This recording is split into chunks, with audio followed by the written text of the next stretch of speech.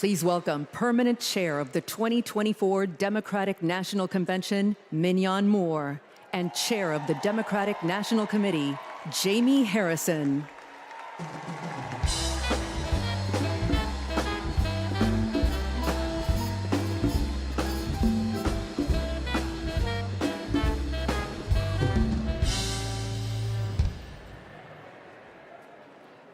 Hello, everyone. I am Mignon Moore, Permanent Chair of the Democratic National Committee.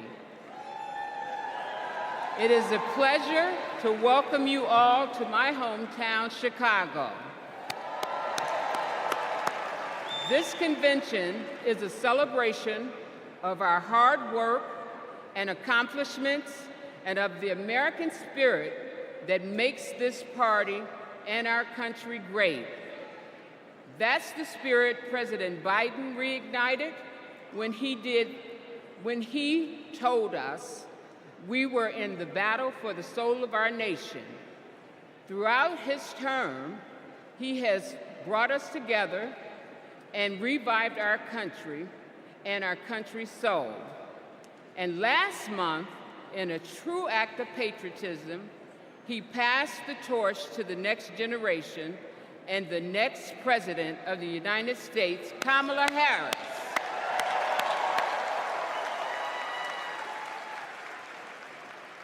As convention chair, I may appoint officers to assist in the conduct of our proceedings. It is my honor to announce the following convention officers. Assisting as co-chairs are Lieutenant Governor Peggy Flanagan,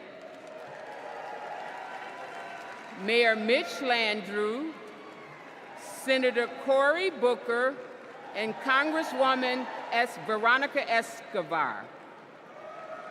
Our convention parliamentarians will be former House Majority Whip Steny Hoyer,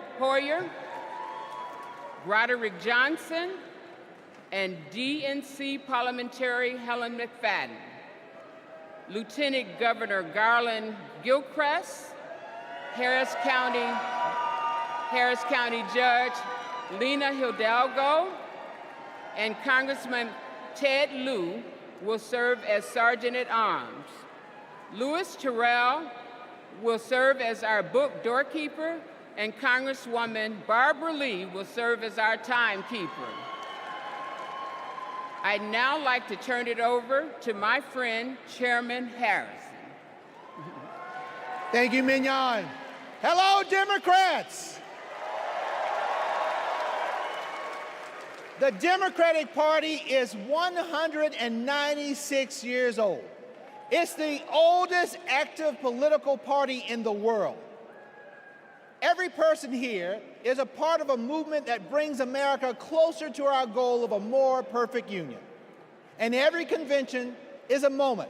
It's a moment that contributes to our movement. It's moments like 60 years ago, when Fannie Lou Hamer told the shocking story of the racist brutality she suffered simply for registering to vote. Or 52 years ago, when Shirley Chisholm ran a historic race for the presidential nomination. Or 40 years ago, when a round-headed boy from South Carolina, the same before you today, watched Reverend Jesse Jackson challenge America to hope and to dream. Folks, all of these moments led us to this transformational moment, when a black convention chair and a black DNC chair lead us in nominating a black and AAPI woman to be the next President of the United States.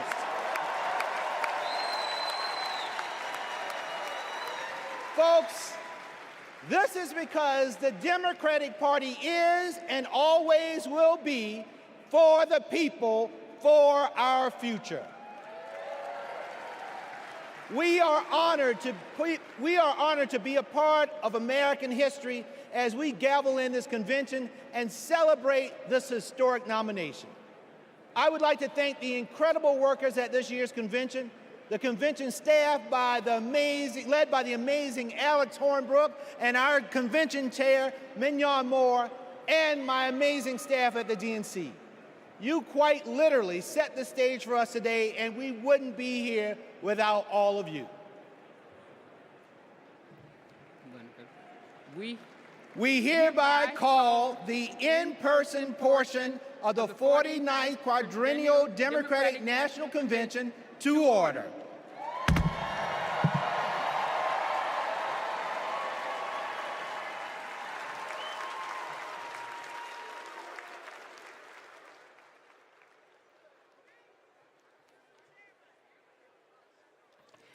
Please stand if you are able for this evening's invocation offered by Cardinal Blaise Joseph Cupich, Archbishop of Chicago.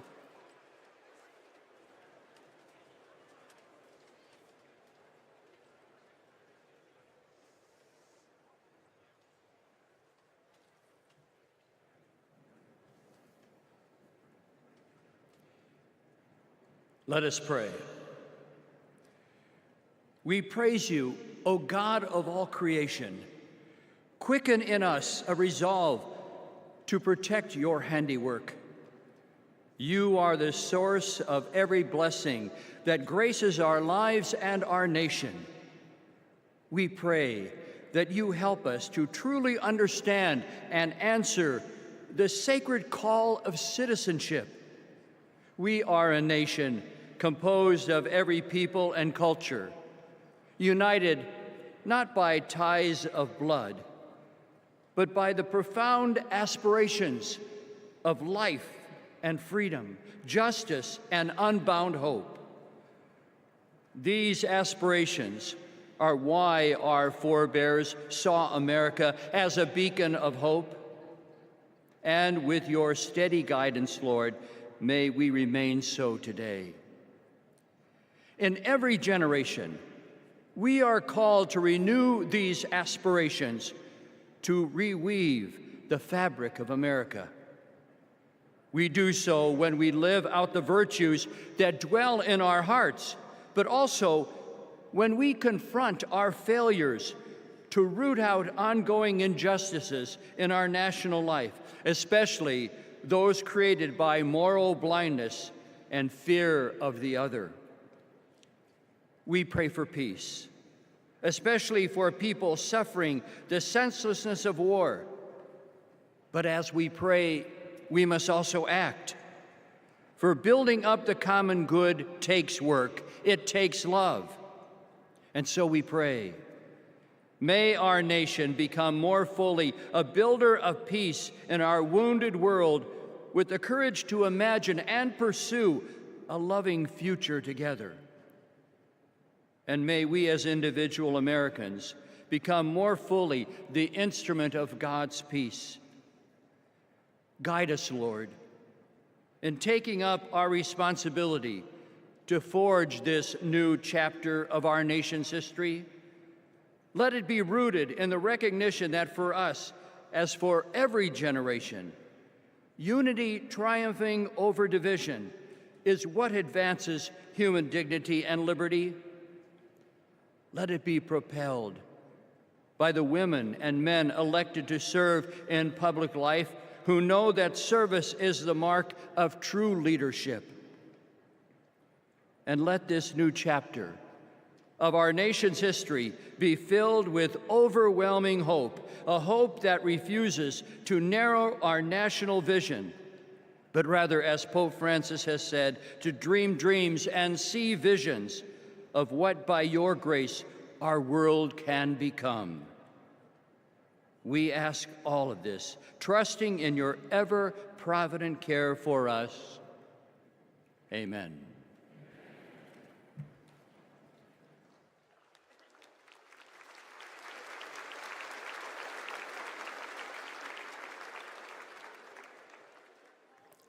Please welcome Prairie Band Potawatomi, Nation Tribal Council Vice Chair Zach Pamami, and Secretary Lori Melchior.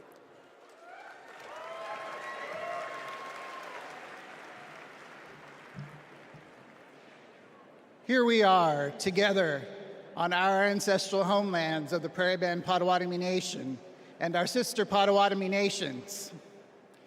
We also honor the spirit of the other tribal nations who traveled westward through this beautiful area. Welcome, 2024 Democratic National Convention, to our homelands.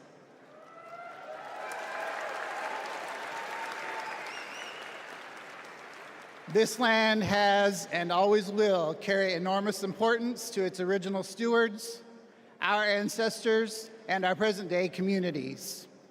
I am Vice Chairman of the Prairie Band Potawatomi Nation, joined by Secretary Lori Melchior,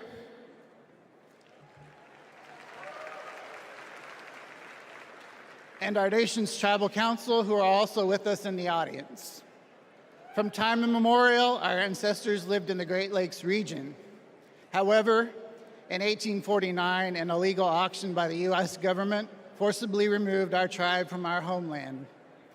Since then, we have been working to reclaim it. Finally, this year, the Department of the Interior placed some of our ancestral lands west of Chicago into a trust.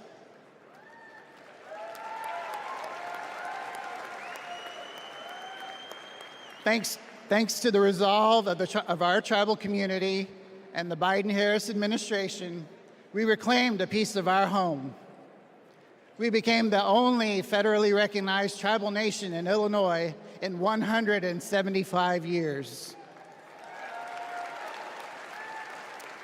Together, in our homelands, let's have a joyful, historic convention. Blessings to you all. Miigwech.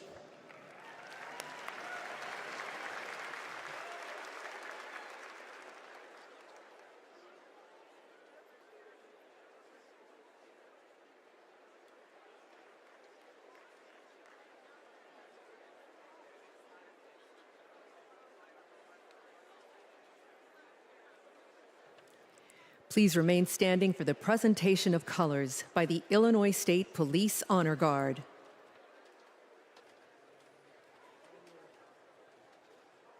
Detail. Attention. Carry. Colors.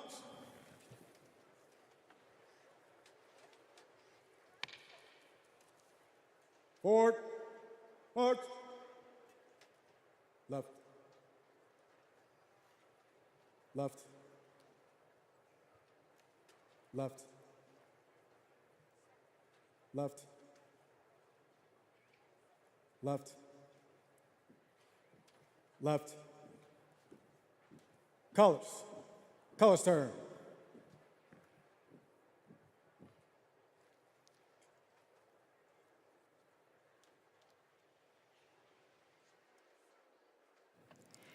Please welcome William and Charles Harrison from South Carolina to lead us in the Pledge of Allegiance.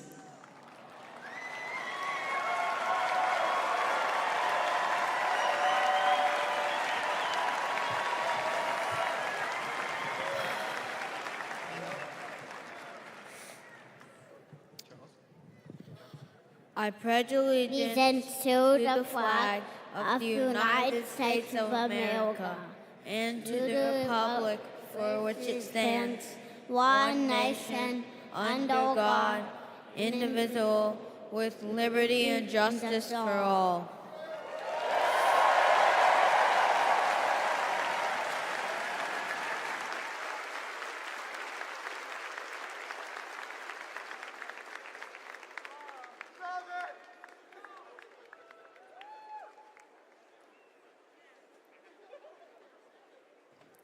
Please welcome the Soul Children of Chicago to sing our national anthem.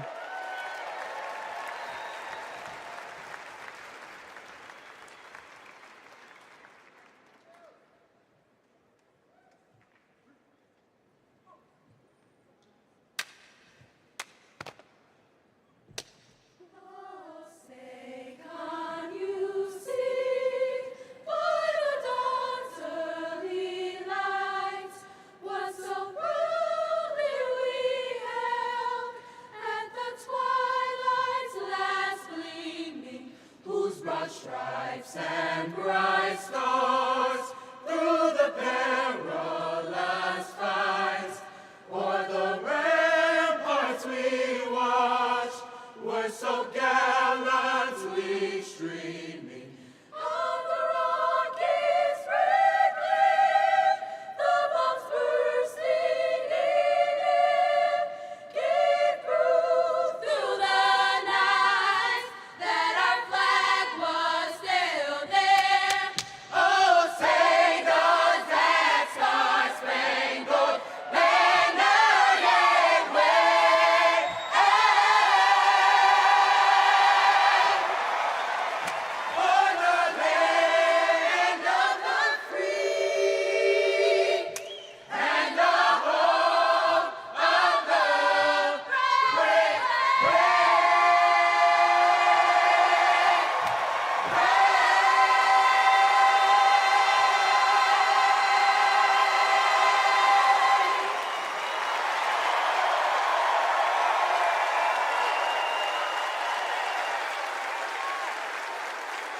Right. Peace. Forward. Forward.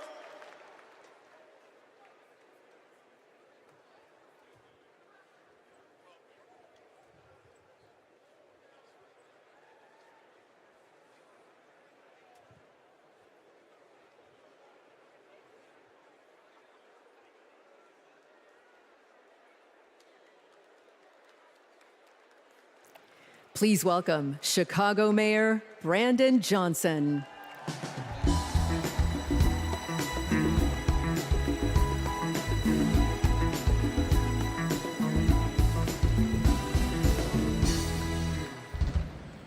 Welcome to the greatest city in the world, Chicago, where Ida B. Wells and Jane Addams organized to deliver real transformative change across this country. Chicago, where Reverend Jesse Jackson united people from all different backgrounds to keep hope alive.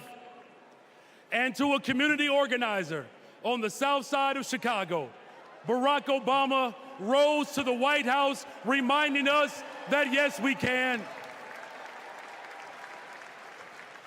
And now Chicago, this city of hard work and caring people, is where Democrats will celebrate President Joe Biden and nominate Kamala Harris for President of the United States of America.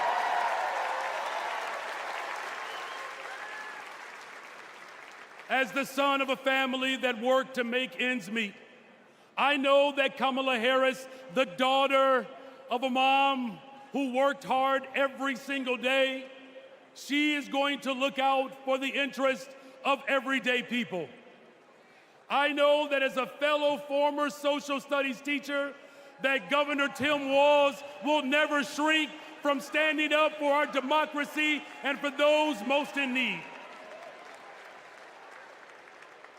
And as a black man, raising a little black girl on the west side of Chicago, I know that my daughter Brayden will see not only a reflection of herself in the White House, but she will experience the deepest part of American values. Think about it. What will it take to build the middle class and make it easier for families not only to get by, but to get ahead? It will take someone with toughness to stand up for us. And let me tell you, America, Kamala's got it. What will it take to defend our fundamental rights and our freedoms? It will take someone with leadership who would fight for us. And let me tell you, America, leadership, Kamala, she's got it. And what will it take to defeat MAGA Republicans and move our country forward and not backwards? It will take everyone, and let me tell you all, Kamala, she's got us. From Mississippi to Pennsylvania to Delaware, Kamala Harris, she's got us. From Michigan to Wisconsin to Nevada to California and right here in Illinois, Kamala Harris, she's got us. To the child care workers, to the tip workers, Kamala Harris, she's got us. And to make sure that this country ensures that families will have access to real affordable housing to create a pathway to the American dream, Kamala Harris, she's got us.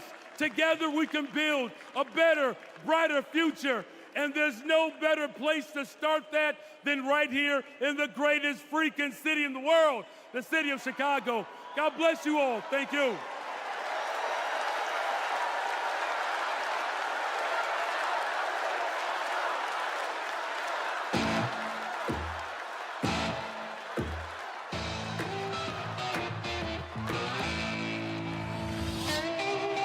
This is our town.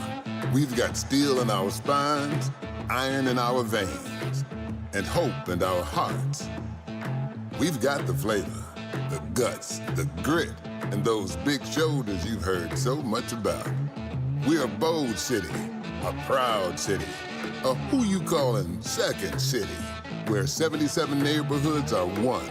A city of giants, a city with heart, a city with heroes, a sweet, sweet place to call home. We were born ready, baptized by fire, tireless, tenacious, tested, trusted. And like someone else we know, when we fight, we win. We're ready to rise to the challenge, to rise to new heights. Rise, rise, rise, up, up and away we go. We're ready to scrape the sky and reach for the stars, to stand tall for tomorrow, to witness greatness. We ain't going back. We've got big things to do, big shoes to fill, big dreams to realize. We ain't afraid of nothing. No nonsense, no fear. Oh yeah, we're ready. So America, welcome to Chicago. We've got our dancing shoes on. We've got our game faces on. America, we look like you, sound like you, work like you, dream like you. We feel you, America. We see you, America. Hey, make some noise so we can hear you, America. Welcome to Chicago.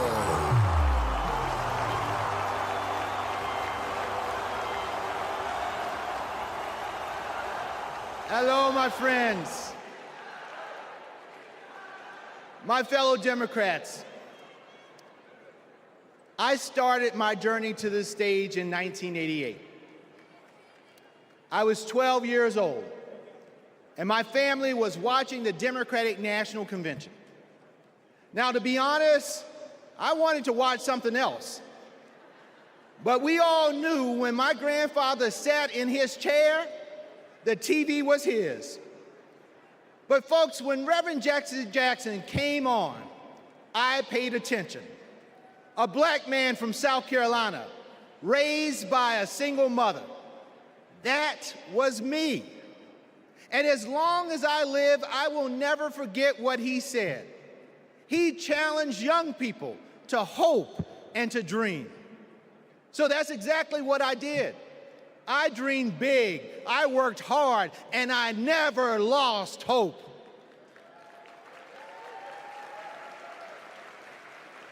When our power was cut off, when there was nothing in the fridge, when we lost our home to a con man, I never lost hope. And now, my friends, I'm standing on the same convention stage that inspired me. And I'm the chair of the Democratic Party, the world's oldest political party. Folks, only in America. And that's the beautiful thing about this country that I love so much. Hope and hard work can take you anywhere. You can go to college, you can start your own business, you can even win the Olympics. That's the America Democrats believe in, and that's the America Democrats are fighting for. So 4 years ago, my friends, we were a country divided by fear, and we were stuck under a man who preached bigotry and hatred. Hope was lost. But my friends, we found hope in President Biden and Vice President Harris, and the 80 million Americans who stood by their side.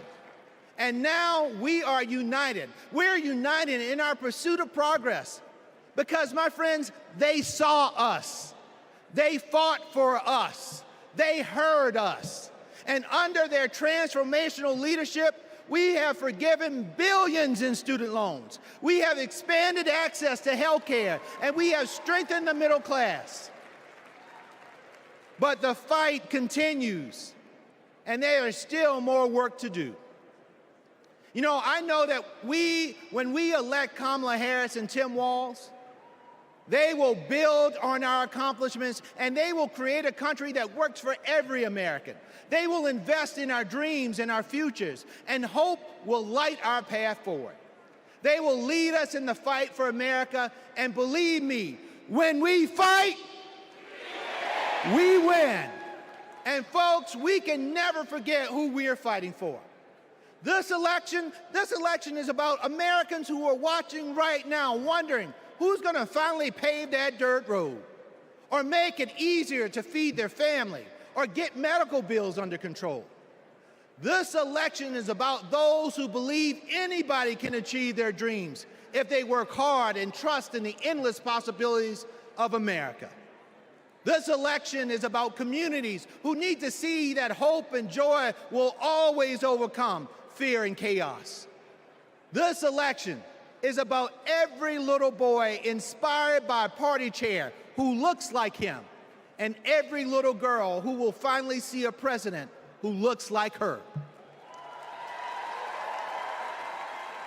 My friends, we are paving a path for them. We're working toward a brighter future for them, and we need each and every one of you to join us.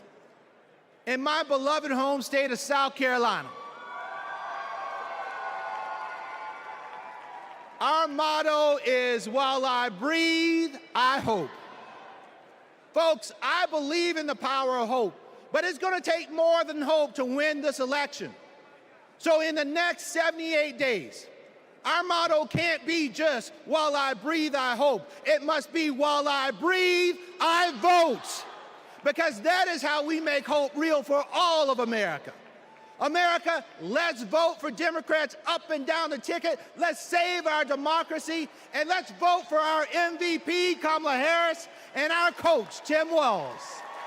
Thank you all so much for being here. And now, it is indeed my pleasure to introduce our next speaker, who will be co-chair for tonight. This is a young woman who is the current lieutenant governor of the great state of Minnesota.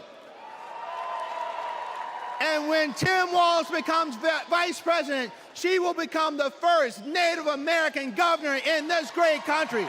Folks, let's welcome Peggy Flanagan.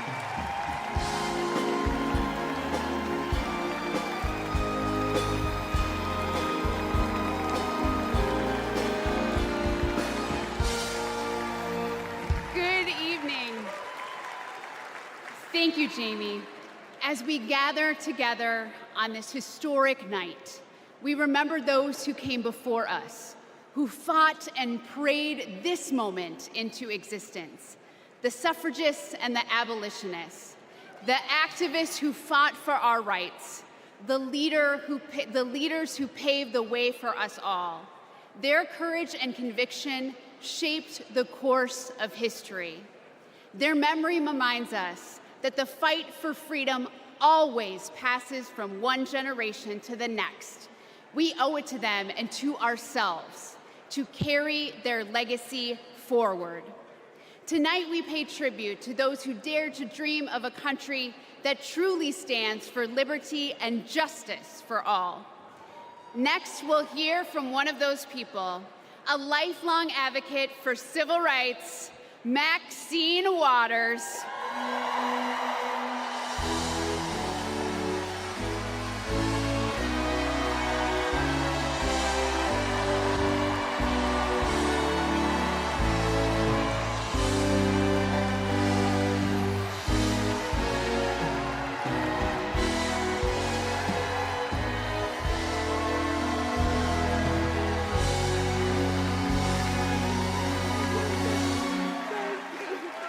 Wow.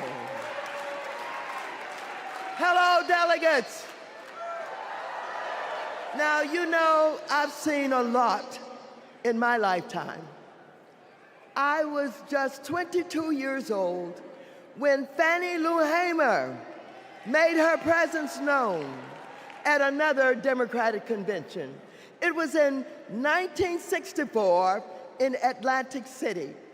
And she arrived with a group of black delegates from Mississippi. And she simply asked that her delegates be seated in place of the state's all-white delegation. She told the people in the room about the violence she suffered at the hands of white police because she, a black woman, had demanded her right to vote. When she finished, she asked the country a simple but profound question. Is this America? She didn't get the outcome she was hoping for in Atlantic City, but you can bet that when the official Mississippi delegation was seated at the convention 4 years later, Fannie Lou Hamer was sitting there with them. Now here we are, 60 years later at another Democratic convention with Kamala Harris as our party's nominee. Oh, so I know there is no better leader to marshal us into the future. Kamala has been a courtroom prosecutor, a district attorney, an attorney general, a United States senator, Vice President of the United States. And when the dust settles in November, and Americans of all stripes have elected her their president, I know she'll be thinking about Fannie Lou, who I happen to know is one of Kamala's heroes. In that moment, all of us, from New York to Pennsylvania, to Arizona, to California,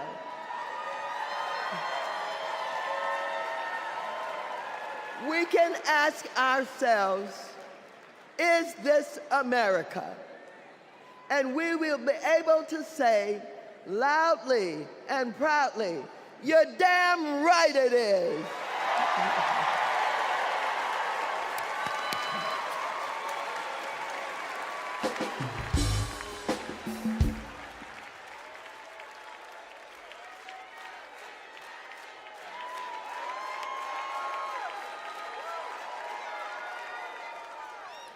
Please welcome President and CEO of the NAACP, Derek Johnson, and President and CEO of the National Coalition on Black Civic Participation, Melanie Campbell.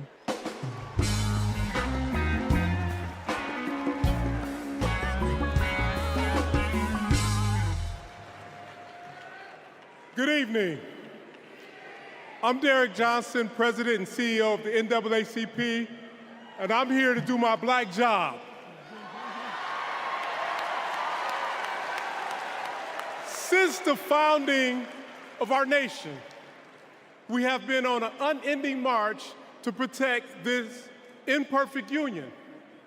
Tonight, we celebrate the power of the collective, of what is possible when we are all in for all people. But as we do, let us not forget the history that preceded this moment or the history makers who prepared us for it. As we just heard, in 1964, the Mississippi Freedom Democratic Party, led by Fannie Lou Hamer, and Mississippi NAACP State President Aaron Henry, who stood tall and challenged a process that excluded them to ensure that we will all be recognized here tonight. In 1973, the historic elections of Atlanta's Mayor Maynard Jackson, Detroit's Mayor Comey Young, and LA's Mayor Tom Bradley paved the way for another historic election just 10 years later, right here in Chicago, with the election of Harold Washington as the first black mayor of the city of Chicago. And in 1988, the Reverend Jesse Jackson, in his second quest for the White House, inspired us all to keep hope alive.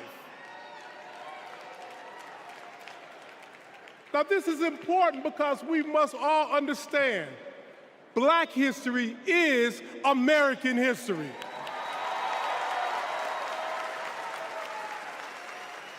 And in this historic moment, we will write the next chapter together.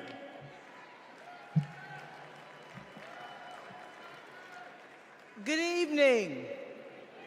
I'm Melanie Campbell, President and CEO of the National Coalition on Black Civic Participation and National Convener of the Black Women's Roundtable. We have come this far by faith. And for Black women, this moment has been a long time coming.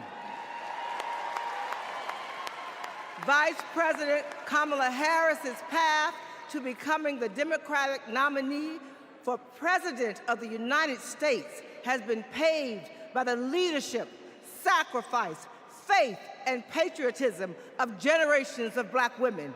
Black women like Dr. Dorothy Irene Height, Diane Nash, Ella Baker, Amelia Boynton Robinson, Barbara Jordan, Shirley Chisholm, and Reverend Willie Barrow. Women whose optimism about what America could be and their fight to make that vision real redefined the leadership role that Black women could play in moving our nation forward.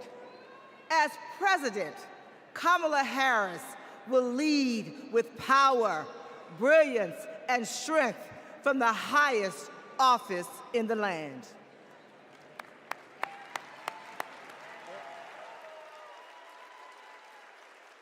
Brothers and sisters, I don't know what this world is coming to. We resist those attacks collectively, and we will stand together. Do we believe in freedom? Support human rights. We believe in that. Support self-determination. We're built on that. Stronger together is not just a lesson from our history. The institutions of this country belong to all of the people who inhabit it.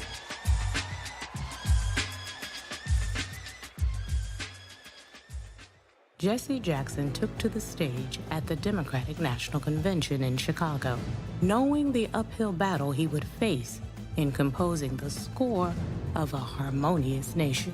Reverend Jackson started out very young. He opened the door, and he continues to do that even now, that all of us have a responsibility for other generations to come behind us. Jesse Jackson's candidacy in 1984 helped to pave the way for Barack Obama's presidency in 2008. His 1988 candidacy helped to reshape the Democratic National Committee. His candidacy was before its time. Fueled by passion and determination and marching to their own beat, our civil rights leaders laid the groundwork for lasting change, dreaming of a country where equality and justice inspired the next generation. We need the energy of our young people. We need the wisdom of our elders. We all can be proud to say that we are truly a leading democracy and we respect people's ability to exist. America is not like a blanket, one piece of unbroken cloth, the same color, the same texture, the same size.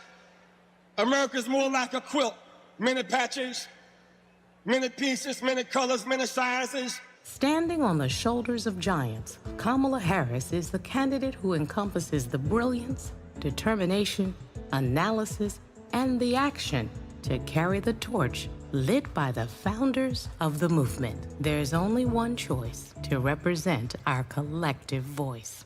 What kind of country do we want to live in?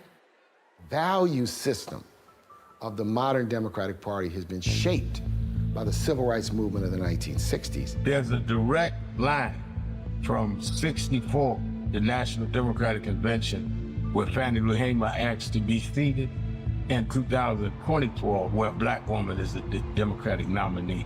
It's been a long struggle and a long journey, but Fannie's gonna be vindicated and Shirley Chisholm's gonna be vindicated in the 24 Democratic Convention. I wonder if I could sit in a room with Shirley Chisholm, with Rosa Parks, with Coretta Scott King.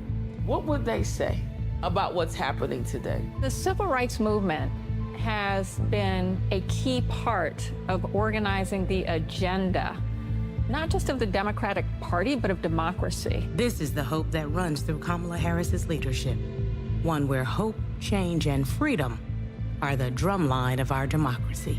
I stand before you today as a candidate for the Democratic nomination for the presidency of the United States of America. I stand before you today to proudly announce I am now officially the Democratic nominee for President of the United States. We must never surrender. America will get better. Keep hope alive. Keep hope alive. Please welcome founder and president of the Rainbow Push Coalition, Reverend Jesse Jackson.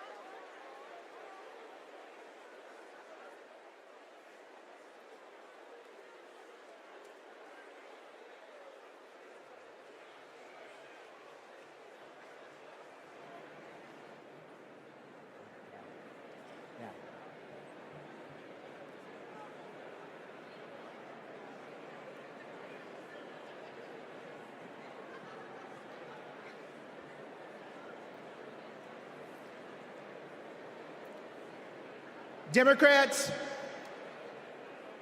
our first order of business is adopting an up-to-date convention agenda. When the Convention Rules Committee met, everyone was working on updating plans based on the significant changes that had just occurred. When the committee approved an agenda, it was a work in progress that members knew would need to be revised accordingly. We now have an agenda for the next 4 days. The agenda is included in the Standing Committee report booklet emailed to each convention participant.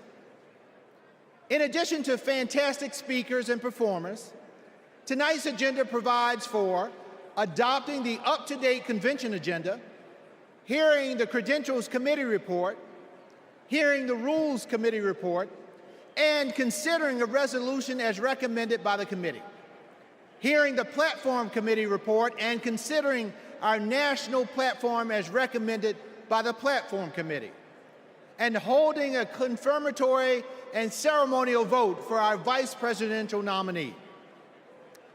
Tuesday includes a ceremonial roll call for the presidential nominee. Wednesday, we'll hear ceremonial nominating speeches for our vice presidential nominee, and Governor Walz will make his acceptance speech. And on Thursday, my friends, we'll hear a ceremonial nominating speech for our presidential nominee, and Vice President Harris will make her acceptance speech.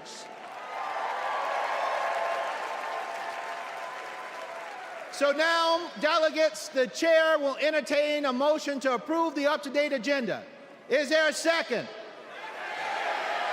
All in favor of approving the convention agenda, please say aye. Aye. All opposed, say nay. The ayes have it.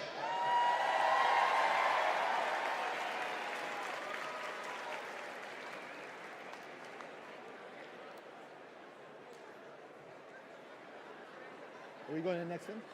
Please welcome Credentials Committee co-chairs, Secretary Marcia Fudge and James Roosevelt, Jr.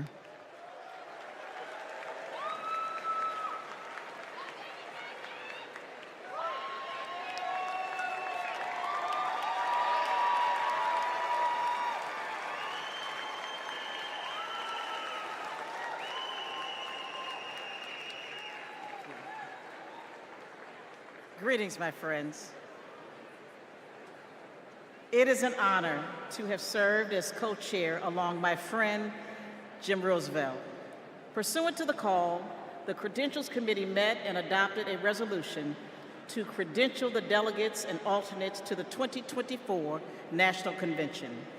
I am pleased to report that there were no credentials issues to be decided by the committee.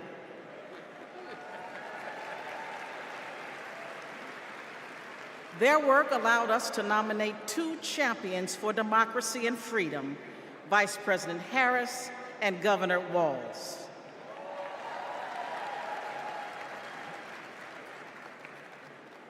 Our delegate selection process is designed to ensure every voice is heard and every vision is heard, and our delegates accurately represent their electorates. Diversity is our party's strength, and I'm so proud to see the wonderful representation of our party and democracy here today.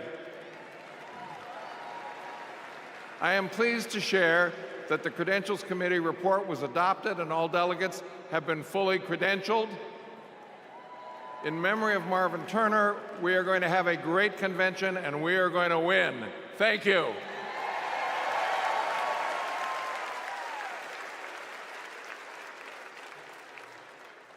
Please welcome Rules Committee co-chair, Bishop Leah Daughtry.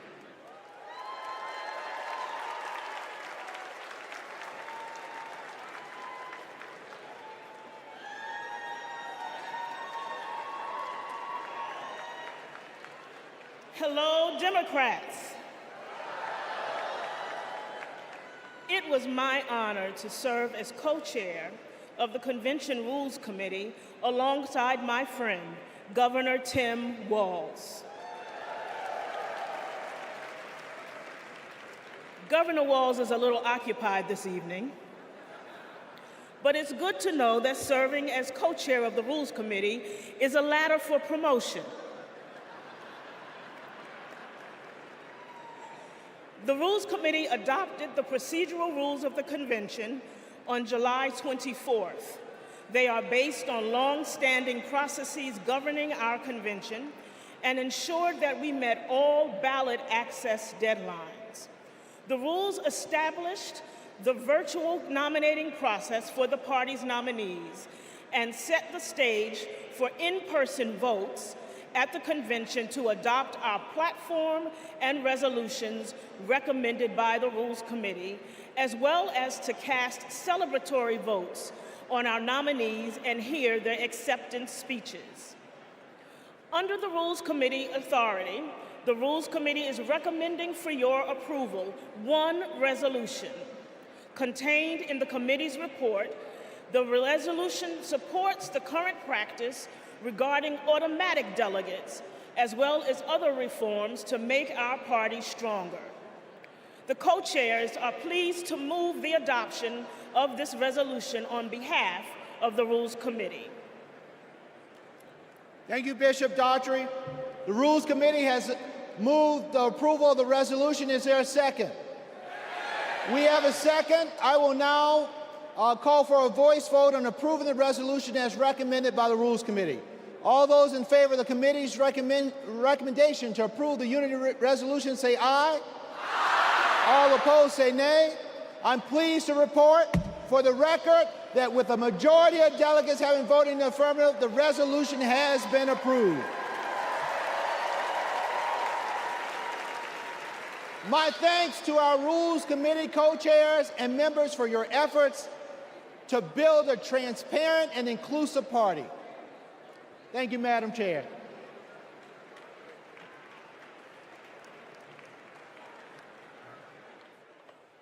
Please welcome Platform Committee co-chairs Mayor Mitch Landrieu and Mayor Regina Romero.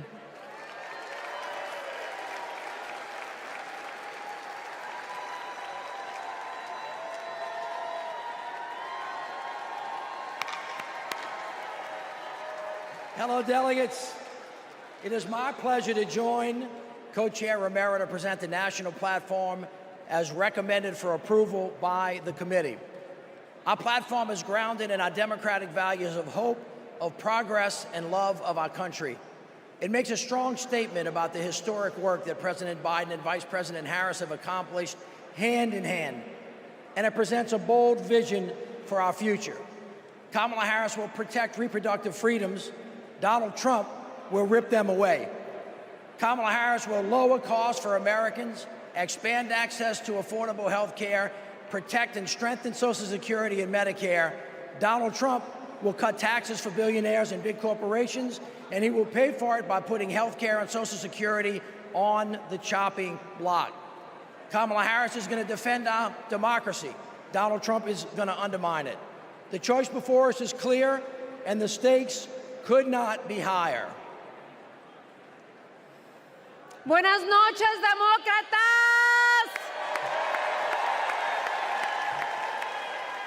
Mayor Landrieu, it was a pleasure to serve as your co-chair. I also want to recognize Louisa Terrell and the drafting subcommittee for their work. This platform was passed by the Platform Committee on July 16, prior to the President passing the torch in an act of love and patriotism. And it's the product of a comprehensive process to engage with leaders from all corners of our winning coalition. Hundreds of submissions, hours upon hours of hearing and testimonies, countless conversations with community leaders and grassroots Democrats. All were essential to producing a forward-looking vision for our party that echoes the voices of all. Vice President Harris is now carrying the torch. And she and Governor Walz are committed to delivering results for the American people. Then you have Donald Trump. His extreme agenda is working against everyday Americans. He is fighting for big oil, big pharma, big banks, but most of all, my fellow Democrats, he is fighting for himself. This November, we need to keep Democrats in office and elect Kamala Harris and Tim Walz so we can implement an agenda that works for everyone. Cuando luchamos, ganamos.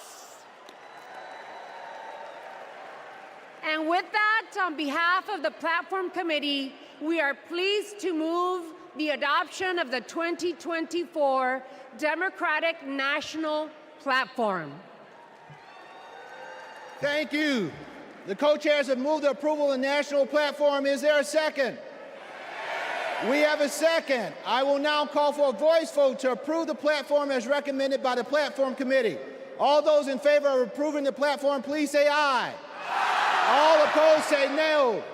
Co-chairs, I am pleased to report for the record that with a majority of the delegates having voted in the affirmative, the platform has been adopted. Once again, thank you to our Platform Committee co-chairs and members.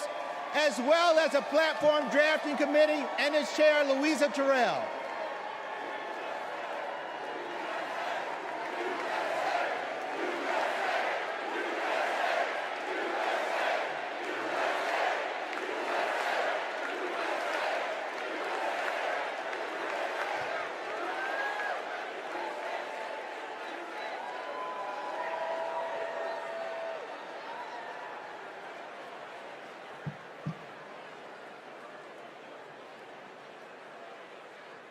When Kamala Harris set out to find her vice president, just 1 month ago, she was looking for someone who believes in our democracy, who works hard for the American people, and has an endless supply of hope for our future.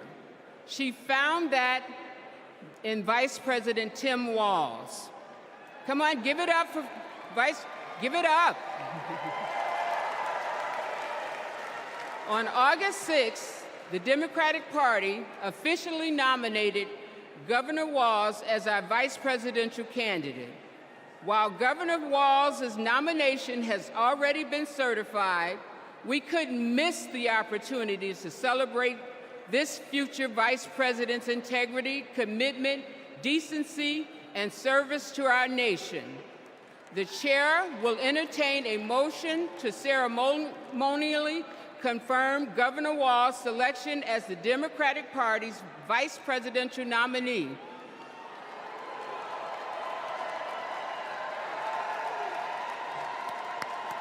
We have a motion. Is there a second? We have a second. We will now have a voice vote on the motion to ceremonially confirm our vice presidential nominee.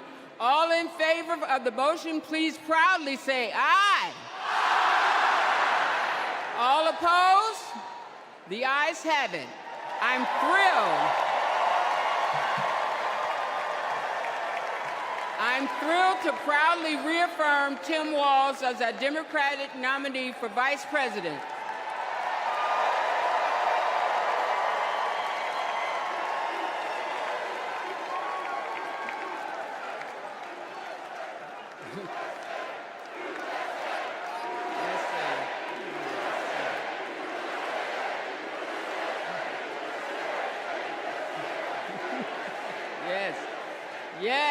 Yes, USA.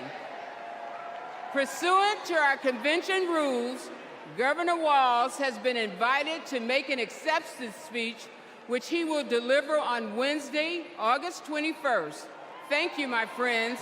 Delegates, please welcome to the stage co-chair Peggy Flanagan to resume chairing our convention.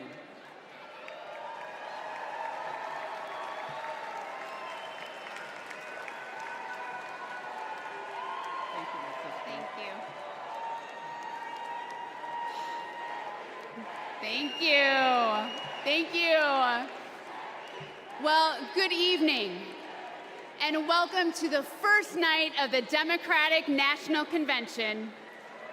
I'm Peggy Flanagan, Lieutenant Governor of Minnesota, and I am thrilled to be here in Chicago with Democrats from across the country to rally around Kamala Harris and Tim Walz and their vision for America. It's been 8 years since we last came together as a party, and I can feel the excitement in this arena.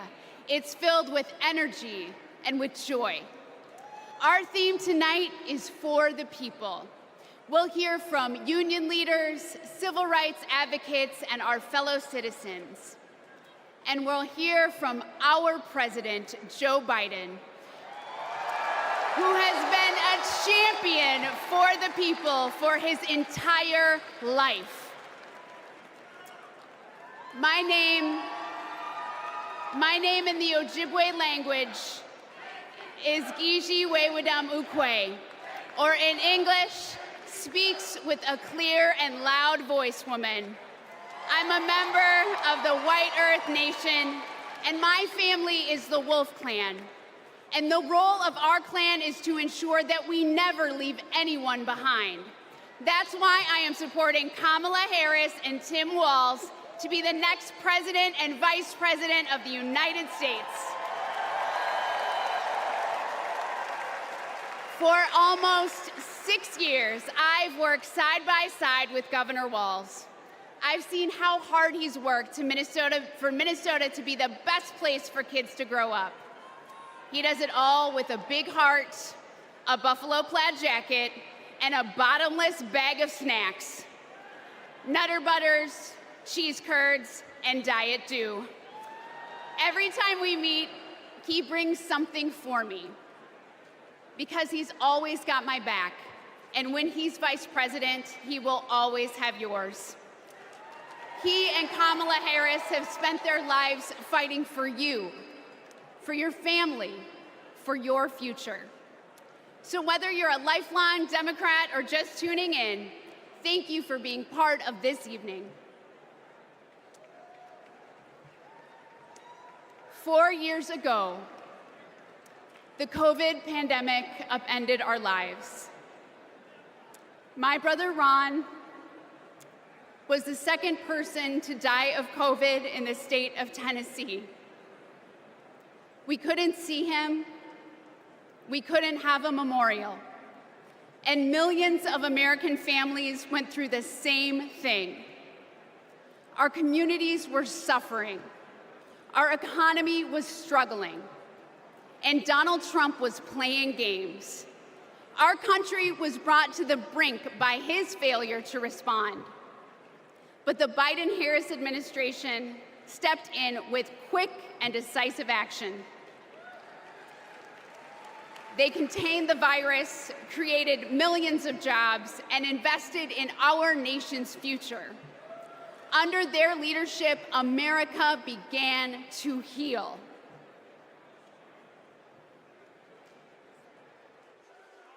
Are there words about a pandemic at this point? No, we're not at all. We have it totally under control. We think we have it very well under control. We pretty much shut it down. A lot of people think that goes away in April.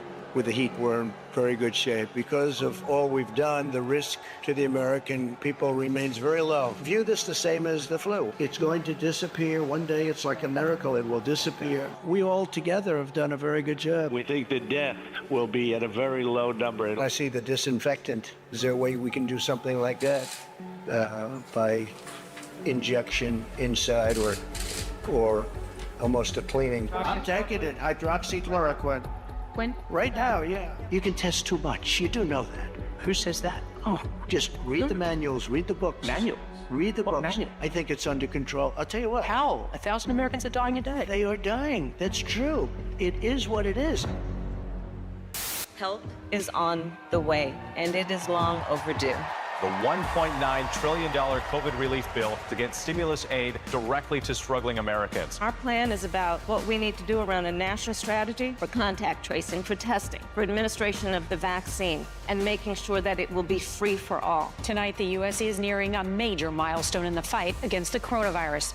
The U.S. is about to deliver the 200th million COVID shots since President Biden took office, beating his target by about a week. Millions of American students returned to school earlier this month after more than a year of remote learning. Sports venues are filling up and concerts are getting scheduled. I'm feeling great. Business is definitely ramped up. I'm so thankful. To be able to serve our customers again after all this, it's a blessing.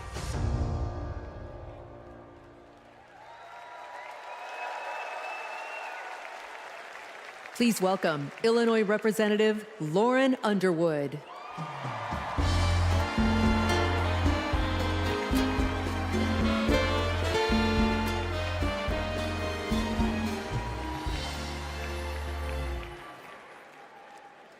COVID was the worst public health crisis in a century.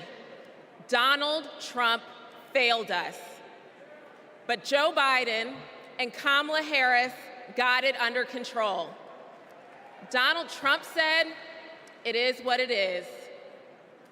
Joe Biden and Kamala Harris said, "Help is on the way." Democrats in Congress tried to lower the cost of health care. Donald Trump tried to take our health care away. We tried to expand Social Security and Medicare. Donald Trump tried to cut them year after year after year. He took the COVID crisis and turned it into a catastrophe. We can never let him be our president again.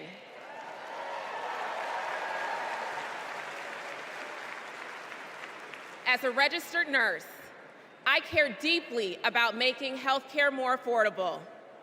As someone with a pre-existing condition, I am determined to protect the people who are most at risk. And as the youngest Black woman ever elected to Congress, I am painfully aware that Black women, especially pregnant women and new moms, were more likely to die from COVID. I wrote the Momnibus to protect those women and to address the maternal health crisis. And that bill was introduced and championed by Senator Kamala Harris. Because she protects the people who are most vulnerable. She's done it for her whole career. As Vice President, she and President Biden passed my legislation to make healthcare more affordable. And now, 4 out of 5 Americans can get covered through the Affordable Care Act for $10 or less per month. And under the Biden-Harris administration, the number of uninsured Americans hit an all-time low. 4 years ago, it was not safe to hold a convention like this. But tonight, thousands have gathered in this arena in my home state of Illinois to make sure Kamala Harris is the next president of the United States.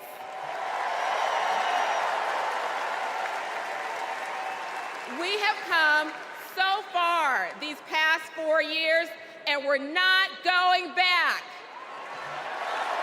Thank you.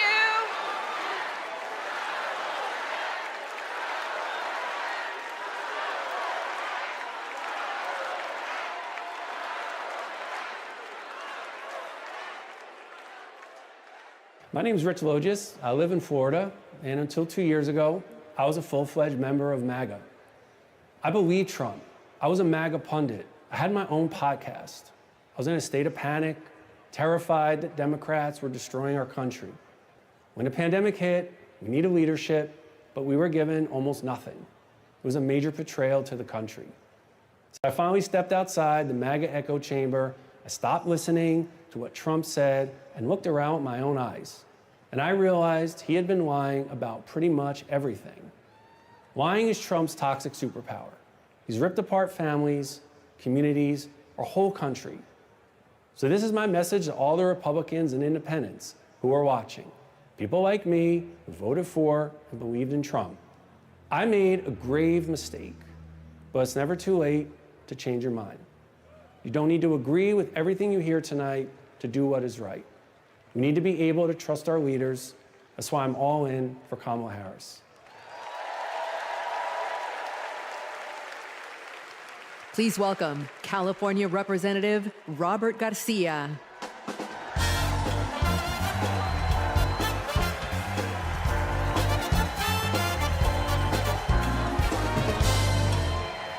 Thank you. Thank you.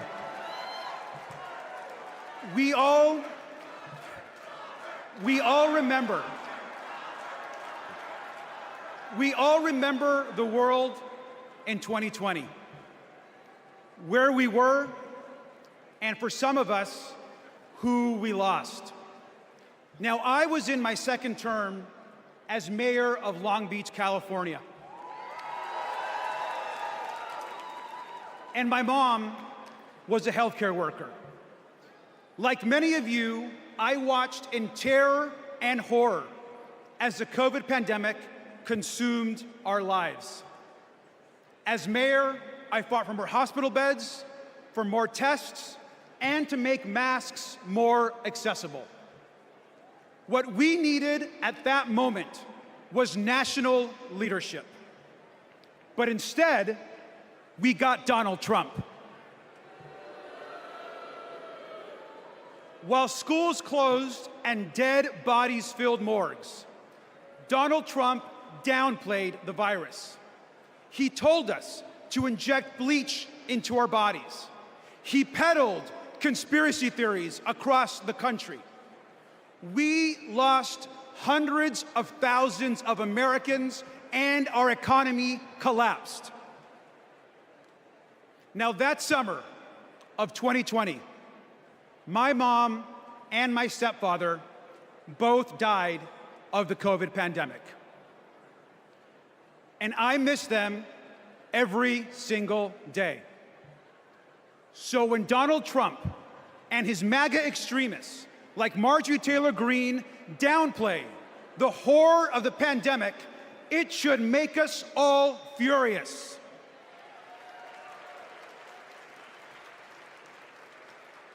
Now, I will never forget when Kamala Harris called me after my parents died.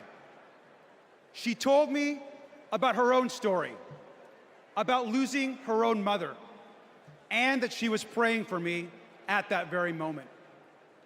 Now, we all know that later that year, Joe Biden and Kamala Harris were elected president and vice president. And what a difference they made together. They got people vaccinated. They got the virus under control. They safely reopened our schools. And they passed the American Rescue Plan. A historic economic package that helped small businesses and created jobs all across the country. Thank you, Joe Biden and Kamala Harris.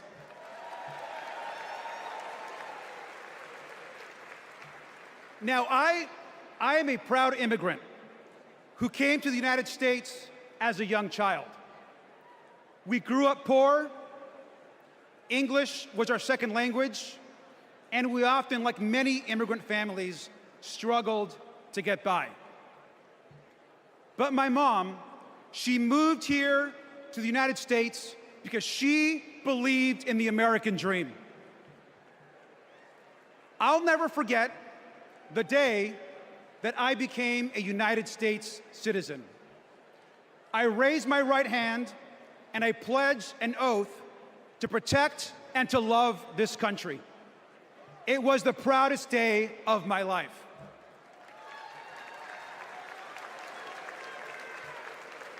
My mom taught me to love this country. She taught me that real American patriotism is not about screaming and yelling America first. Real American patriotism is loving your country so much that you want to help the people in your country. That is American patriotism. And we all know that Kamala Harris understands and knows this as well. Kamala Harris is ready to lead this country.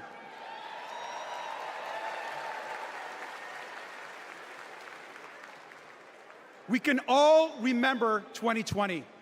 We can all remember the horrors of Donald Trump. But let's remember, most importantly, tonight and every single day this week, that we are not going back. Thank you.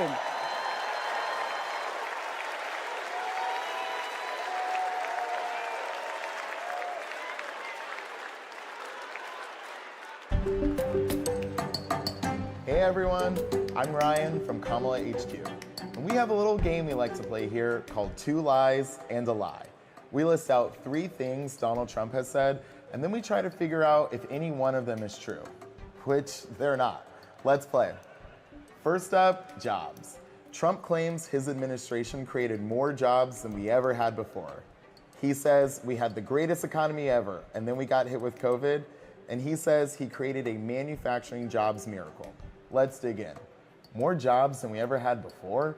Trump lost 3 million jobs. In fact, he's the first president to lose jobs since Herbert Hoover.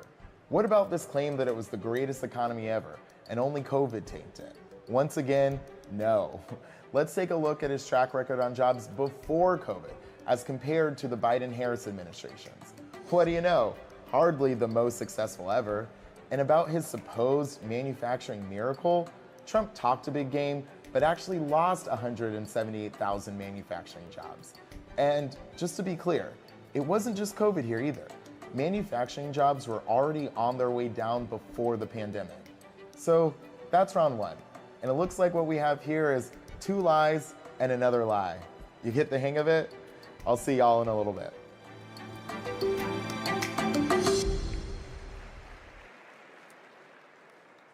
Donald Trump downplayed COVID while Americans were living in fear. He lied about creating jobs while our communities were fighting to survive. But the Biden-Harris administration stepped up. They actually took decisive action to create jobs, support small businesses, and rebuild a stronger and more resilient economy. Kamala Harris is a leader we can trust, even in our most challenging moments, especially in those moments. Donald Trump dithers, Kamala Harris delivers. Donald Trump abandons vulnerable people, Kamala Harris protects them.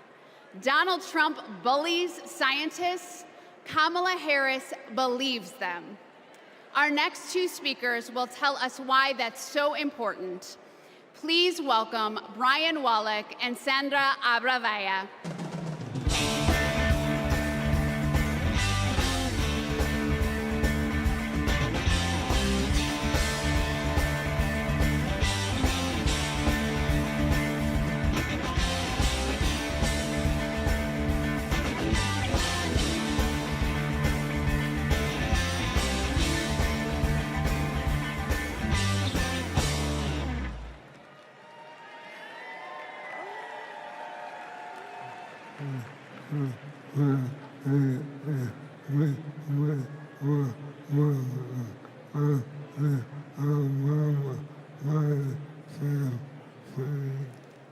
In 2008, we met while working on the Obama-Biden campaign.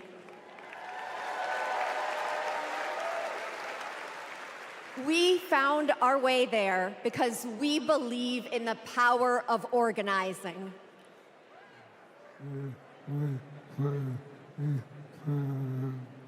Then we found each other.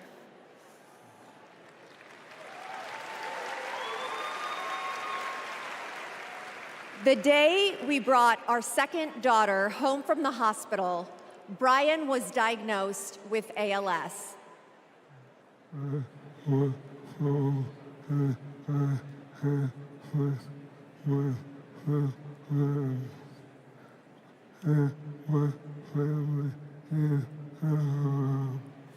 I was told I had 6 months to live. That was 7 years ago.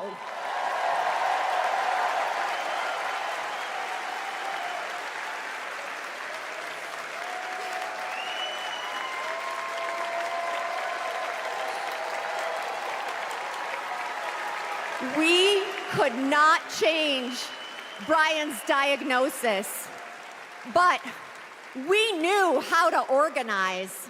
So we co-founded a nonprofit called I Am ALS, and thousands of terminally ill patients fought for new therapies, $1 billion to fund ALS research, and earlier access to treatments, all of which President Biden signed into law.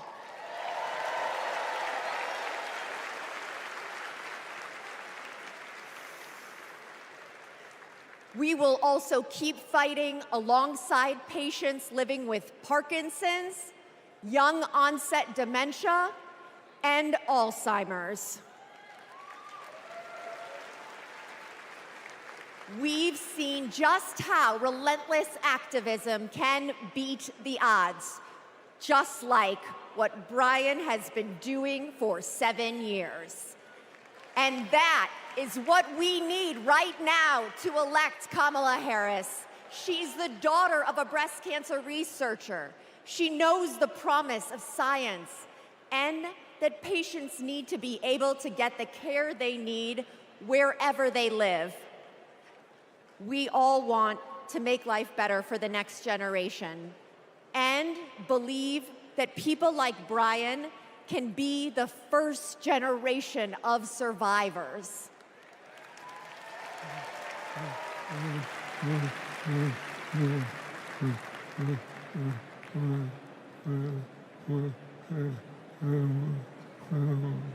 And we can make life better for our caregivers, too.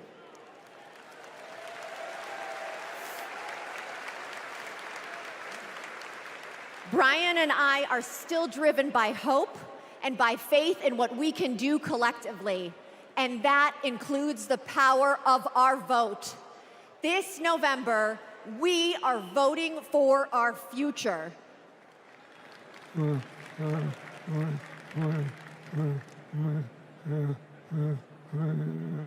Because we plan to be around for it.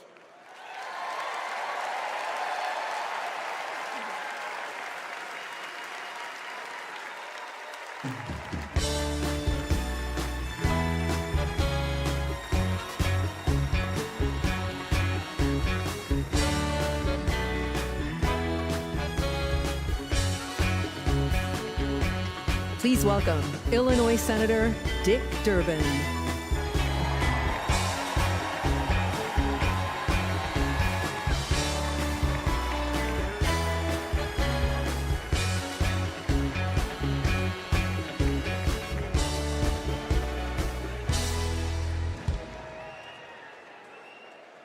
I've known Brian and Sandra for years.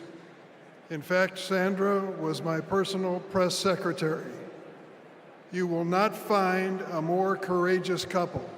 Let's give Brian and Sandra another round of applause.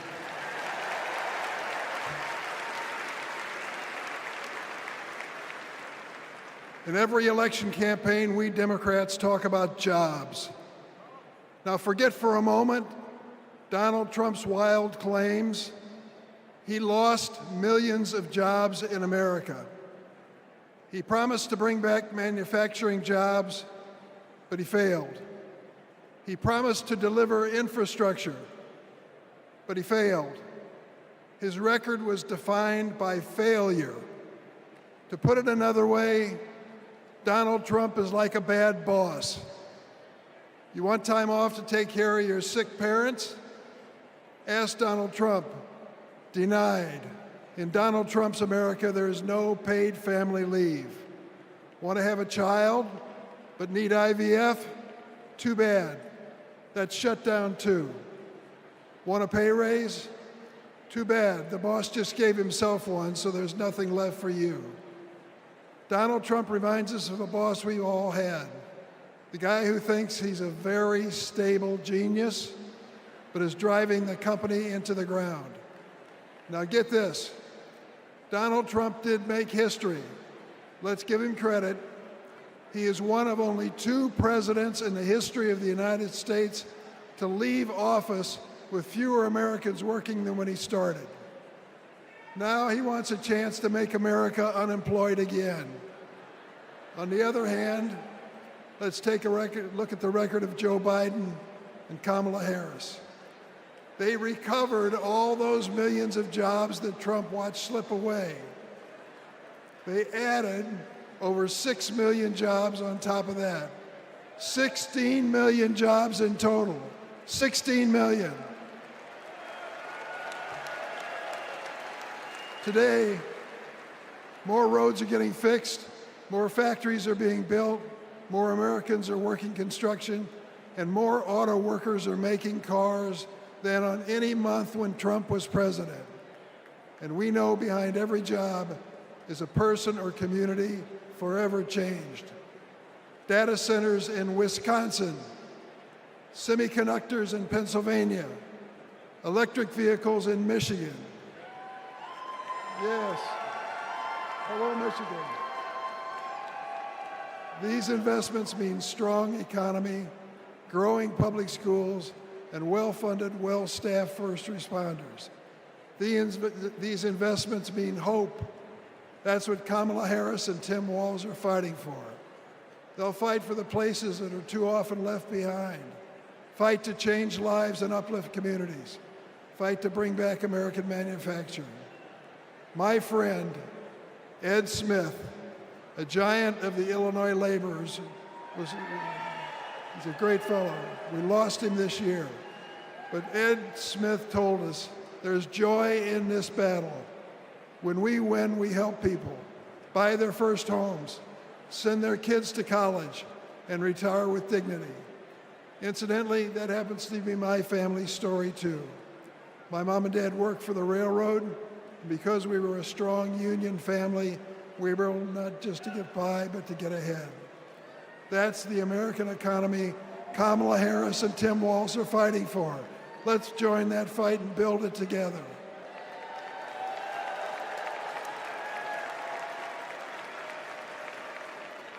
Now let's hear from some union workers on the ground in Arizona, thanks to the Biden-Harris administration investment in America. Welcome to Phoenix. Donald Trump said he'd bring back American manufacturing, but Joe Biden and Kamala Harris actually did it.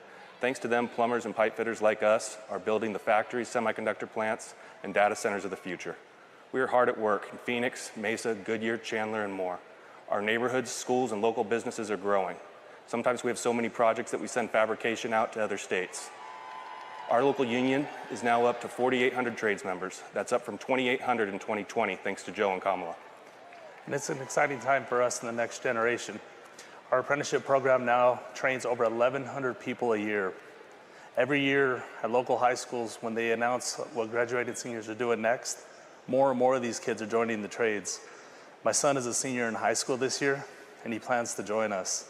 Not just for the great career and the financial security that all us parents want for our kids, but it's because he's excited to work on the cutting edge of innovation. Kamala Harris will keep investing in American manufacturing. With her commitment, there's nothing that us American workers can't build. Please welcome Ohio Representative Joyce Beatty.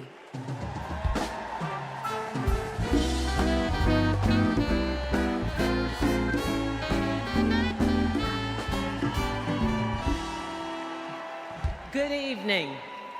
I'm Joyce Beatty, and I'm proud to represent Ohio in Congress. I was born in the Buckeye State, and I've never left. Now, J.D. Vance likes to talk about how he's from Ohio, but as soon as he could, he ran away to Yale and Silicon Valley, cozying up with billionaires while trashing our communities. J.D. has been our senator for 18 months. And what has he done for hardworking Americans? Nothing.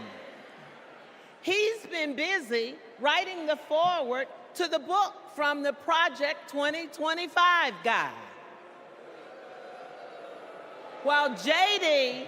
and Donald Trump have been sharing conspiracy theories from the darkest corners of our internet, Kamala Harris and Joe Biden have been busy expanding access to the internet, while the other guys have been criticizing women without children. Joe and Kamala have been expanding the child tax credit. And let me just tell you, cutting the poverty rate for our children.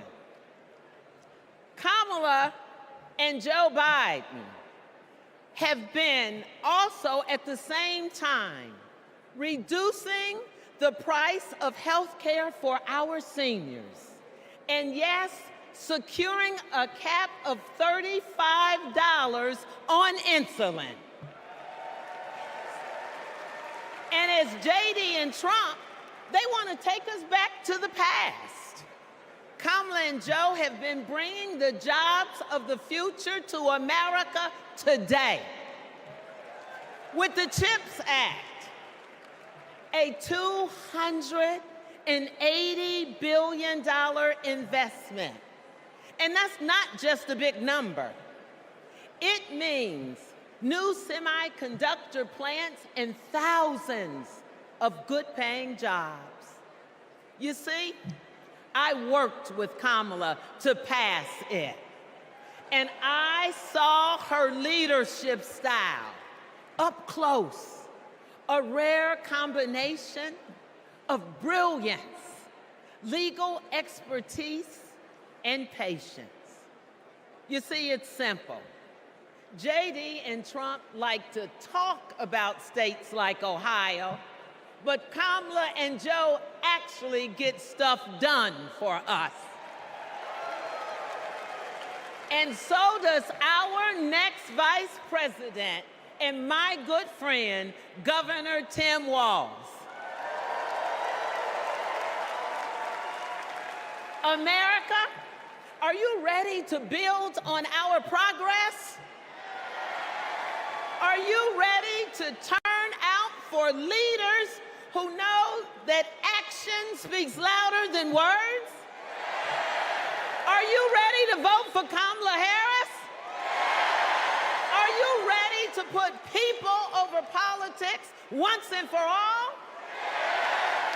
Well, the era of joy and freedom is up on us.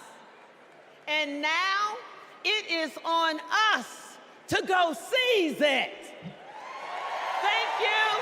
God bless you.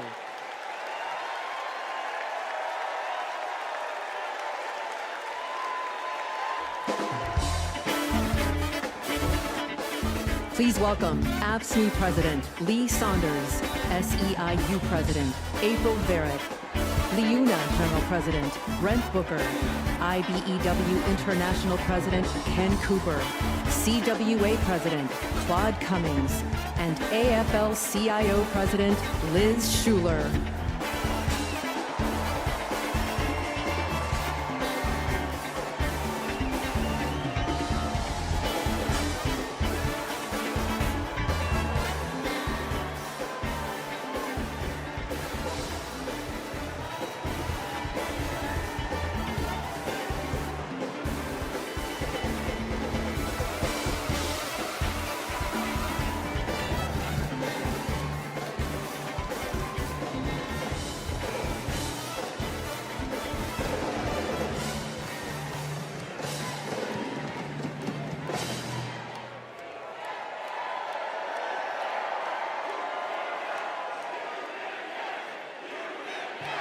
Union, yes!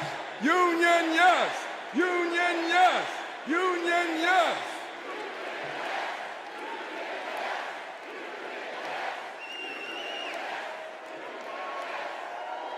All right. I'm Lee Saunders, president of AFSCME, a union of 1.4 million public service workers in healthcare, corrections, sanitation, and more. 4 years ago, we faced a pandemic and a recession with a president who didn't care one bit what working people were going through. Enter Joe Biden and Kamala Harris. Within weeks, they passed the American Rescue Plan, pulling the economy back from the brink and putting us back to work. They're guided by a basic principle: more freedom for working people, including the freedom to join a union.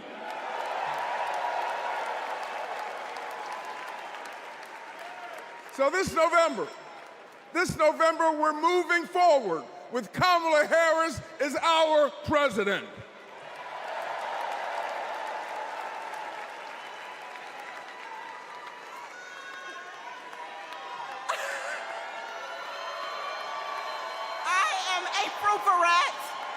And I am the president of SEIU, representing 2 million service workers.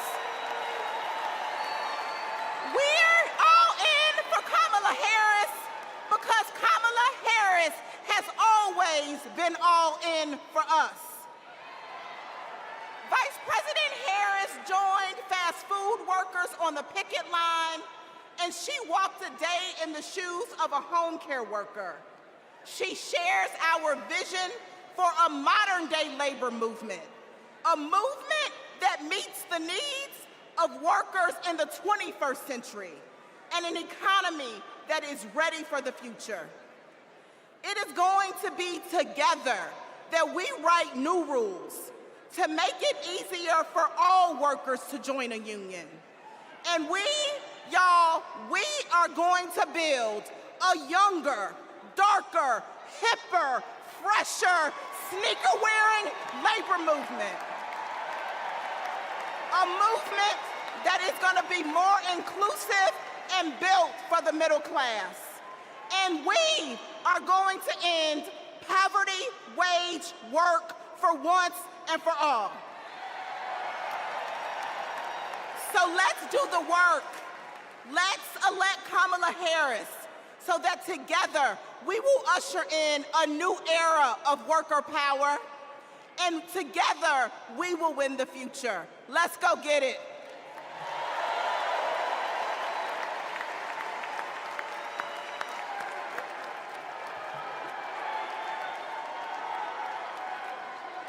I'm Brent Booker, and I'm proud to represent LIUNA, the Labor's International Union of North America. We're construction workers, public employees, and postal mail handlers. For decades, we've fought for more investment in our infrastructure. While Trump made empty promises, the Biden-Harris administration delivered. Now we're rebuilding highways, bridges, and tunnels, and powering a clean energy and manufacturing boom. Thanks to them, our members can buy a home, put their kids through school, retire with dignity.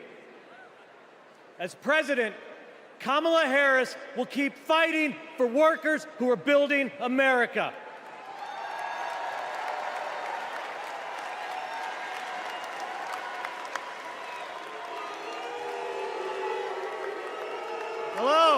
Hello, I'm Kenny Cooper representing 840,000 IBW members, the International Brotherhood of Electrical Workers.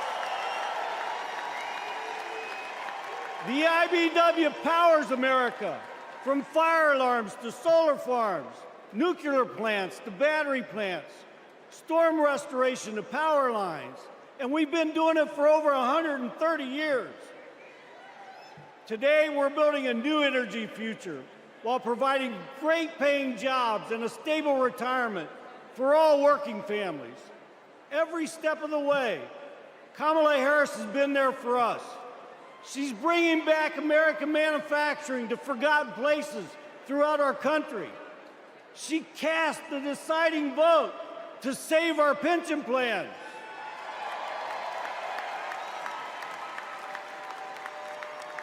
She's lifted our apprentices up all over the nation. And guess what? She's not afraid to use the word union.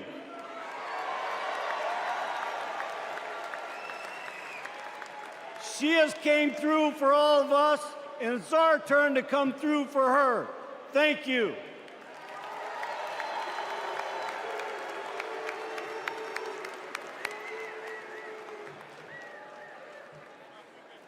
Hi, I'm Claude Cummings, Jr., President of CWA, the Communication Workers of America. We all saw the digital divide during the pandemic. Millions of American families didn't have access to high-speed internet at home. Too many kids were forced to go online class in McDonald's parking lots. But as Vice President, Kamala Harris helped pass the largest investment in broadband ever. She gave CWA members a seat at the table so we could work to connect every household to the internet while creating good union jobs. Listen, we don't play at CWA, and we're fired up. Are you fired up tonight? Are you fired up? Are you fired up? We're fired up to work with our next president, Kamala Harris.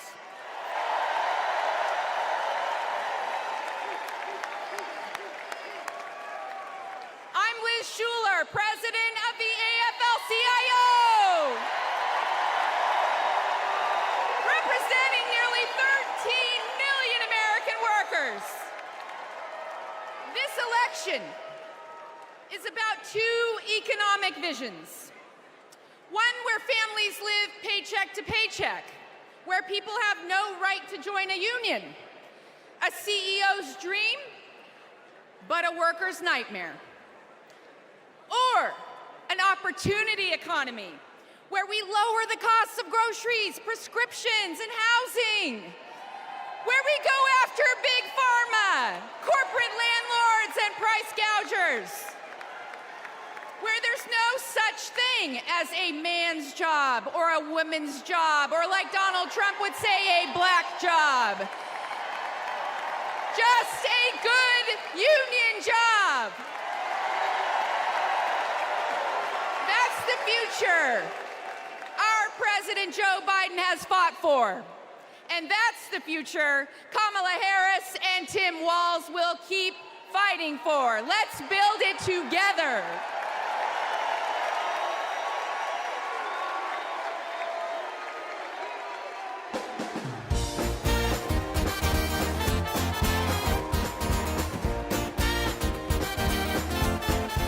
Please welcome Los Angeles Mayor Karen Bass.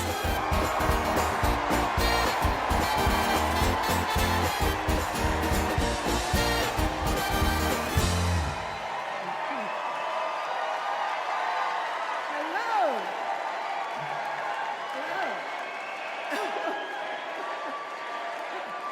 Hello, Democrats. Hello, Democrats. Are you as excited as I am? I've known Kamala Harris for almost 20 years. Our bond was forged years ago by a shared commitment to children, a belief that it is everyone's responsibility to care for every child, no matter where they come from and no matter who their parents are. Kamala knows that each generation has an obligation to the next. That's why, when I was Speaker of the State Assembly and she was a prosecutor, we fought to address youth homelessness and reform the child welfare system.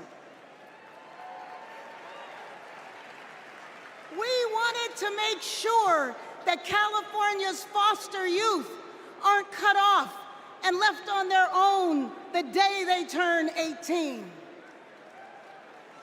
As Attorney General, Kamala created our state's Bureau of Children's Justice and worked to give children in the juvenile justice system the support they needed.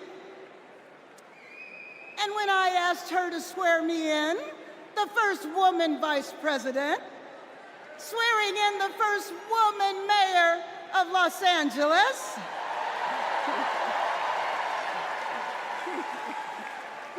we knew we were sending a message to young girls everywhere that they too can lead. Now, I know Kamala, and she feels the importance of this work in her bones. When Kamala meets a young person, you can feel her passion. You can feel her heart, and you can feel her fearlessness. That is what defines a commitment to children, being willing to fight fiercely for every child. And trust me, Kamala has done that her entire life. So this November, we're gonna fight to elect Kamala Harris as the next president of these United States.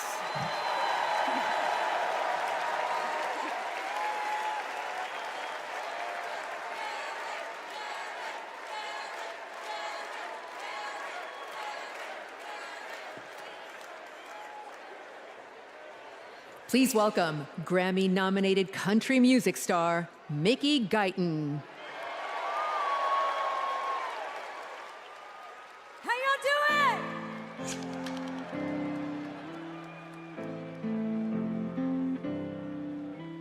The lines on the interstate, the dust on the back road. We're a Friday night football game, the lighters at a rock show. We're the night shift smoke break, high school heartache, driving with the windows down. We're the dance floors, church pews, suit and ties, tattoos, one big small town. Ain't we all? Ain't we all? Ain't we all American? Ain't we all? Ain't we all American? With the stars in the Texas sky and a jukebox vinyl. How y'all doing? With the New York City lights and a hotel Bible. Hand-me-down, Taylor Lane, Daisy Dukes, Dookie Briggs, James Brown, James Dean. We're cold beer, champagne, millionaires, spats and change, and everything in between. Ain't we all? Ain't we all American? Ain't we all? Ain't we all American? We got the same stars, the same stripes.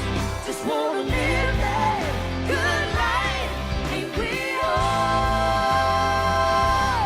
Ain't we all American? Are y'all proud of being American? Woo!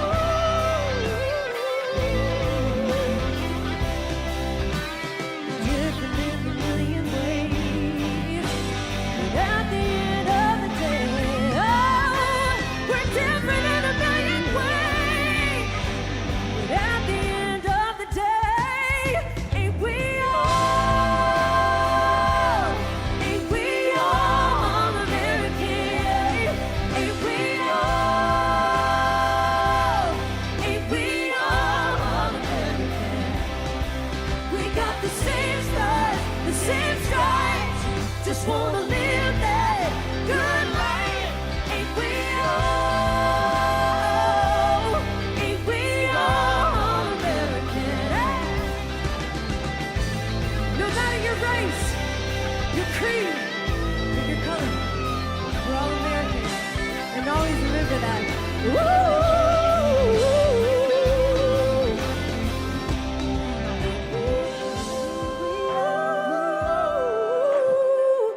All American. Thank you so much.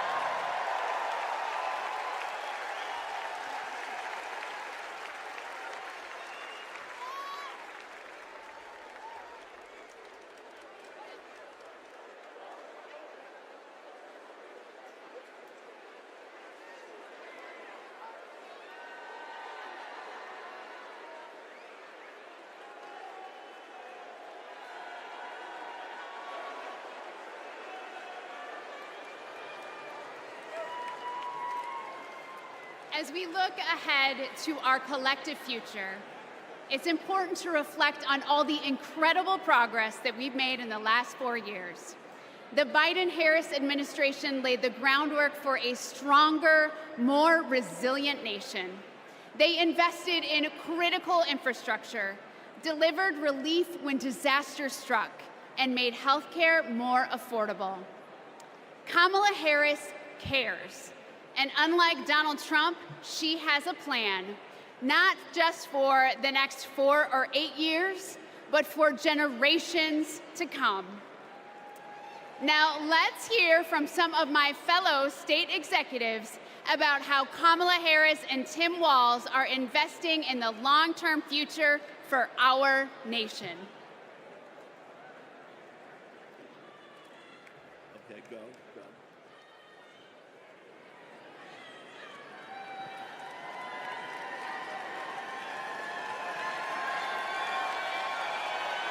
I'm Pennsylvania's Lieutenant Governor Austin Davis. I'm the proud son of a union bus driver from Pittsburgh. Every day, my dad would come home and tell me about how our roads and bridges were in disrepair. President Trump promised us Infrastructure Week over and over again. He really didn't care, though, and it never happened. But President Biden and Vice President Harris are on our side. They brought together Democrats and Republicans to get it done. We got I-95 in Philly fixed in less than 2 weeks. We repaired the Fern Hollow Bridge in Pittsburgh in record time. Right now, we're repairing roads and bridges across Pennsylvania, including in Pittsburgh, the city of bridges. And Vice President Harris is looking forward. She's committed to keeping our infrastructure safe and modern. When I think about the future, I think about my daughter Harper and all of America's children. Investing in them means investing in our infrastructure. It means replacing millions of lead pipes. It means providing clean air, clean water, safe roads and bridges, not just for us, but for generations to come. That's the legacy that President Biden is leaving our children. Let's keep building bridges to the future with Kamala Harris and Tim Walz. Let's work.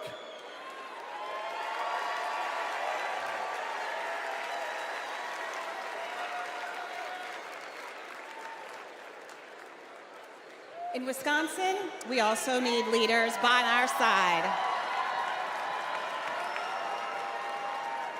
I'm Wisconsin's Lieutenant Governor, Sarah Rodriguez, but long before I took office, I was a registered nurse. I served in the Peace Corps at the height of HIV/AIDS and in Baltimore emergency rooms at the height of the heroin and gun violence epidemics. During the COVID pandemic, Trump and Wisconsin Republicans failed to protect our health. That's why I ran for office and flipped a red district blue.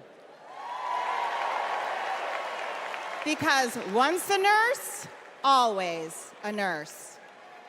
Now Trump is promising to terminate the Affordable Care Act, meddling in personal decisions between a woman and her doctor, and threatening to slash Medicare.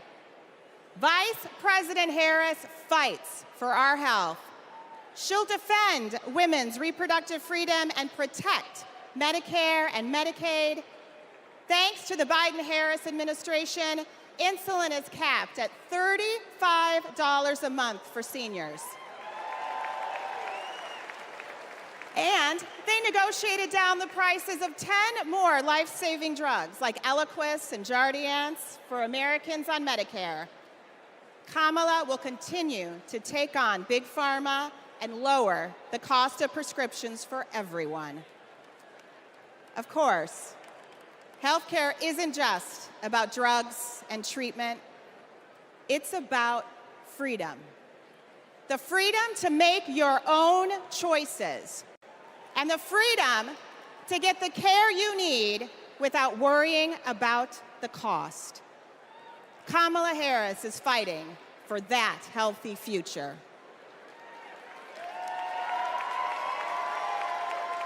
Let me tell y'all about Texas leadership.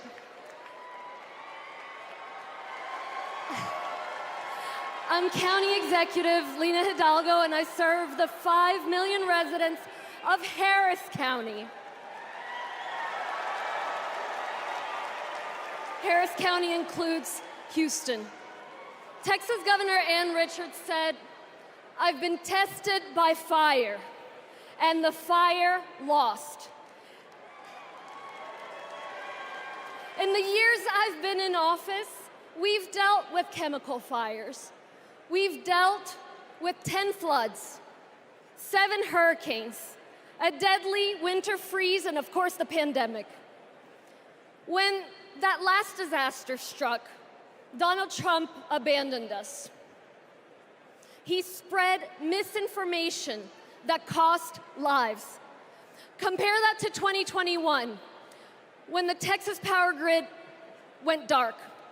Kamala Harris didn't just put out a tweet, she called me to make sure we had what we needed.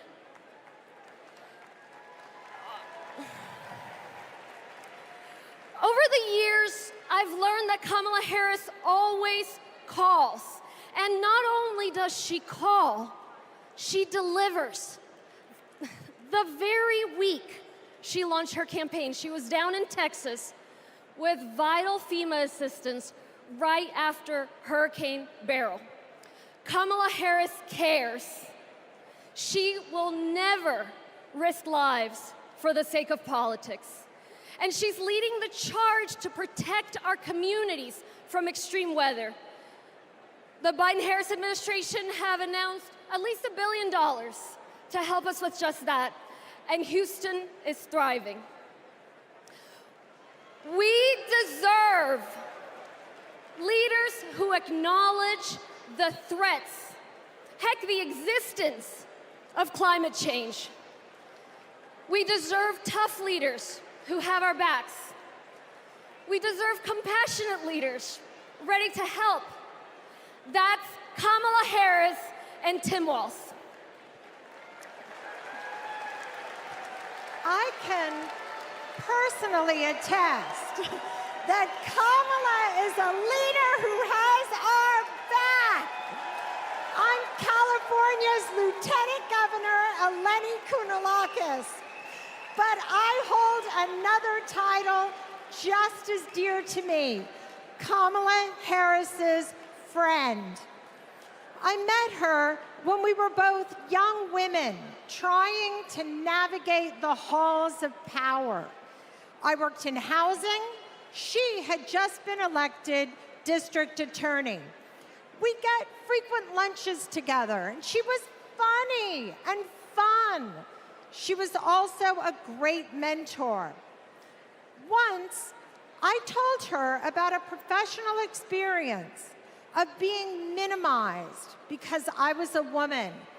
She put her fork down and said, "Eleni, never let anybody make you feel small."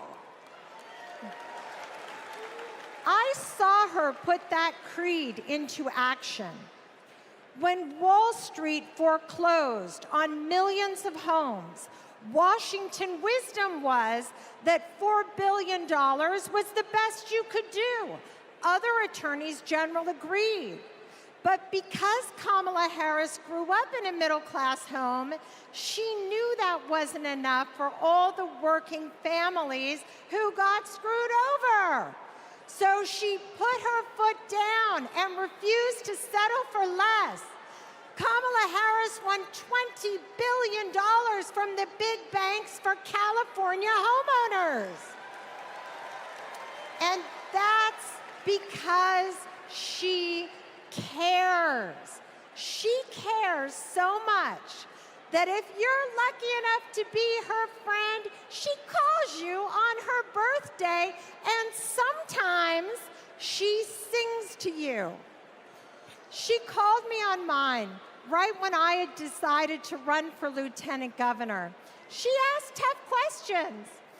I promised I'd follow her lead and invest in the future. Together, we shattered that glass ceiling, California, and got to work. I am so glad the country is getting to see the Kamala that I've known for decades. For Californians and Pennsylvanians, for Texans and Wisconsinites, for states red and blue and everything in between. President Biden and Vice President Harris have been investing in our future and are on our side, and we are not going back.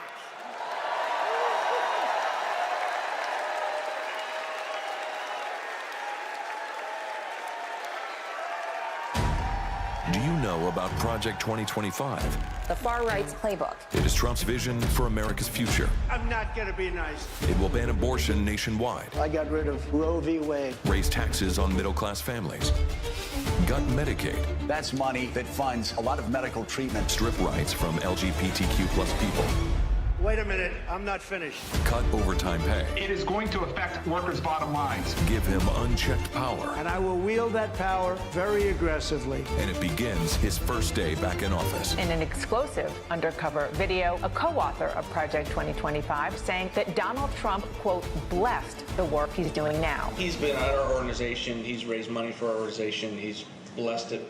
So he's very supportive of what we do. He doesn't want freedom. He only wants control. I know Donald Trump's type. These are the stakes. Project 2025 wants to take our country backward. This is our fight. We are not going back.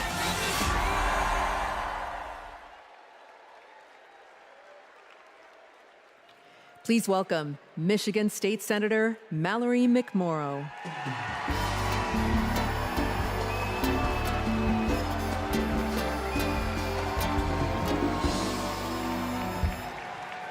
Hello! I'm Michigan State Senator Mallory McMorrow, and this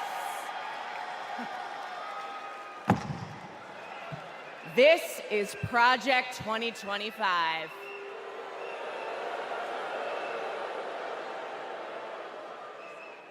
Now, over the next 4 nights, you are going to hear a lot about what is in this 900-page document. Why? Because this is the Republican blueprint for a second Trump term. That's right.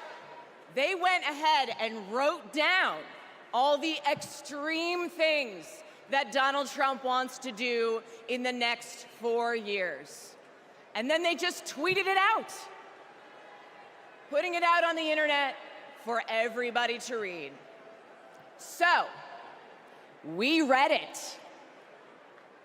And whatever you think it might be, it is so much worse. Tonight, I want to tell you about just one aspect of Project 2025. Its plan to turn Donald Trump into a dictator.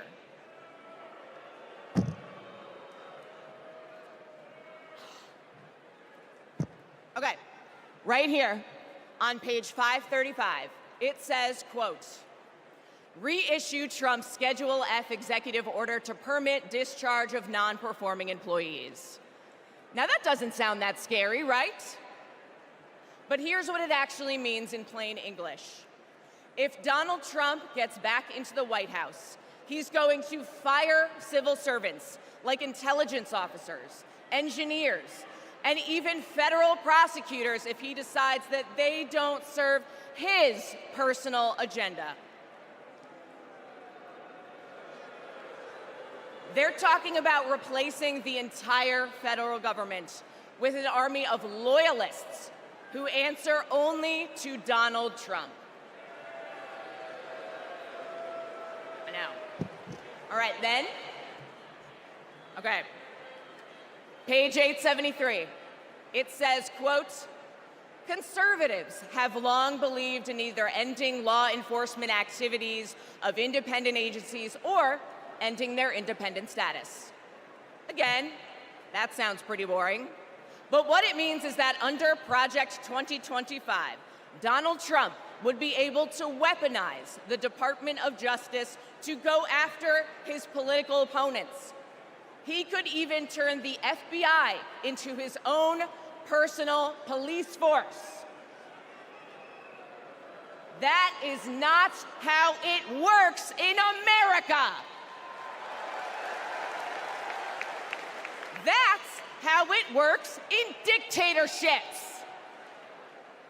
And that's exactly what Donald Trump and his MAGA minions have in mind: an expansion of presidential powers like no president has ever had or should ever have. Now, by the way, if you're asking if any of this is even legal, well, remember, thanks to Donald Trump's hand-picked Supreme Court, he's now completely immune from prosecution, even if he breaks the law. But that's not who we are, because we believe in a government of the people, by the people, and for the people. Not the government of Donald Trump, by Donald Trump, and for Donald Trump. We believe in the separation of powers and the rule of law. We believe in a system built up to serve everyone, not breaking a system to serve one petty, selfish man. The truth is, there's only one way to stop him, and to stop Project 2025. How do we do it? We elect Kamala Harris this November.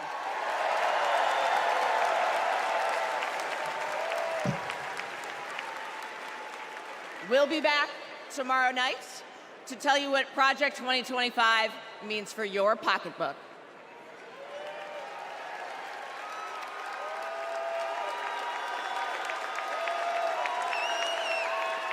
Please welcome California Senator LaFonza Butler.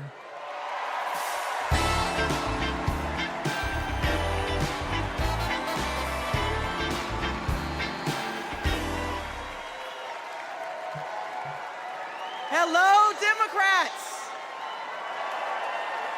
California delegates, make some noise. It's great to see so many familiar faces.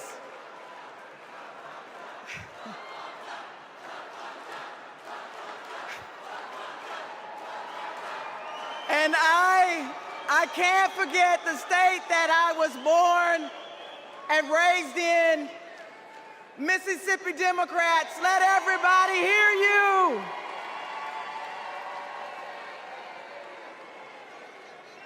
Democrats, before I joined the Senate, I was a leader in the labor movement. So I know a champion for the people when I see one. I met Kamala Harris when she was district attorney, and I was president of a large care workers union. We hit it off right away. What really impressed me was how well she got to know my family. My wife, Naniki, but especially our daughter, Nyla. And as soon as Nyla heard that Ms. Kamala was running for president, she asked if she could be vice president. So, no disrespect to Governor Walz, but Nyla put her name in first. Vice President Harris and I share a lot in common. We both graduated from historically black colleges. Me from Jackson State University. The Vice President from Howard University. We were both raised by mothers who worked fiercely to provide for us. And we both believe that every single one of us has the power to change the world when we choose to do it together. You see, Kamala Harris has always understood the assignment. No matter if she were the underdog, no matter the bullying or the name calling, she never doubted that our best was still ahead. She knew a better future was possible if we stood side by side with our neighbors and we fought for it. No matter what language they spoke, no matter what country they came from, no matter the size of their bank account. And that's what she did. As a prosecutor, together with law enforcement, she prioritized holding criminals accountable and protecting public safety. As state attorney general, together with students, she put a scam college out of business. After the mortgage crisis, together with families who lost their homes, she took on the biggest banks in the world and won a settlement 5 times what was initially offered. Every time she walked into a courtroom, she would simply say, "Kamala Harris for the people." For her, it wasn't just a professional oath. It was a battle cry. And let's be clear, to her opponents, this way of seeing the world, the idea of fighting for someone other than yourself, is unthinkable. But let me tell you, Democrats, what's really unthinkable. Conning young people who simply want a good education is unthinkable. Stiffing hardworking laborers like Donald Trump did in Atlantic City is unthinkable. Bragging about having ripped away a woman's freedom to choose what she does with her own body is unthinkable. And Democrats, Americans, we deserve better. We deserve a president who is tough, not just tough talking. One who shatters the boundaries of what's possible, not the boundaries of what's legal. And one who wipes the floor with cheats and fraudsters because, well, Democrats, she knows the type. Democrats, that president, the president that we deserve, that president is my friend, Kamala Harris. Thank you all so much.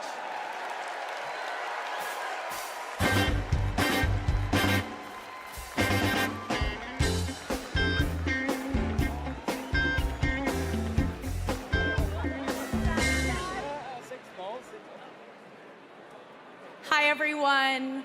I'm Deja Fox, and I'm so excited to be here today from Arizona. That's right. That's where I was born and raised by a single mom.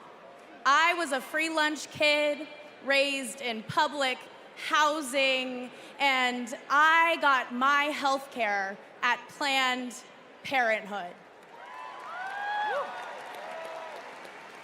Because of policies that lift people up, I walked through the gates of my dream school as a first-generation college student. People my age are making big decisions about our lives, and we deserve a president who has our back. Not some power-hungry millionaire reality TV personality who only cares about himself. We need Kamala Harris. She'll deliver a future where we can decide if and when to start a family. A future where we can afford rent and groceries. A future where we're not crushed under student debt. A future where any free lunch kid can walk through the gates of their dream college. For young people, this is a fight for our future. We have a responsibility to do this, and we have a responsibility to do it right, and that's why we're gonna show up for Kamala Harris and Tim Walz. And here now, with a musical performance, is Jason Isbell. Thank you.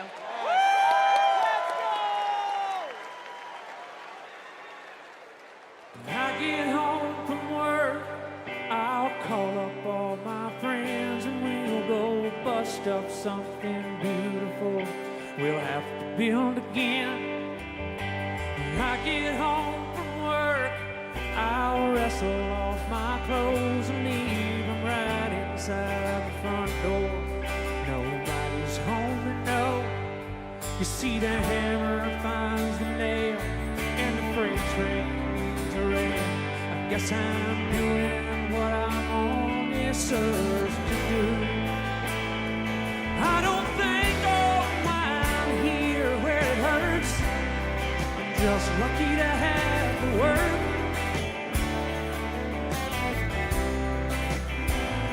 And Sunday morning I'm too tired to go to church, but I thank God for the world. I thank God for the world.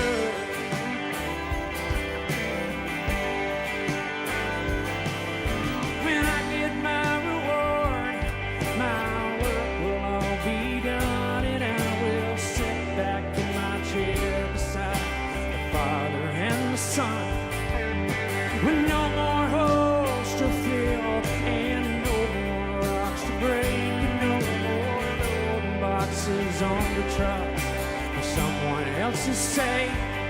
You see, the hammer finds the nail, and the poor man's up for sale.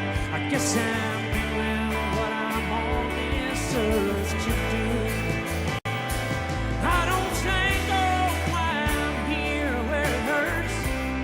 I'm just lucky to have the word.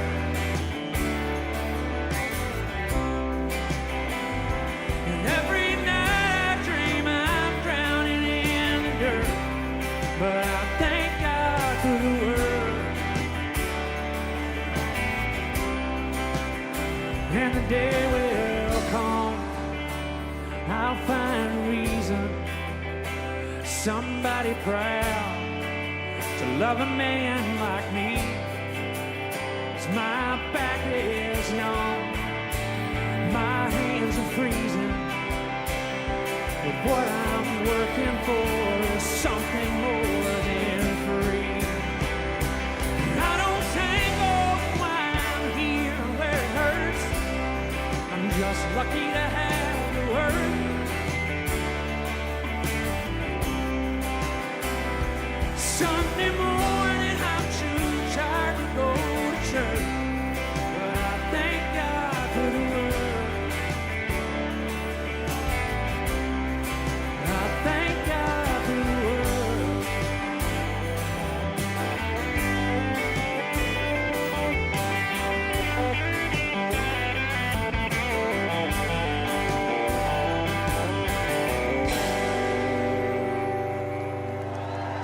Thank you. Shout out to my Alabama delegation over there. I love y'all.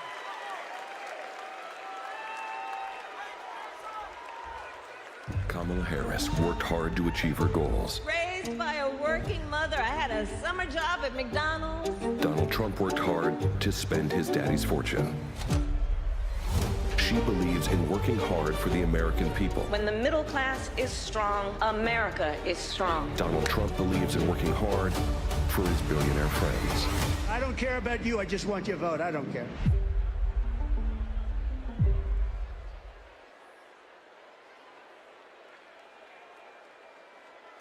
Please welcome former Rhode Island Governor Gina Raimondo.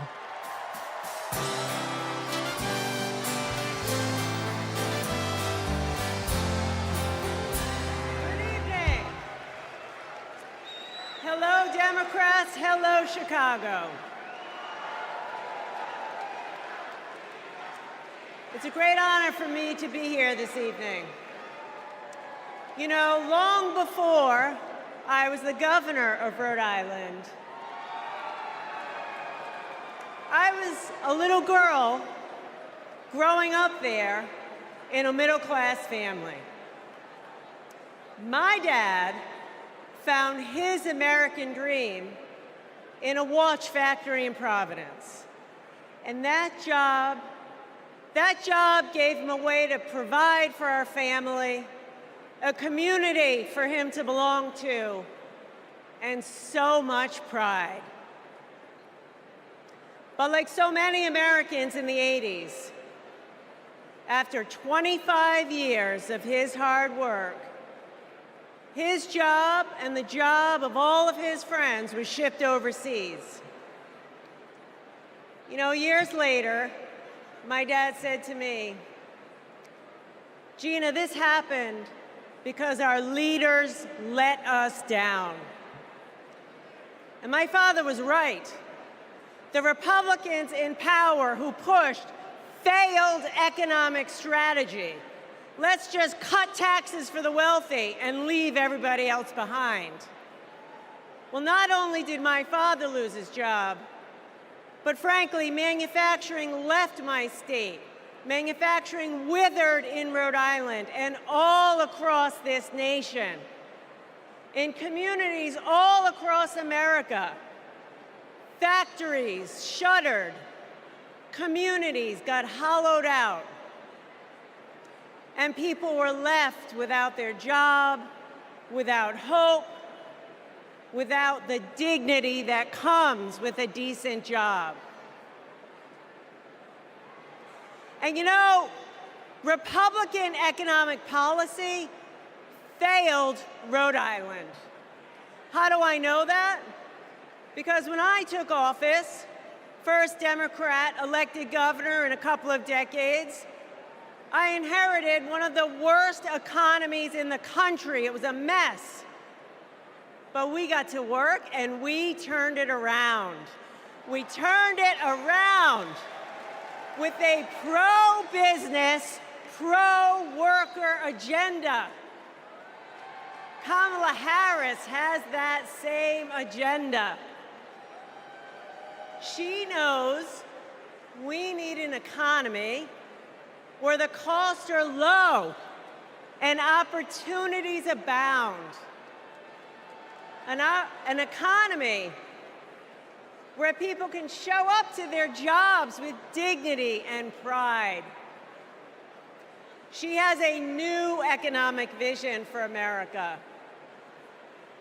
You know how she knows that?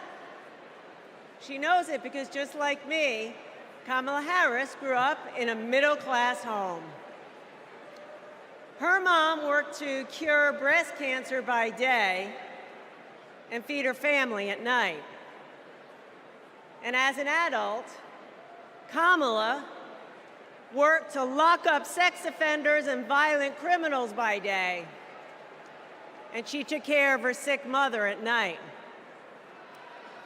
Kamala Harris gets it. She gets that so many Americans work so hard every day and they're barely getting by.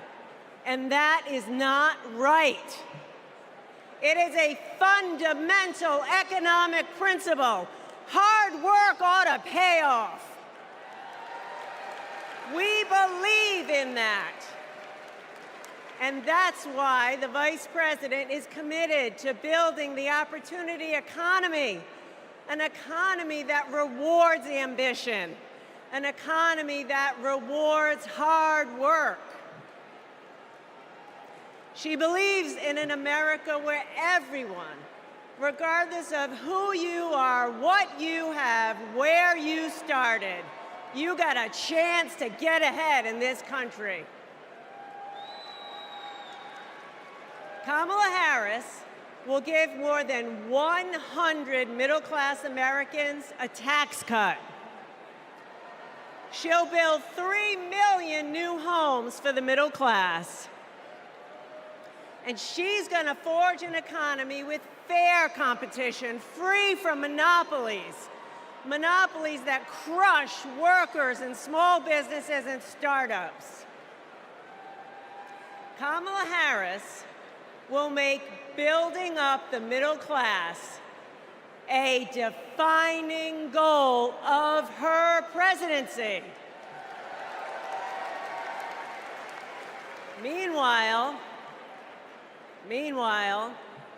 Donald Trump, he's going to double down on his worst economic ideas. The same ideas that shipped my dad's job overseas. Ideas that don't work. We know they don't work because they never have. He wants another huge tax cut for the wealthy. He wants to put his corrupt buddies in charge of the economy. And he wants a sales tax that's going to supercharge inflation. We cannot afford Donald Trump's failed economic ideas. But here's the thing, the most important thing. Kamala Harris works for the people. Kamala Harris works for you. And Donald Trump is in it for himself. As our president, Kamala Harris will build an economy where everyone, and she means everyone, can find and live their American dream. So let's put her in the Oval Office. Thank you.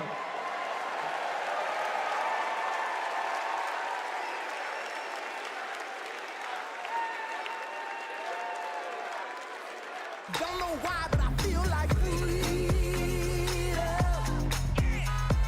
I am a lifelong Republican, a former Trump voter, and I will not be voting for Trump in 2024.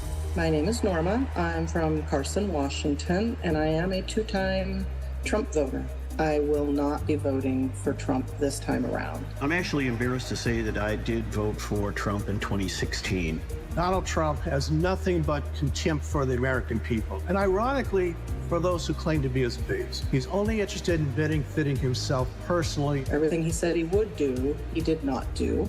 I do not trust that he can do the right thing anymore. We've seen what Donald Trump really is, and it disgusts me to my core. I don't think the man can be trusted. He talks out of both sides of his mouth. He's a very dishonest person. I hate the way he disrespects women. Voting against Trump and for Kamala Harris is the right thing to do.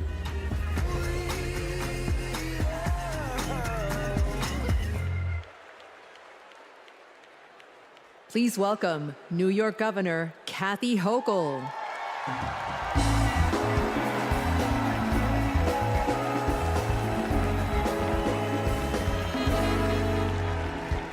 Hello, Democrats.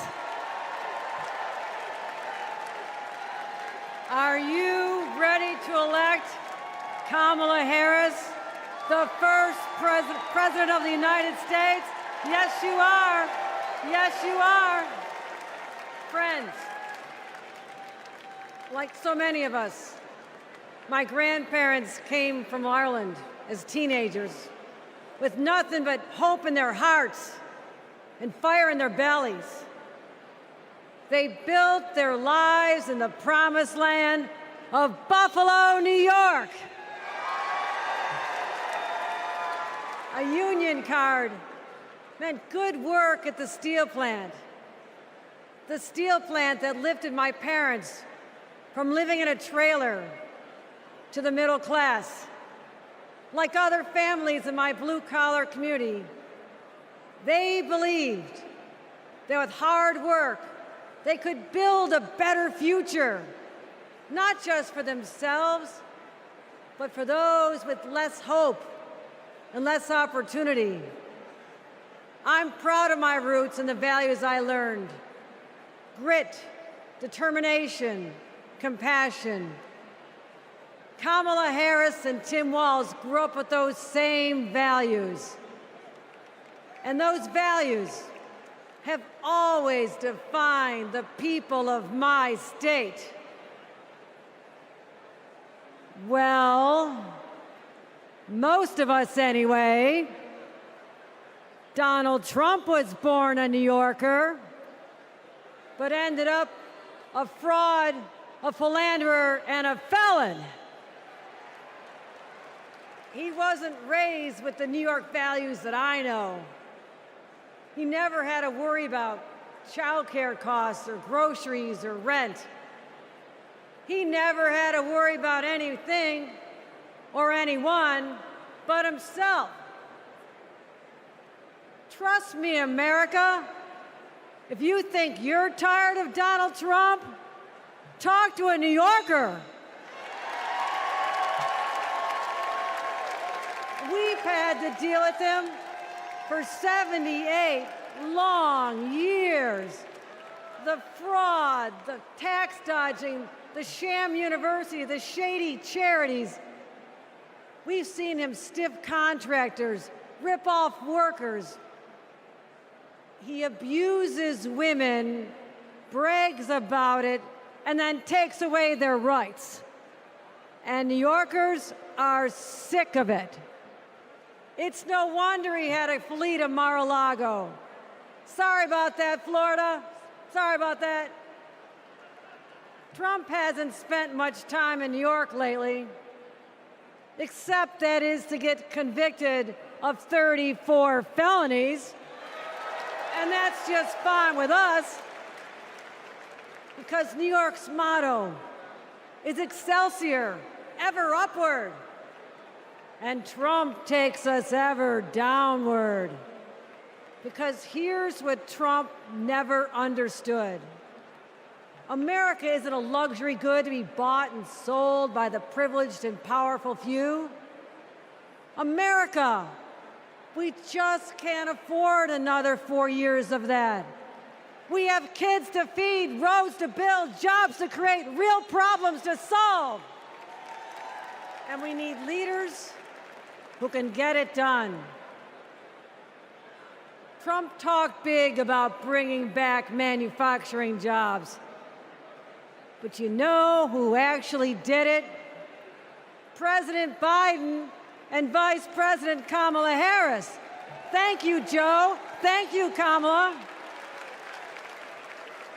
And look no further than the city of Syracuse, where a company called Micron is building a $100 billion microchip factory with union labor. It's the largest private investment in American history, and it's going to create 50,000 good-paying jobs.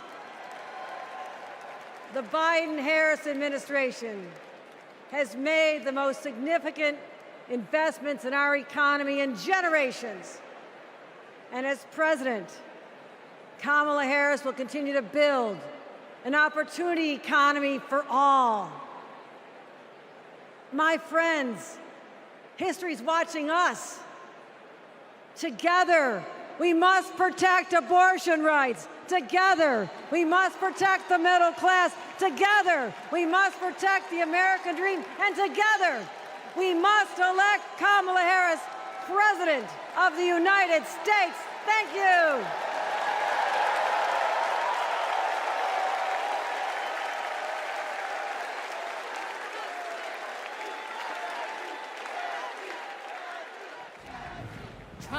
Tryna rain on the thunder. Tell a storm I'm new. I'm a wild, come a march on the regular. Painted white flags blue. What kind of America do we want? One where we're divided, angry, depressed? Come on, we're Americans. Fascism, we conquered it. The moon, landed on it.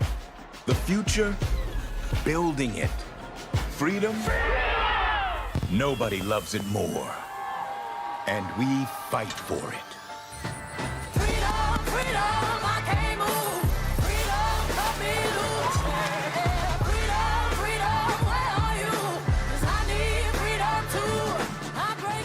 Freedom from control. Freedom from extremism and fear. Extremists want to take us back, but we are not going back. I'ma keep running 'cause the winner don't quit on themselves. We go forward. That's American. And we need a leader who is for the people. Ours is a fight for the future. Kamala Harris, protecting people from predators and big drug cartels, holding Wall Street banks accountable. A crime perpetrated against our middle class. Standing up to dictators and fighting for all of us. I say we fight. That's our choice, a prosecutor or a felon. Are you ready to make your voices heard?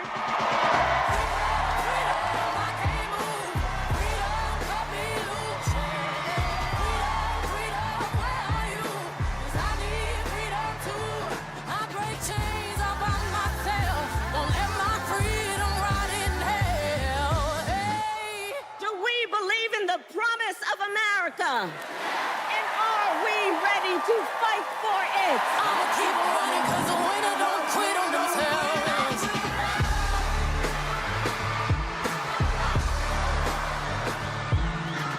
And when we fight, we win.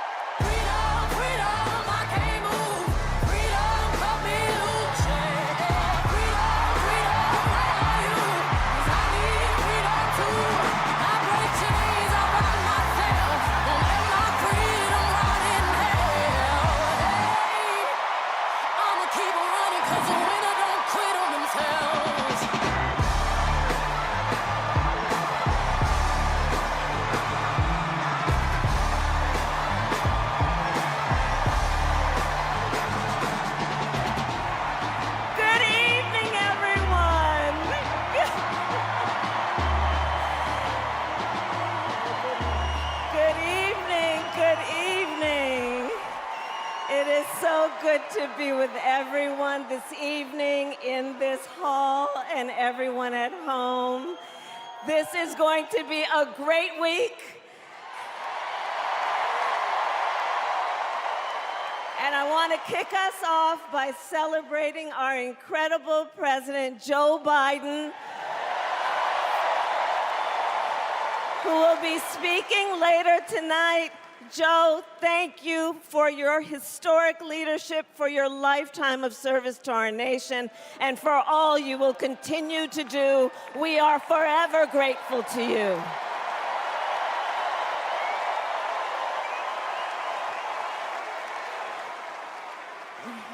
Thank you, Joe. And looking out at everyone tonight, I see the beauty of our great nation.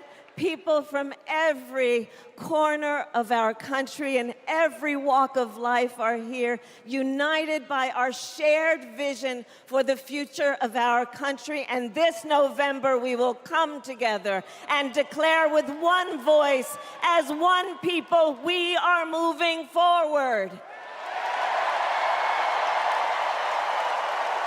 With optimism, hope, and faith, so guided by our love of country, knowing we all have so much more in common than what separates us, let us fight for the ideals we hold dear, and let us always remember, when we fight, we win. God bless you. God bless the United States of America. Good night, everyone.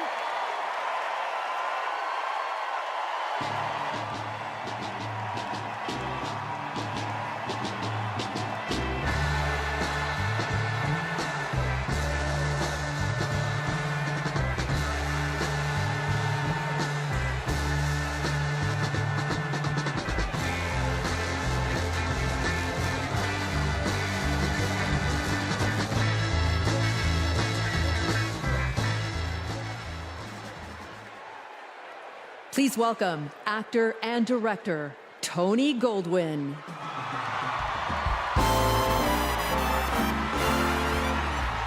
Hello, Chicago. And hello to everyone tuning in from all across America. Welcome to the first night of the Democratic National Convention. Now, how was that for an opening act? I'm just saying.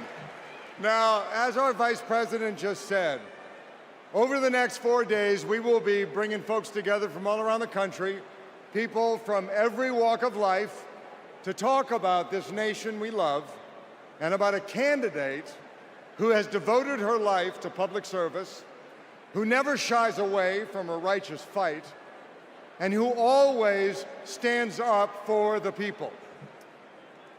We are going to talk about the choice America faces in this election. It's a choice not just between two very different candidates, but between two very different futures. We will hear from everyday Americans about what is truly at stake in this campaign. The future of our middle class, the future of reproductive rights, the future of our climate, our security, our schools, the future of our freedom, the future of our very democracy. We will see the vision of our nominee. It is a vision of stability, security, and opportunity for everyday Americans, where we continue to grow this economy by growing the middle class, and where the safety of our children, our families, and our communities are a fundamental civil right.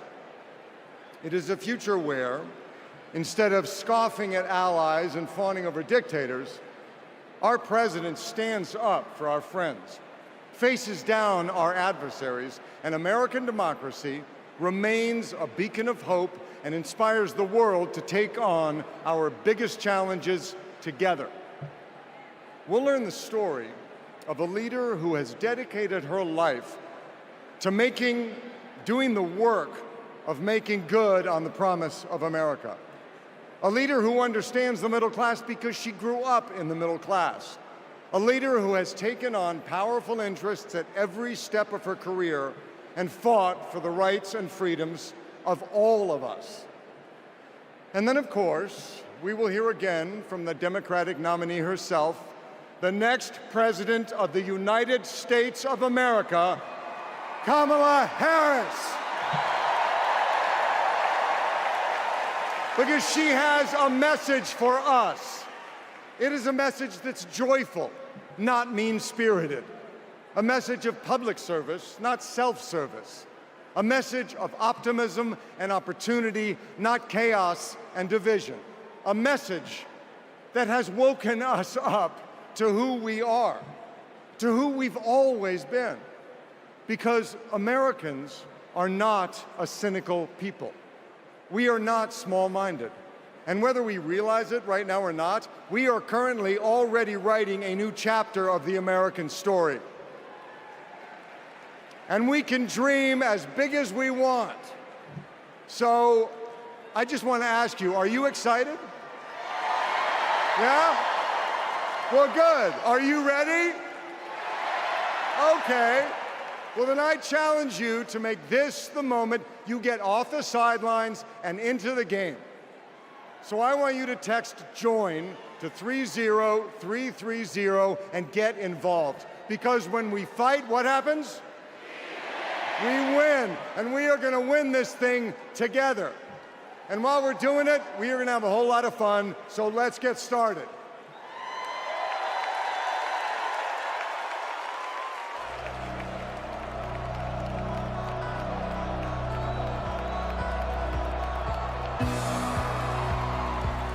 Please welcome 9-time NBA champion and coach of the 2024 Olympic gold-winning men's basketball team, Steve Kerr. Thank you. Thank you so much.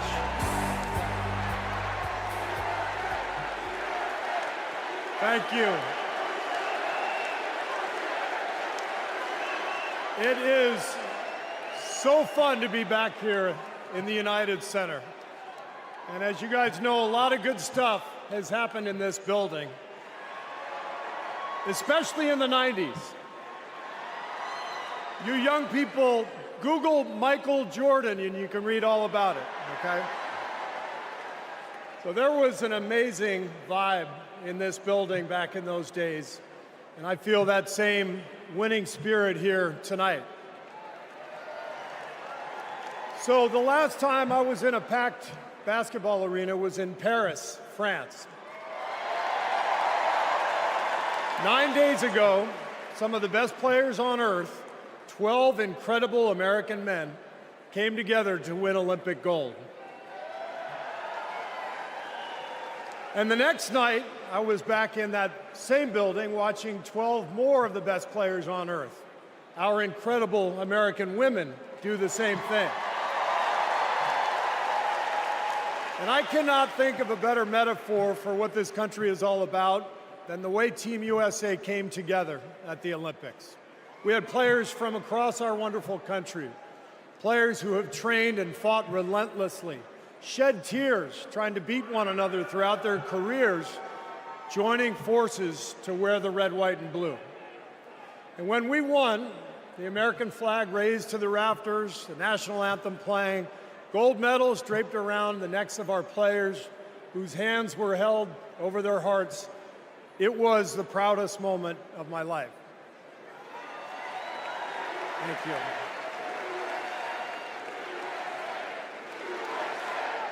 Thank you. Now, I could never have imagined that a few days later I would receive an invitation to step into a different kind of arena. And so here I am. I know very well that speaking out about politics these days comes with risks. I can see the shut up and whistle tweets being fired off as we speak.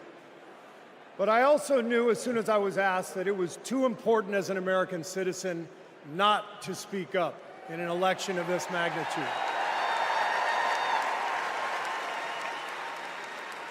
The reason I said yes to speaking here tonight is that as a coach and former player, as a husband, a son, a father, even a grandfather, and as an American, I believe in a certain kind of leadership.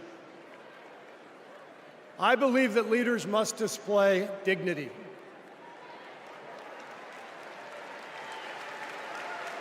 I believe that leaders must tell the truth. I believe that leaders should be able to laugh at themselves. I believe leaders must care for and love the people they are leading. I believe leaders must possess knowledge and expertise, but with the full awareness that none of us has all the answers. And in fact, some of the best answers often come from members of the team. And if you look for those qualities in your friends or your boss or an employee or your child's teacher or your mayor, then shouldn't you want those same qualities in your president? And when you think about it that way, this is no contest. With Kamala Harris and Tim Walz, I see all those qualities. They have devoted their lives to serving other people. Whether Vice President Harris was defending her community in the courtroom, or Governor Walz was inspiring the next generation in the classroom, or on the field, for that matter. By the way, coach to coach, that guy's awesome. Although, I have to say, Coach Walz, way too much reliance on the blitz in '99 against Mankato East. You had a strong defensive line. I would have played more press coverage with your corners and then dropped the safeties into a Tampa 2. That's just me. Sorry. I wanted you to know how I feel every day of the NBA season, all right? But listen, the joy, the compassion, the commitment to our country that we saw at the Olympics, that is what Kamala Harris and Tim Walz have. And it is what our country needs. Leadership, real leadership. Not the kind that seeks to divide us, but the kind that recognizes and celebrates our common purpose. Think about what our team achieved with 12 Americans in Paris, putting aside rivalries to represent our country. Now imagine what we could do with all 330 million of us playing on the same team. Not as Democrats, not as Republicans, not as libertarians, but as Americans who know the greatness of this nation doesn't come from any one of us, but from each of us doing our part to build a more perfect union. That vision is what this campaign is all about. It's why I'm here tonight. And it's why I'll be getting out every day to help people get out and vote on November 5th and elect Kamala Harris and Tim Walz as the next president and vice president of the United States. And after the results are tallied that night, we can, in the words of the great Steph Curry, we can tell Donald Trump, night, night. Thank you.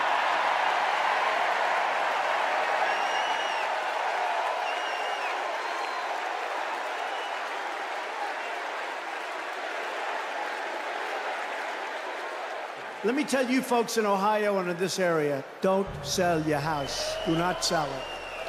We're going to get those jobs coming back, and we're going to fill up those factories, so it's going to happen.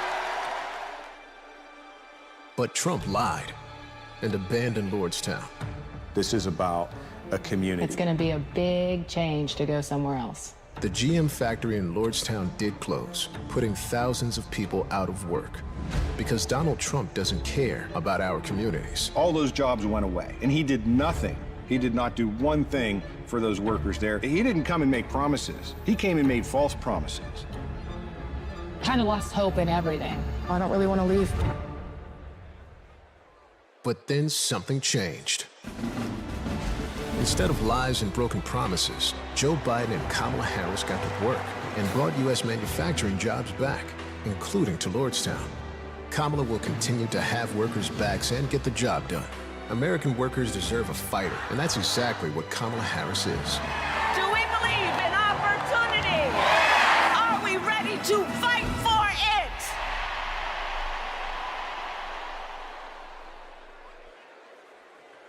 Please welcome United Auto Workers President Shawn Fain.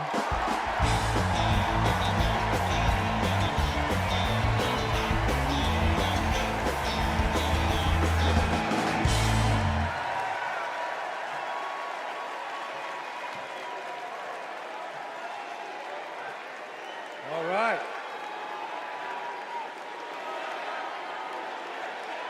All right. Yeah.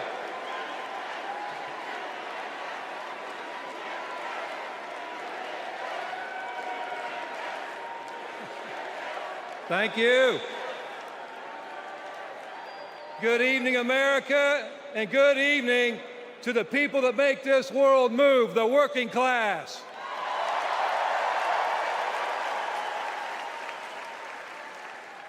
On behalf of 1 million active and retired members of the UAW, I am honored to support Kamala Harris and Tim Walz to be our next president and vice president.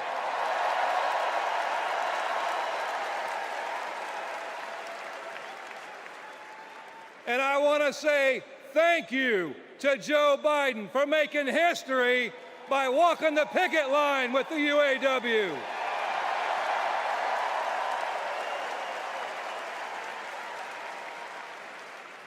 For the UAW and for working class people everywhere, this election comes down to one question.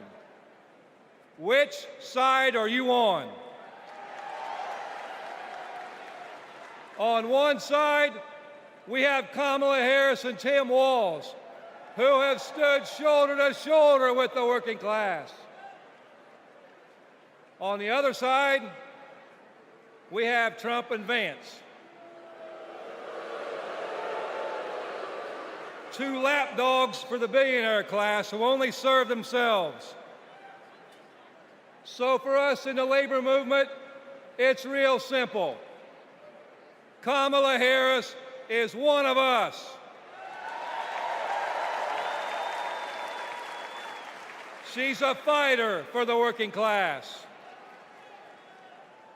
And Donald Trump is a scab.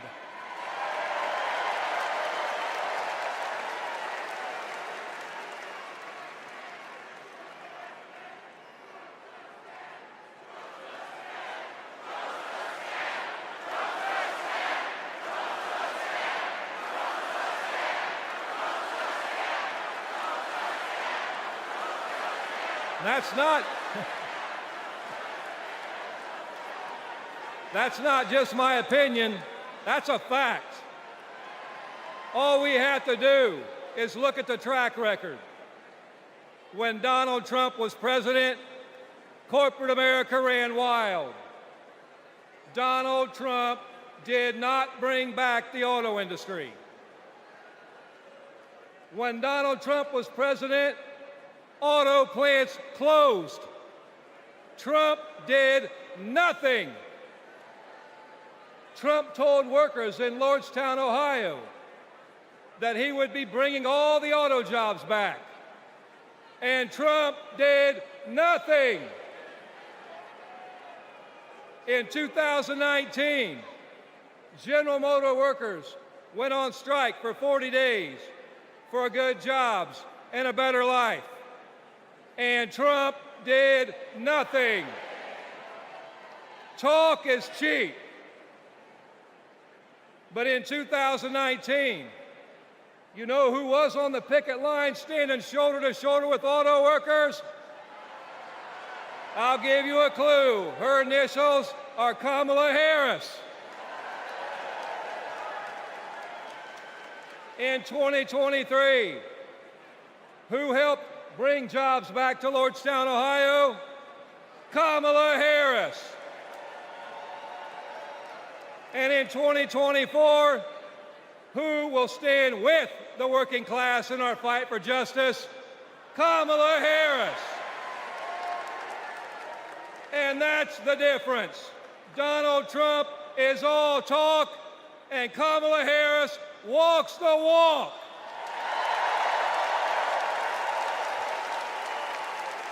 Woo. In the words of the great American poet, Nellie, it's getting hot in here.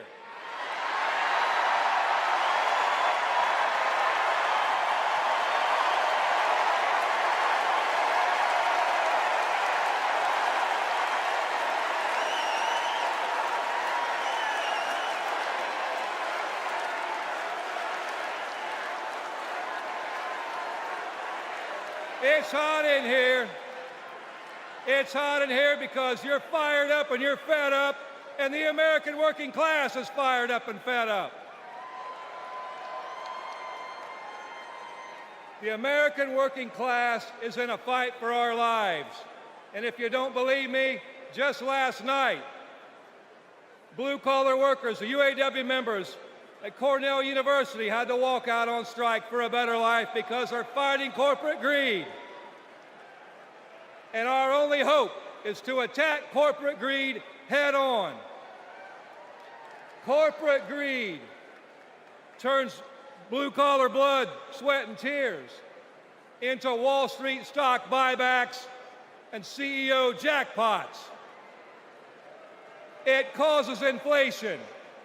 It hurts workers. It hurts consumers, and it hurts America. And corporate greed is alive and well in the auto industry. You know, last fall, we achieved life-changing gains in our strike at the Big Three. We even won a commitment to reopen a closed plant not too far from here. We were able to do that thanks to the support of Kamala Harris and Joe Biden and the thousands of auto workers that went on strike.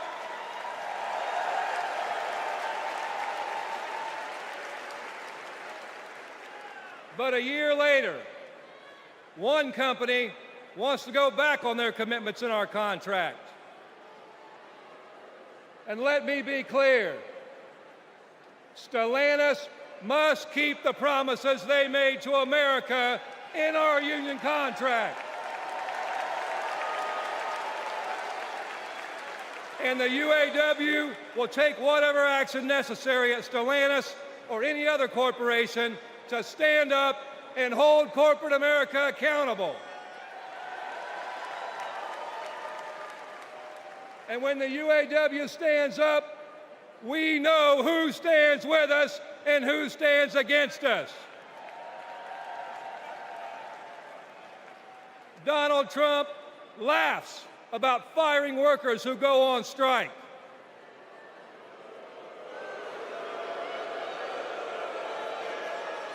And Kamala Harris stands shoulder to shoulder with workers when they're on strike. And that's the difference between Kamala Harris and Donald Trump the scab. Trump is pushing divide and conquer tactics of the rich. It's the oldest trick in the book. They want to blame the frustrations of working class people. They want to take those frustrations, they want to blame it on race. They want to blame it on LGBTQ plus people. They want to blame it on some destitute and desperate person at the border. They do that because they want working class people to be divided and to focus and keep the focus off the one true enemy, corporate greed.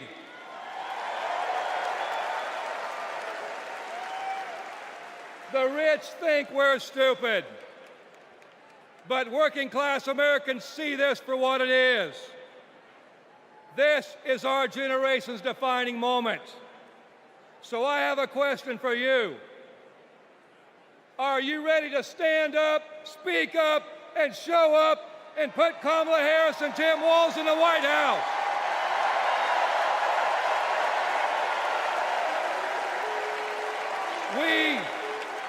We need a defender of the working class in the White House, someone who is one of us and someone who knows how to fight. And that fighter is the next President of the United States, Kamala Harris. Thank you.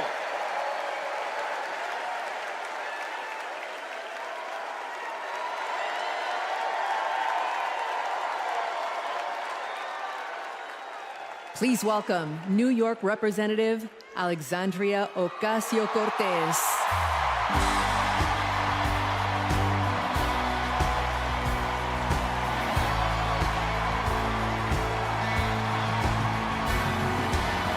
Thank you, Chicago! Thank you, Chicago, for your energy. Thank you, Kamala Harris and Tim Walz, for your vision.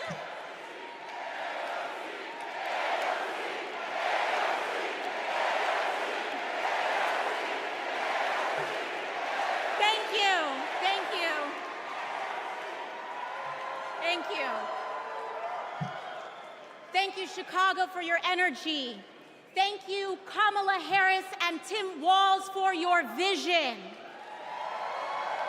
And thank you, Joe Biden, for your leadership.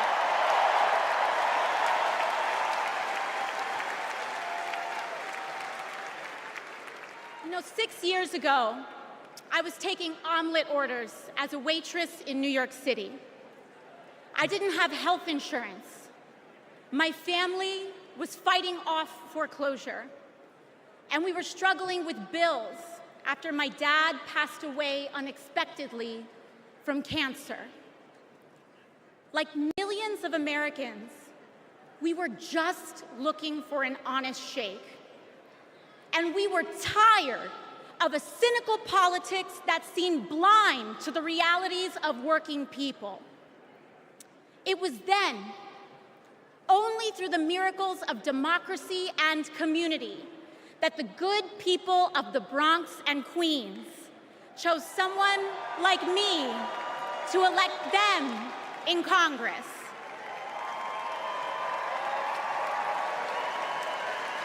And America, in my heart, I know from that same cloth of hope and aspiration, we will also elect Kamala Harris and Tim Walz as President and Vice President of the United States of America. I am here tonight because America has before us a rare and precious opportunity. In Kamala Harris, we have a chance to elect a president who is for the middle class because she is from the middle class. She understands the urgency of rent checks and groceries and prescriptions. She is as committed to our reproductive and civil rights as she is to taking on corporate greed. And she is working tirelessly to secure a ceasefire in Gaza and bringing hostages home.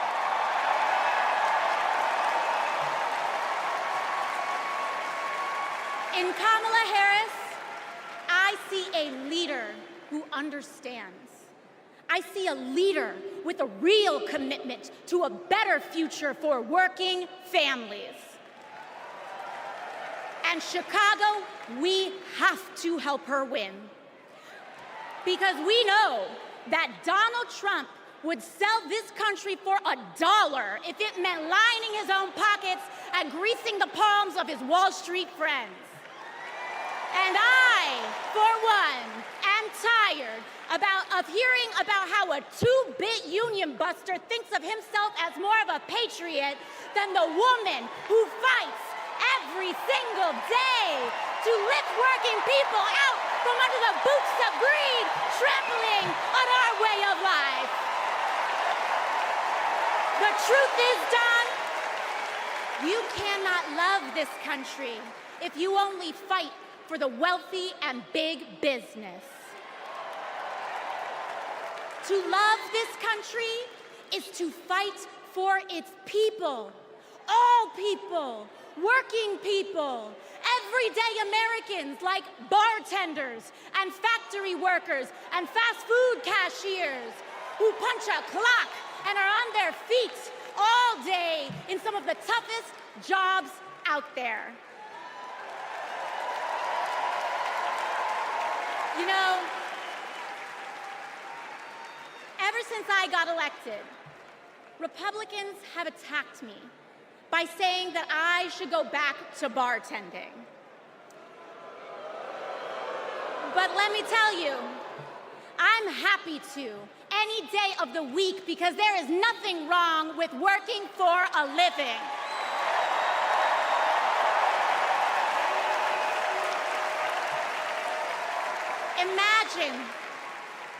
Imagine having leaders in the White House who understand that. Leaders like Kamala and Tim. But Chicago, just because the choice is clear to us does not mean that the path will be easy. Over the next 78 days, we will have to pour every ounce, every minute, every moment into making history on November 5th. But we cannot send Kamala and Tim to the White House alone. Together, we must also elect strong Democratic majorities in the House and in the Senate so that we can deliver on an ambitious agenda for the people. Because if you are a working parent trying to afford rent and childcare, Kamala is for you. If you are a senior who had to go back to work because your retirement didn't stretch far enough, Kamala is for you. If you're an immigrant family just starting your American story, Kamala is for you. America, when we knock on our neighbor's door, organize our communities, and elect Kamala Harris to the presidency on November 5th, we will send a loud message that the people of this nation will not go back.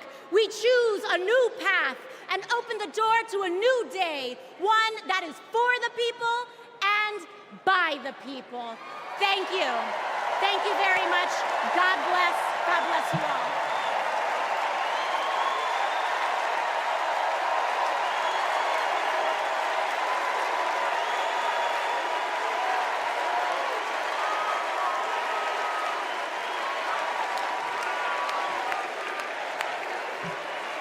Wow. How about that AOC? Good Lord. So Kamala Harris's story begins in a middle-class neighborhood in the East Bay.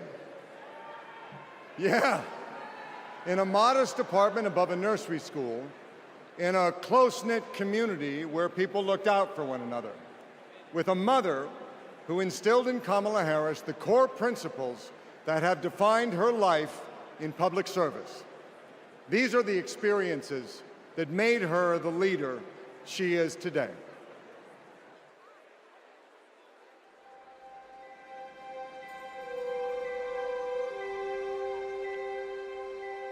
The neighborhood we grew up in was a very hardworking, middle-class, tight-knit community.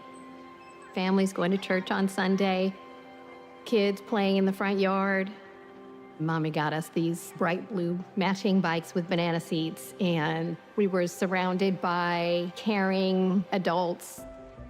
This neighborhood on Bancroft Way, we've spent so much time here. Behind me is where it all began. Her mom, Shamala, rented the apartment that was above the Shelton's nursery. So in the beginning, Mrs. Shelton used to babysit the girls. Shamala was a single mom. Life was not easy for them, but she loved her daughters fiercely. Kamala herself says that her mom told her that she may be the first to do many things, but to make sure that she's not the last. She's always been that kind of person, a true leader, and very protective of her friends and her family. When Kamala was all of 4 years old, her best friend in kindergarten, Stacy Johnson, got into something with another kid on the playground. This one particular day, we had made some clay art, and this one boy in our class had taken mine for whatever reason and threw it on the ground, and it shattered. So Kamala, being very protective, just jumped in front of me and stood up to him. To me, that shows the kind of person that she has always been, to stand up to the bully and to stand up for the underdog and to stand up for what is right. Kamala carries the lessons of our mother, the fighting spirit of our mother, the compassion, and I have seen it over and over again in our growing up. When we were in high school, my sister's friend, Wanda, was being molested by a family member, and Kamala just jumped in. She wanted her to come and stay with us, and Mommy said, of course. That is Kamala. She can't help herself from standing up for people and standing up for what she thinks is right. She has been that way our whole lives. Being a protector is what led her to become a prosecutor. Looking back now, I could say it was her calling.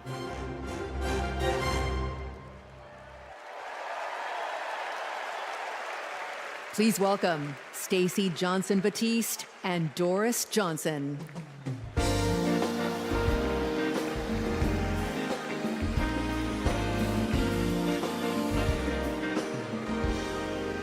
Good evening. I'm Stacey Johnson Batiste, and this is my mom, Doris Johnson.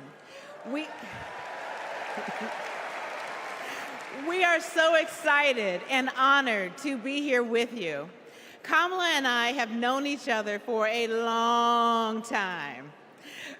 We met at Burkwood Hedge School. We hit it off immediately and became each other's very first best friends. Our moms also became fast friends. And on weekends, we would pile into my 1966 Mustang And Kamala's mom, Shamala, would sit in the front with me, and Kamala and Maya and Stacy would sit in the back, and off we would go to a movie or some adventure. My mom still has that Mustang. I do. Kamala and I both get our grit from our mothers. Kamala has always been a protector. One day at school, we made clay art projects during story time when they were outside on tables to dry. For whatever reason, a boy in our class took mine, threw it on the ground, and it shattered. Kamala jumped in between him and me and said something that made him so mad, he picked up a rock or something and hit her on the head. Blood came streaming down. The school called Shamala to come take her to the hospital. The stitches she got left a scar over one of her eyes. She still has it. That's the kind of person Kamala has always been from the very beginning. Someone who doesn't hesitate to stand up for what's right, to take up for the underdog, and to stand up to bullies.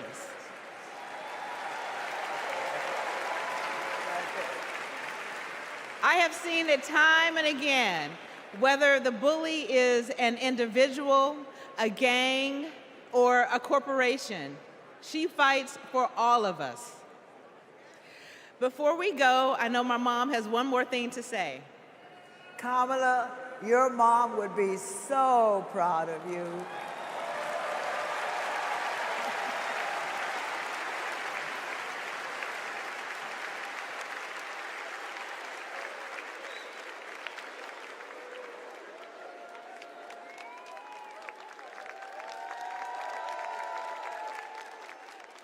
Please welcome former Secretary of State Hillary Clinton.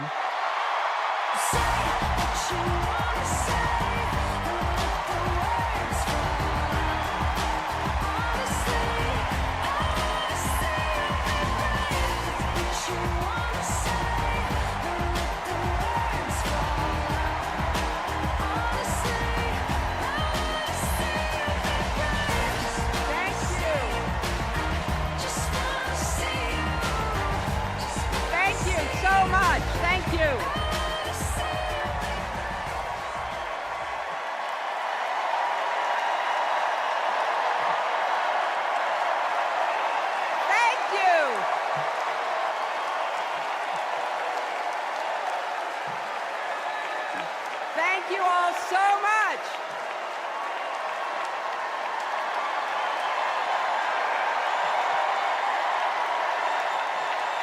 Thank you.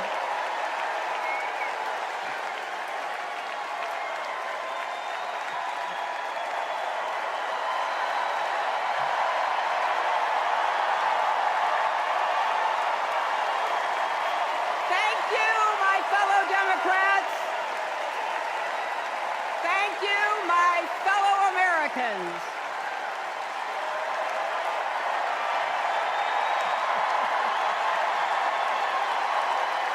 Thank you so much. You know,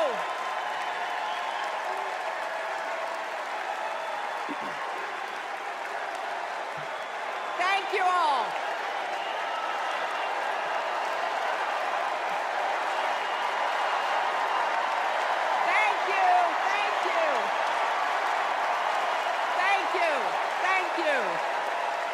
Thank you so much. Wow. There's a lot of energy in this room, just like there is across the country.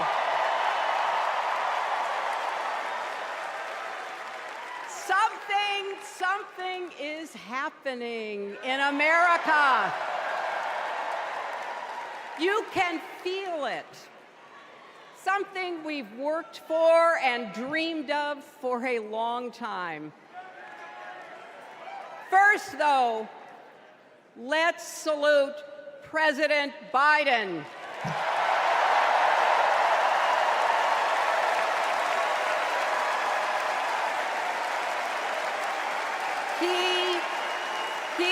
has been democracy's champion at home and abroad. He brought dignity, decency, and competence back to the White House. And he showed what it means to be a true patriot. Thank you, Joe Biden, for your lifetime of service and leadership.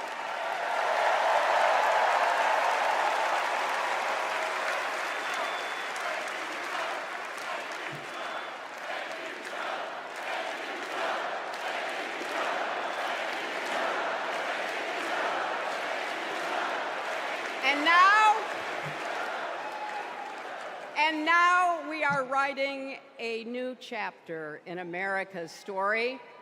You know, my mother Dorothy was born right here in Chicago before women had the right to vote. That changed 104 years ago yesterday. Think about it.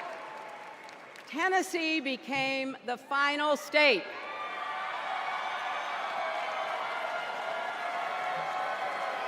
to ratify the 19th Amendment to the Constitution. The state legislature was deadlocked until one lawmaker's mother, a widow who read 3 newspapers a day, sent a letter to her son. "No more delays," she wrote. "Give us the vote." And since that day, every generation has carried the torch forward. In 1972, a fearless Black Congresswoman named Shirley Chisholm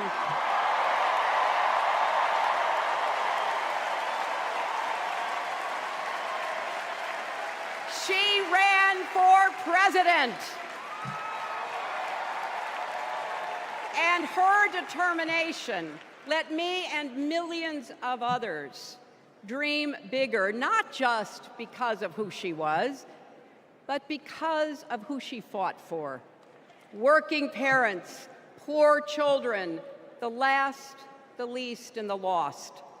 In 1984, I brought my daughter to see Geraldine Ferraro, the first woman nominated for vice president.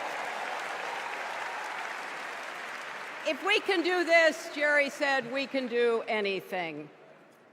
And then there was 2016, when it was the honor of my life to accept our party's nomination for president.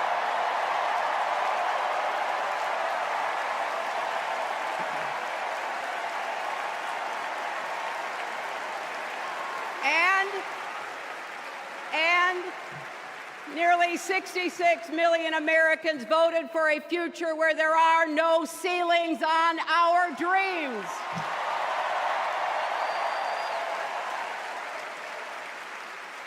And afterwards, we refused to give up on America. Millions marched, many ran for office. We kept our eyes on the future. Well, my friends, the future is here.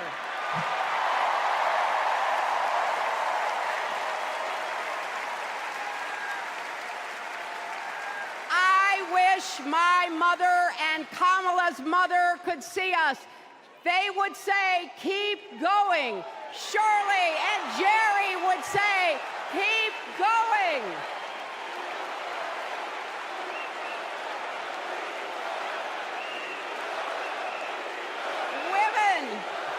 Women fighting for reproductive health care are saying, keep going. Families building better lives, parents stretching to afford child care, young people struggling to pay their rent. They're all asking us to keep going. So, with faith in each other and joy in our hearts, let's send Kamala Harris and Tim Walz to the White House.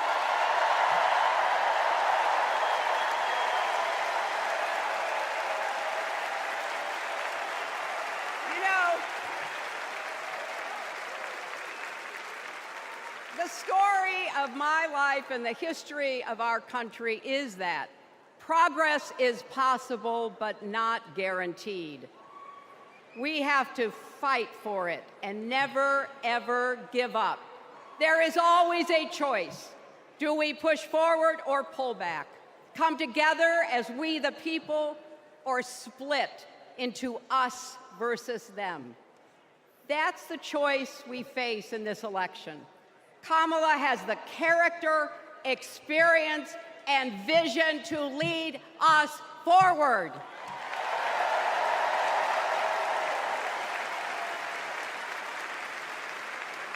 I know her heart and her integrity. We both got our start as young lawyers, helping children who were abused and neglected. That kind of work changes a person. Those kids stay with you. Kamala carries with her the hopes of every child she protected, every family she helped, every community she served. So as president, she will always have our backs, and she will be a fighter for us. She will fight to lower costs for hardworking families, open the doors wide for good-paying jobs, and yes, she will restore abortion rights nationwide.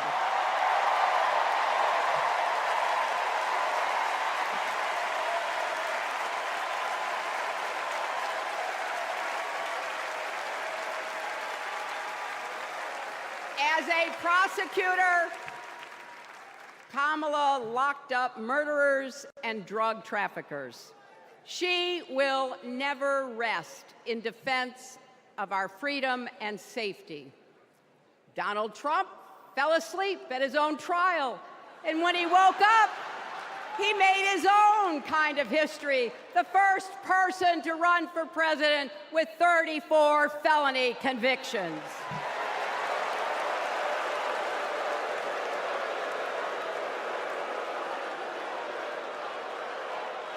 As Vice President, Kamala sat in the Situation Room.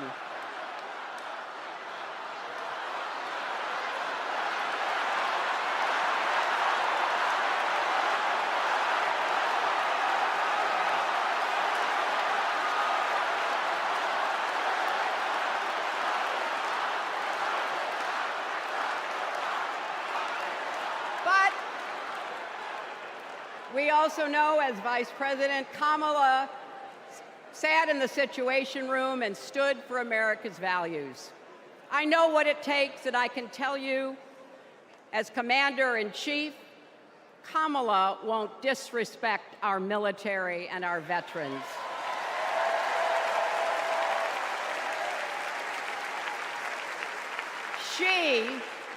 She reveres our Medal of Honor recipients. She won't be sending love letters to dictators.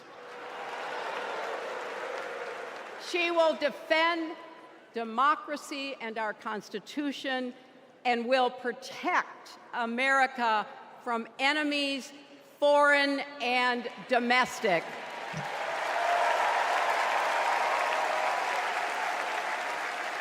Think about it. The Constitution says the president's job is to take care that the laws be faithfully executed. Those are the words of our founders. Take care. Just look at the candidates. Kamala cares about kids and families, cares about America. Donald only cares about himself. On her first day in court, Kamala said 5 words that still guide her. Kamala Harris, for the people. That is something that Donald Trump will never understand. So it is no surprise, is it, that he is lying about Kamala's record. He's mocking her name and her laugh. Sounds familiar? But we have him on the run now.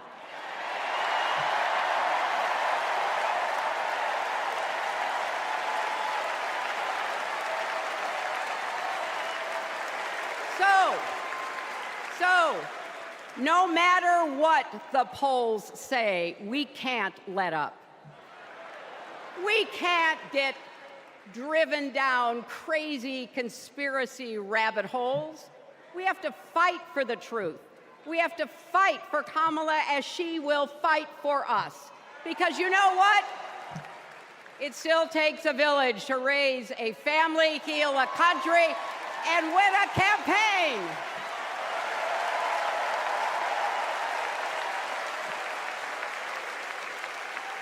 And America needs every one of us, our energy, our talents, our dreams. We're not just electing a president, we're uplifting our nation. We're opening the promise of America wide enough for everyone. Together, we put a lot of cracks in the highest, hardest glass ceiling. And tonight, so close to breaking through once and for all, I want to tell you what I see through all those cracks and why it matters for each and every one of us. What do I see? I see freedom. I see the freedom to make our own decisions about our health, our lives, our loves, our families.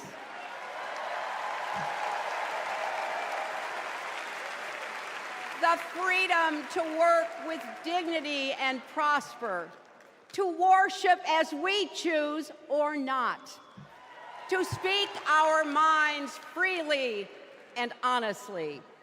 I see freedom from fear and intimidation, from violence and injustice, from chaos and corruption. I see the freedom to look our children in the eye and say, in America, you can go as far as your hard work and talent will take you, and mean it. And you know what? On the other side of that glass ceiling is Kamala Harris raising her hand and taking the oath of office as our 47th President of the United States.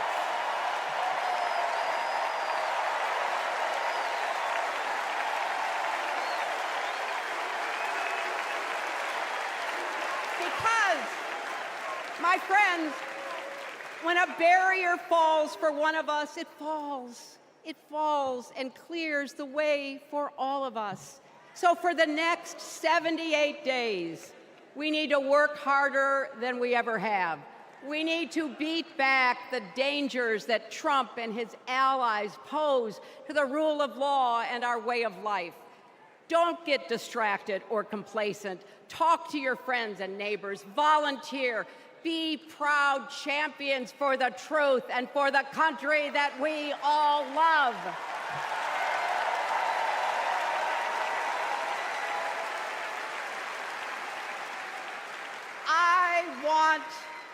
I want my grandchildren and their grandchildren to know I was here at this moment, that we were here, and that we were with Kamala Harris every step of the way.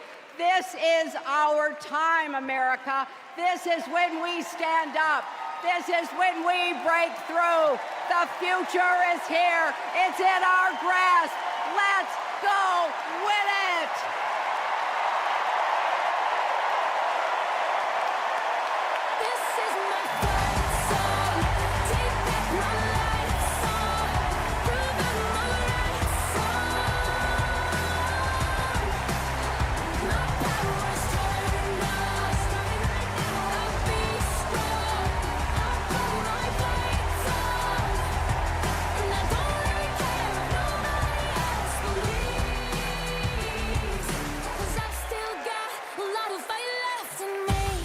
I think it's fair to say that we all stand on the shoulders of Hillary Clinton.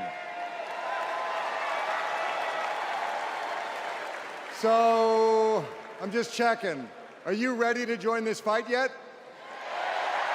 Okay, that's the answer I was looking for. So I want you to text JOIN to 30330 and get involved.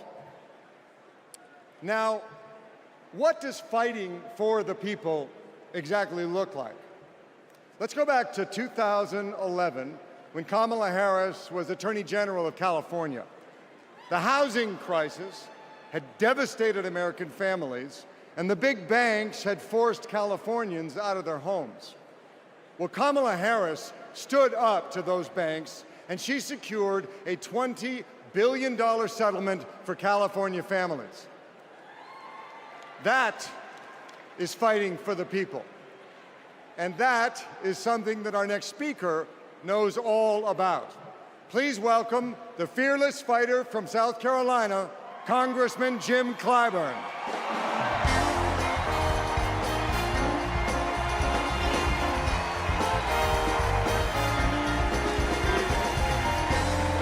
Thank you. Thank you, thank you, thank you. Thank you. Thank you. Thank you. Thank you, and good evening.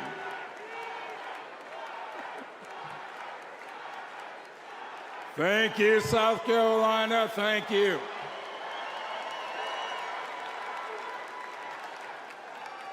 Four years ago, Americans were experiencing high anxieties and great uncertainties. A deadly virus raged, schools closed, businesses shuttered. Donald Trump mismanaged the crisis from day one, looking out for himself instead of the country. The American people responded to the crisis in leadership by electing new leaders. Thanks to Joe Biden and Kamala Harris, we reopened our schools, brought back our businesses, and restored our faith in the American can-do spirit. Thanks to Joe and Kamala, we reduced the price of prescription drugs, repaired roads and bridges, and replaced lead pipes. Thanks to Joe and Kamala, we are honoring our heroes in uniform and expanded benefits to over 1 million veterans. Thanks to Joe and Kamala, Make It in America is no longer just a slogan, but a movement that is bringing millions of manufacturing jobs back to America. For President Biden's lifetime of achievement in service of his country, we owe him a great debt of gratitude.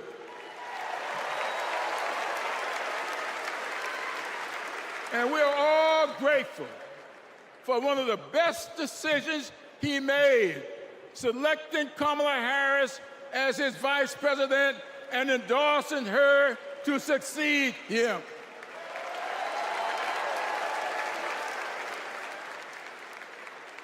I often say that we are but the sum of our experiences. In the introduction of my memoir, I wrote, all my experiences have not been pleasant, but I consider all of them to be blessings. So has been the case with Kamala. Her experiences have prepared her for this moment. Kamala Harris is a true battle-tested leader, a district attorney, attorney general, senator, and vice president who gets things done. While Donald Trump has been bragging about how he overturned Roe, Kamala has been fiercely advocating for the restoration of reproduction freedoms. While Trump has been looking out for himself and his billionaire buddies, Kamala has been fighting to lower costs for all Americans. And while Trump falsely pleads ignorance of Project 2025, which in my opinion is Jim Crow 2.0, Kamala has been offering the American people enlightened proposals and visionary leadership. Having grown up in a parsonage, I often look to the good book for understanding and guidance. As 2 Corinthians informs, we are troubled on every side, yet not distressed. We are perplexed, but not in despair. Persecuted, but not forsaken. Cast down, but not destroyed. Our great democracy has been tested, and so has the basic goodness of the American people. But our resolve to remain a great country with freedom and justice for all will not falter. We will continue our march toward a more perfect union, united in our common purpose and emboldened by our resolve to elect Kamala Harris and Tim Walz as the next President and Vice President of these United States of America. Thank you and Godspeed.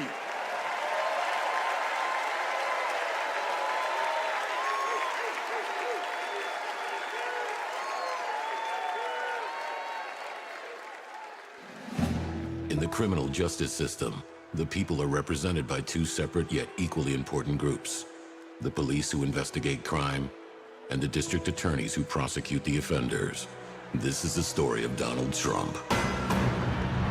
His entire life, Trump has believed he's above the law, that no one would ever dare hold him accountable. He lies, he rips off workers, he sexually abuses women. Hey, when you're a star, they let you do it. You can do anything. He cheats in business. He cheated on his wife with a porn star and paid her off so the American people wouldn't find out during an election. But in the criminal justice system, ordinary Americans have had the courage to find him accountable, time and time again. Guilty. Guilty. Guilty. Donald Trump guilty on all 34 felony counts. For the first time in history, we have a convicted felon running for president. And to take on this case, we need a president who has spent her life prosecuting perpetrators like Donald Trump. He tried overturning Georgia's free and fair election. I just want to find 11,780 votes. He's tried to escape any responsibility for instigating the January 6th attack on our Capitol. We're going to walk down to the Capitol, and I'll be there with you.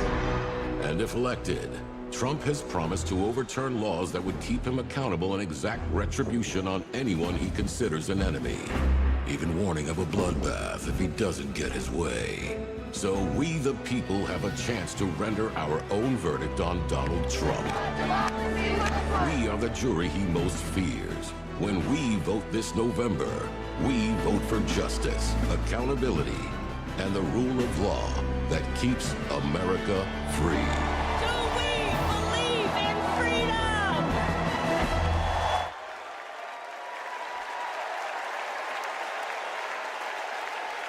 Please welcome Maryland Representative Jamie Raskin.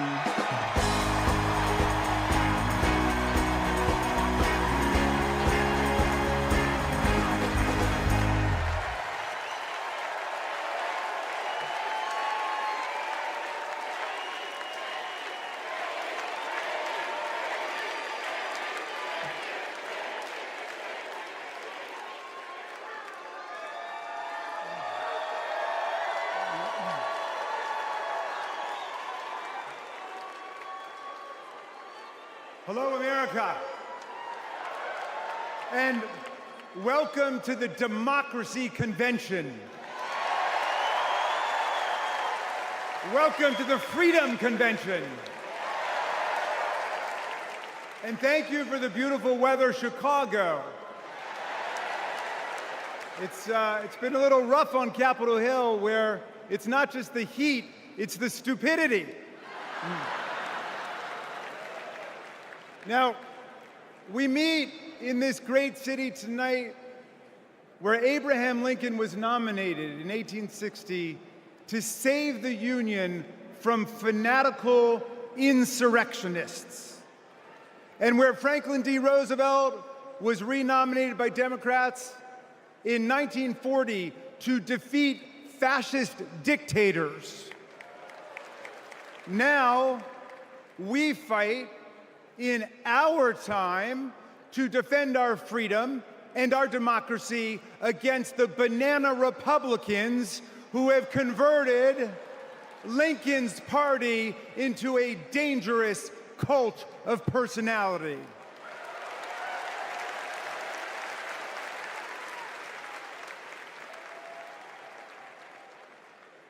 You know, I'll never forget the pounding on the doors of the House chamber on January 6th, or the screams to follow. Hundreds of our police officers taunted and attacked, 140 of them wounded by extremists wielding baseball bats, steel pipes, even American flags. 5 people died that day, and 4 more of our officers took their own lives in the days and weeks to come. All of this after Trump was defeated by more than 7 million votes by the great Joe Biden.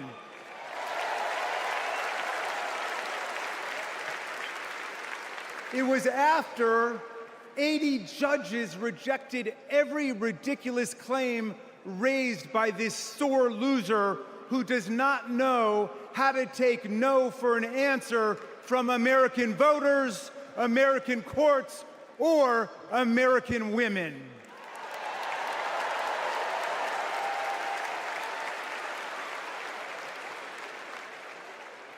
Remember what the mob chanted as they stormed the Capitol and injured our officers?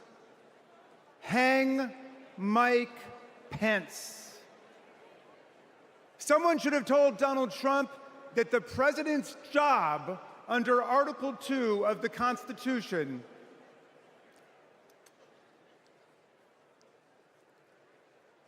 Someone should have told Donald Trump that the president's job under Article 2 of the Constitution is to take care that the laws are faithfully executed, not that the vice president is executed.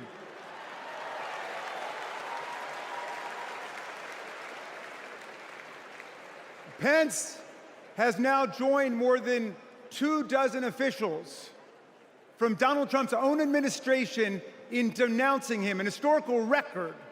And Pence is the first vice president in more than 2 centuries not to support the president he served with in a general election. And by the way, J.D. Vance, do you understand why there was a sudden job opening for running mate on the GOP ticket?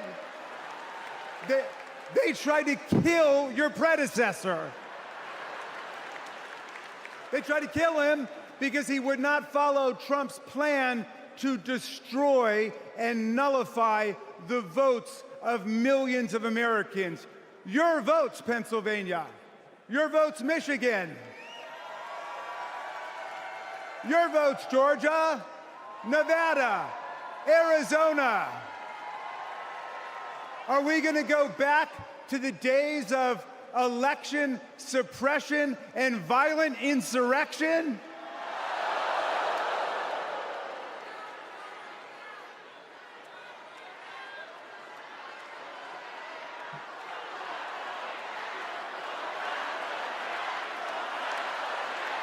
We're not going back.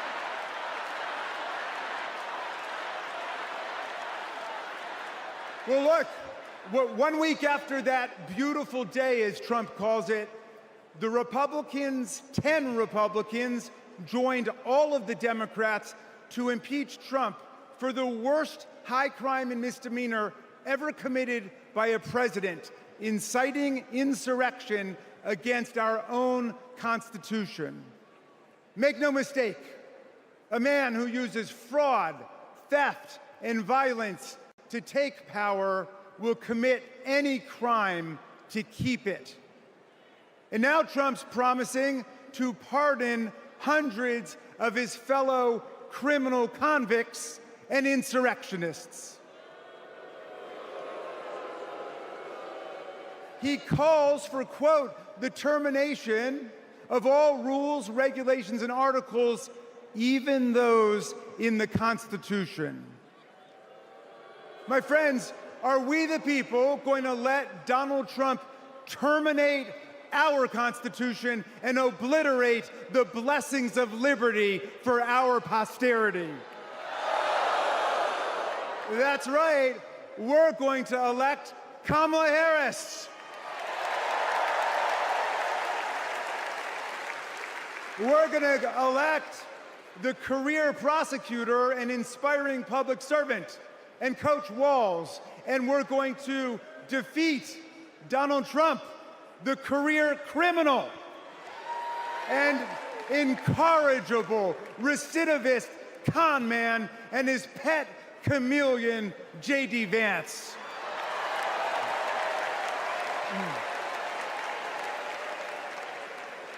And America, let's make it a landslide so big that Donald Trump and his kangaroo Supreme Court justices cannot even try to steal it.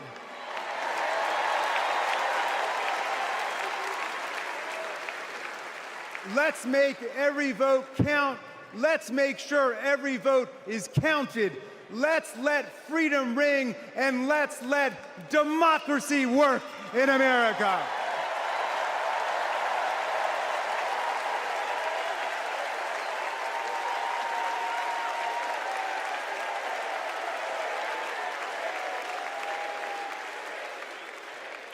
Please welcome Texas Representative Jasmine Crockett.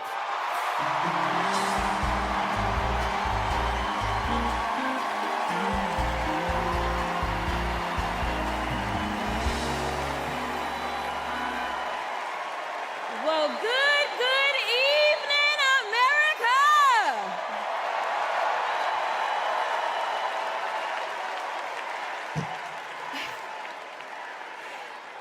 On November 5th, our nation will hire a president, a commander-in-chief, and leader of the free world.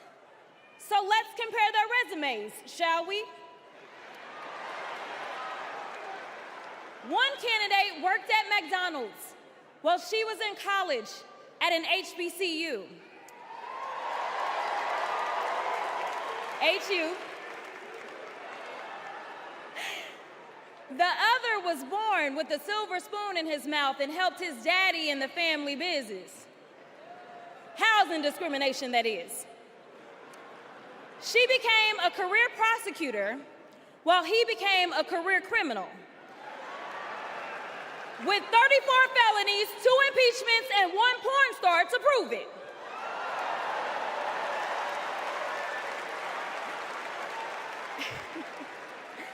Her entire career as an elected district attorney, attorney general, and senator, she's always worked for one client, the people. Meanwhile, he's a 78-year-old, lifelong predator, fraudster, and cheat, known for inciting violent mobs. Listen, y'all, he's only looked out for one person, himself. As women are dying, he is bragging about overturning Roe. And y'all know I come from Texas. And right now in Texas, come on, Texas.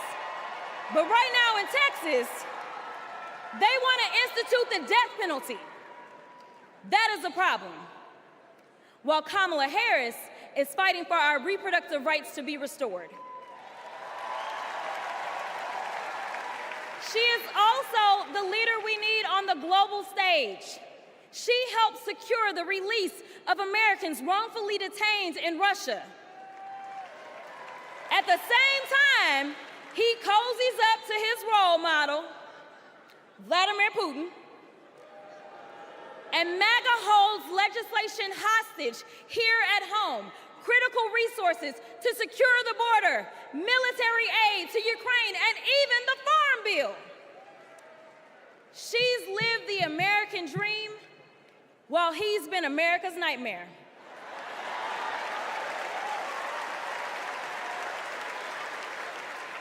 America, looking at the two choices before you, who would you hire? Donald Trump or Kamala Harris?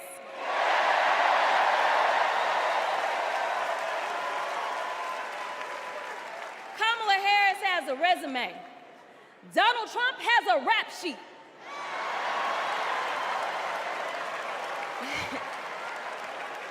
She presides over the Senate while he keeps our national secrets next to his thinking chair. Y'all know what I said that other time. In Mar-a-Lago.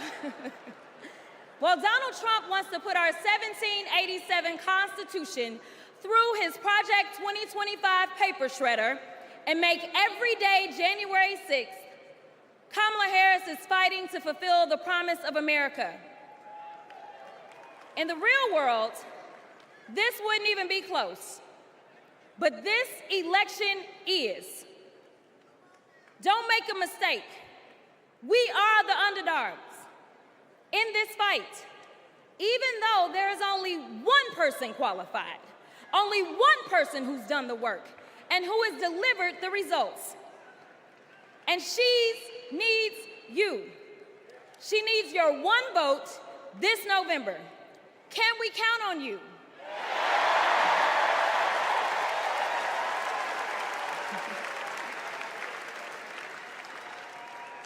Some of you know a little bit of my history, some of you don't, so let me tell you. I was a public defender.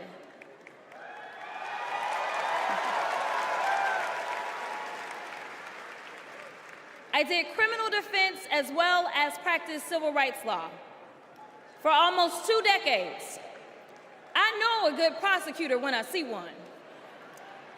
Kamala Harris is the kind of prosecutor we long for in the cases like those of Breonna Taylor. Yeah. She was the first attorney general in the nation to order that her officers wear body cams, and she started the Back on Track program to reduce recidivism.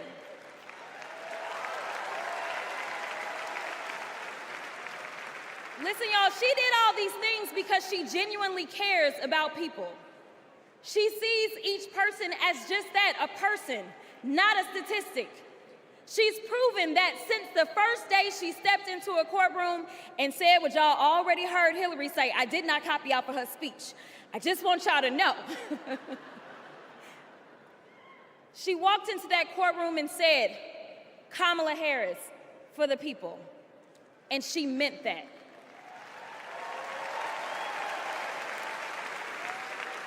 Many of you know her credentials, but what I love about Kamala Harris goes beyond her resume, is that she sees the humanity in everyone. She's the only candidate in this race who is capable of empathy. When I first got to Congress, I wasn't sure I made the right decision. The Chaos Caucus couldn't elect a speaker, and the Oversight Committee was unhinged. I was going through all of this when I visited the Vice President's residence for the first time. As I approached Vice President Harris for our official photo, she turned to me and asked, "What's wrong?" Mind you, we'd never met, but she saw right through me. She saw the distress. I immediately began crying.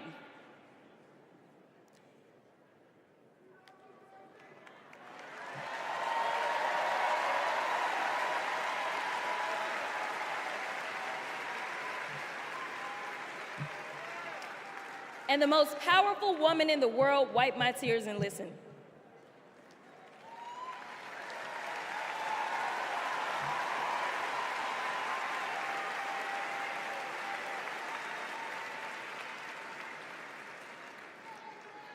It's so hard for me to tell this story. She then said, among other things, "You are exactly where God wants you. Your district chose you because they believe in you, and so do I."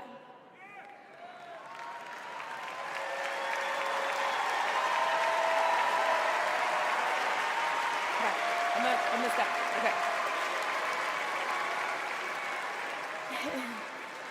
The next month, I went viral for the first of many times to come for hitting Republicans with a dose of their own medicine. That brief but impactful interaction gave me my legislative legs, and I've been running ever since.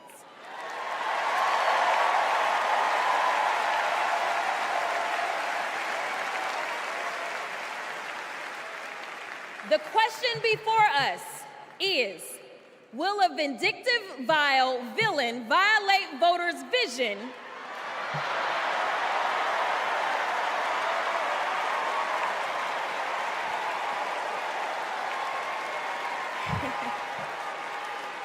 for a better America or not? I hear alliterations are back in style. We deserve better. We deserve a president who can be a bright light in a sea of darkness, one who will pull us forward, because we won't go back.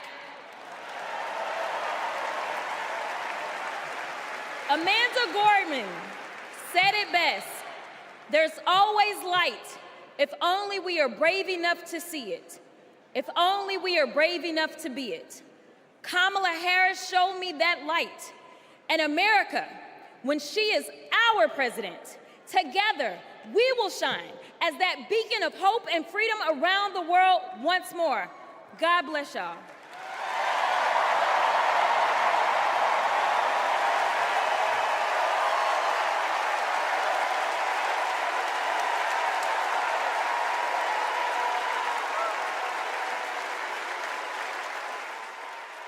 This is one of our willow boxes. This was the outfit that she was gonna maybe wear home from the hospital. Here's her little... the blanket that she was in. It's okay. No. For 54 years, they were trying to get Roe v. Wade terminated, and I did it, and I'm proud to have done it. I was punished for 3 days having to wait for either my baby to die or me to die, or both. I was stuck in this horrific hell of both wanting to hear her heartbeat and also hoping I wouldn't. There has to be some form of punishment. For the woman? Yeah, there has to be some form. I almost died because doctors were forced to follow Trump's abortion ban. Kamala will protect a woman's right to choose. We trust women to make decisions about their own body and not have their government tell them what to do. I have so much faith in her. And when Congress passes a law to restore reproductive freedoms as President of the United States, I will sign it into law. We have to fight for Kamala Harris, our rights, our freedoms, and frankly, our lives. Everything is on the line.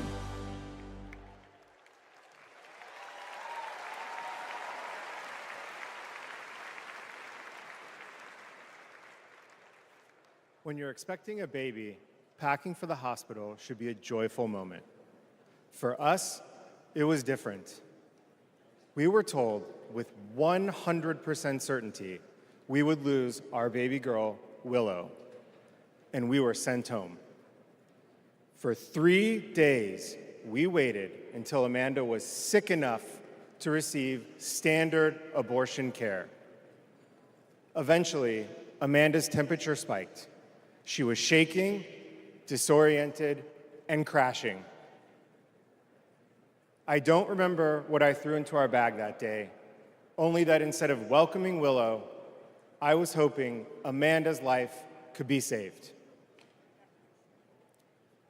I'm here tonight because the fight for reproductive rights isn't just a woman's fight. This is about fighting. This is about fighting for our families. And as Kamala Harris says, our future.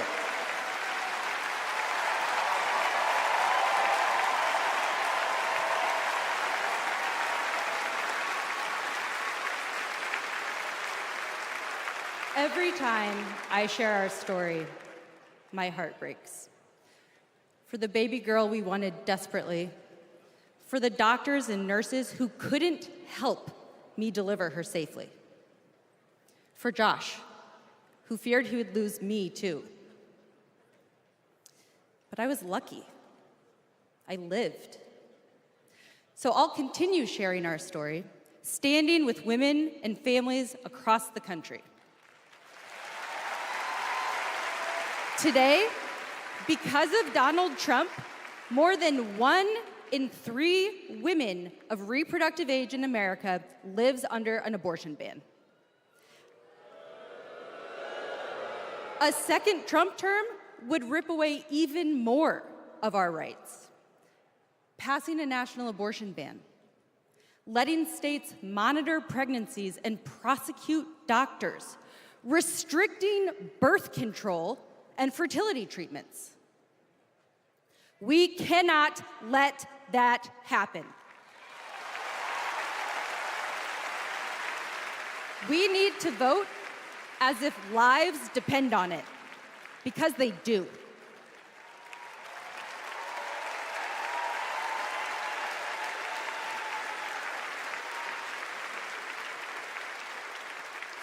Two years ago, my husband and I were expecting our second child. Our daughter, Lauren, couldn't wait to be a big sister. I was getting ready for her 4th birthday party when something didn't feel right. 2 emergency rooms sent me away. Because of Louisiana's abortion ban, no one would confirm that I was miscarrying. I was in pain, bleeding so much my husband feared for my life. No woman should experience what I endured, but too many have. They write to me saying, "What happened to you happened to me." Sometimes they're miscarrying, scared to tell anyone, even their doctors. Our daughters deserve better. America deserves better.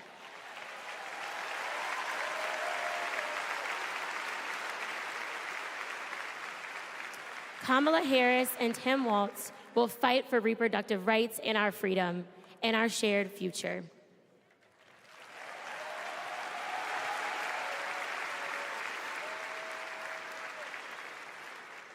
Growing up, I was an all-American girl. Varsity soccer captain, cheerleading captain, homecoming queen, and survivor.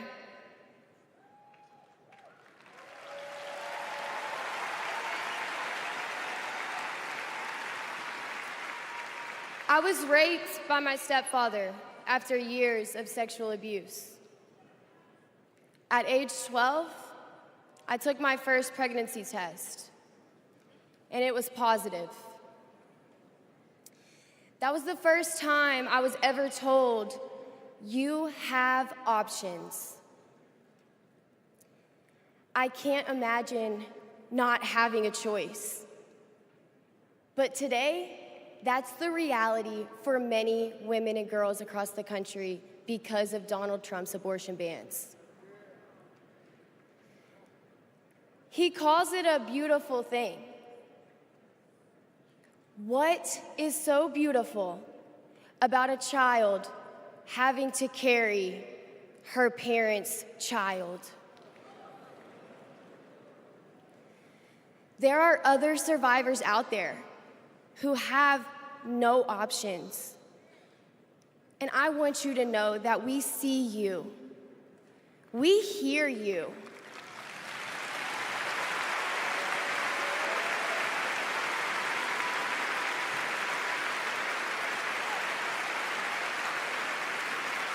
Kamala Harris will sign a national law to restore the right to an abortion.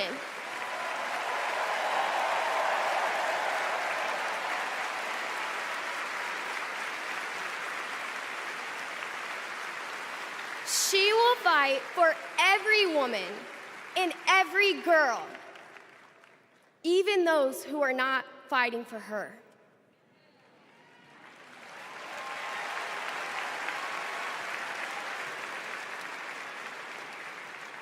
And now, I am honored to introduce another champion for women, a leader who's fought for me and for so many others, Governor Andy Beshear.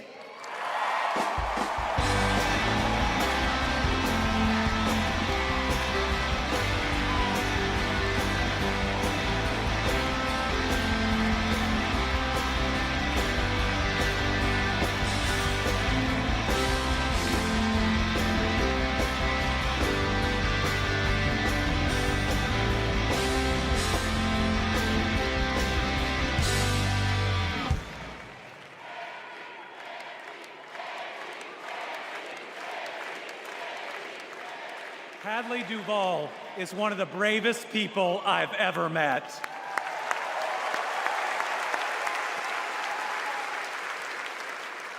I'm amazed at the courage it takes to share her pain, to share her truth.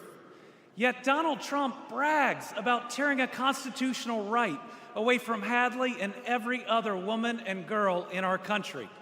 That's why we must tear away any chance he can ever be president ever again.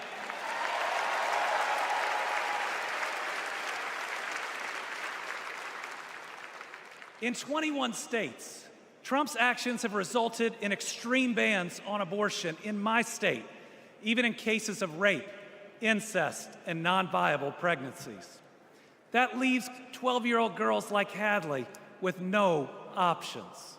That fails any test of humanity, any test of basic decency, any test of whether you have any underlying empathy. Thankfully, this extremism is being soundly rejected all over our country.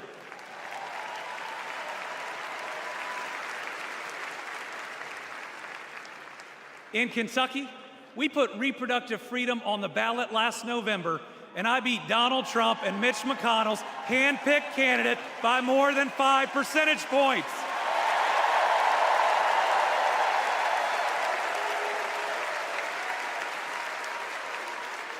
This November, we're going to beat them again.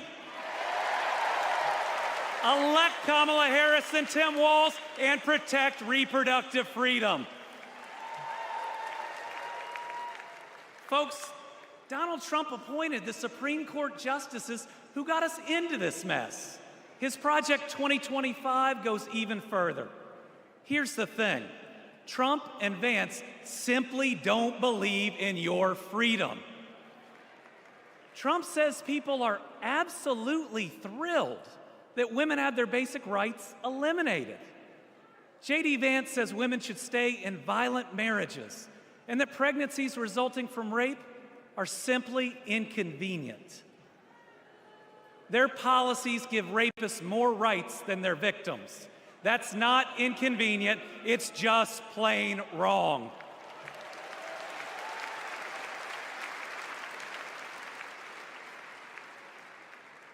And a woman grieving a non-viable pregnancy shouldn't be required to carry it to term just to listen to her child die or to hear no sound at all. All women should have the freedom to make their own decisions. Freedom over their own bodies. Freedom about whether to pursue IVF. Freedom about whether to have children at all.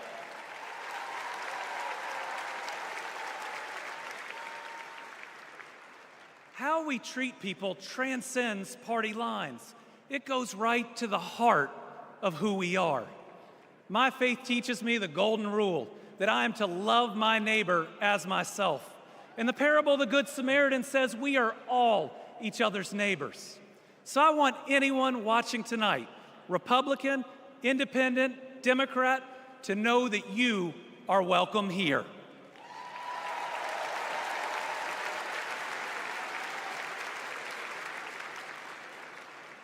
We believe in America where we live out our values, end anger politics once and for all, and move beyond this us versus them by remembering we are all Americans.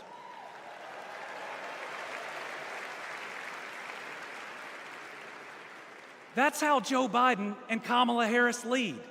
They both called to ask how they could help Kentucky in recovering from natural disasters. They helped us improve our roads, our bridges, and invested in our people. They didn't ask me who Kentuckians voted for. They asked me what Kentuckians needed, and folks, they delivered.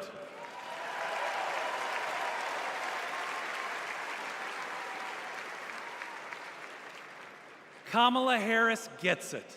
She knows we must move beyond anger, extremism, and division, that everyone has dignity and deserves respect. America, we're going to win.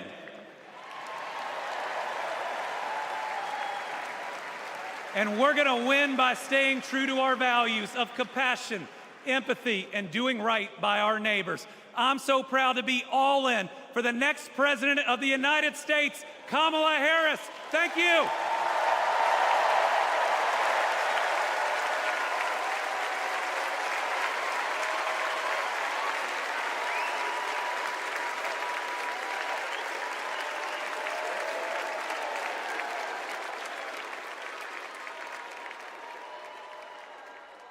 Please welcome Georgia Senator Raphael Warnock.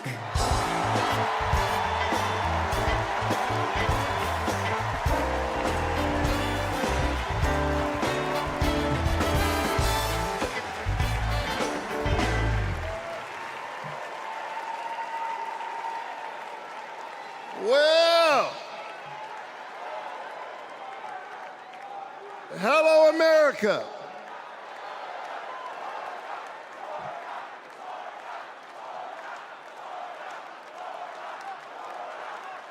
Thank you so very much.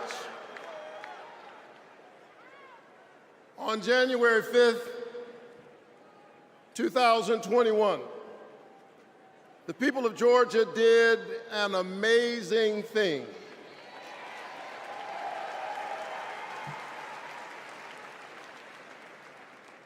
They sent a black kid who grew up in public housing and the Jewish son of an immigrant to the United States Senate in one fell swoop.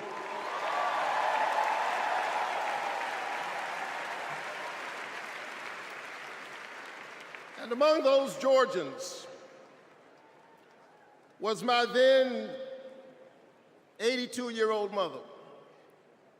She grew up in Waycross, Georgia. Do you know where that is? It's way across Georgia. She grew up in Waycross, Georgia, where she picked other people's cotton and other people's tobacco. But because this is America, the 82-year-old hands that used to pick somebody else's cotton and somebody else's tobacco picked her youngest son to be a United States Senator.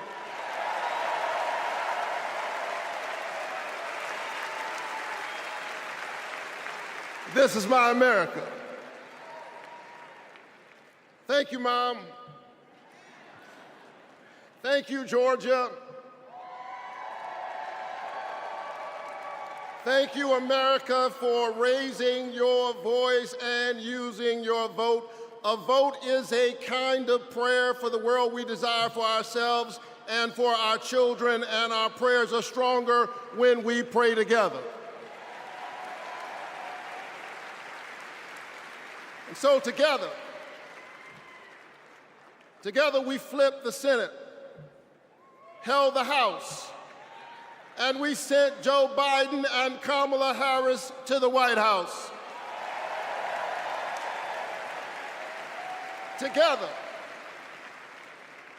Together we vaccinated our citizens, we fortified our cities and our towns, and we stood by our small businesses.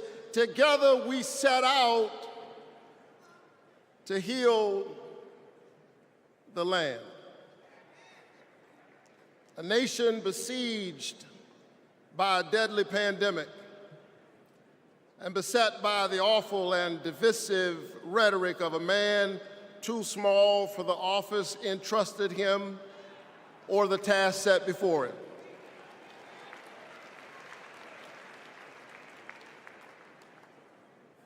The day after my January 5th election, he instigated an insurrection, a violent assault on our nation's capital and the peaceful transfer of power, all driven by the big lie.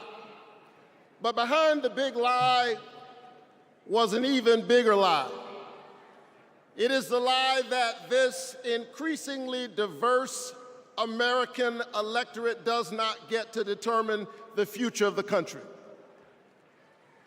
The lie and the logic of January 6th is a sickness. It is a kind of cancer that then metastasized into dozens of voter suppression laws all across our country. And we must be vigilant tonight because these anti-democratic forces are at work right now in Georgia and all across our country. And the question is, who will heal the land? And so here we are, America. Are you ready? Are you ready to stand up in this moral moment? Stand up for the best in the American covenant.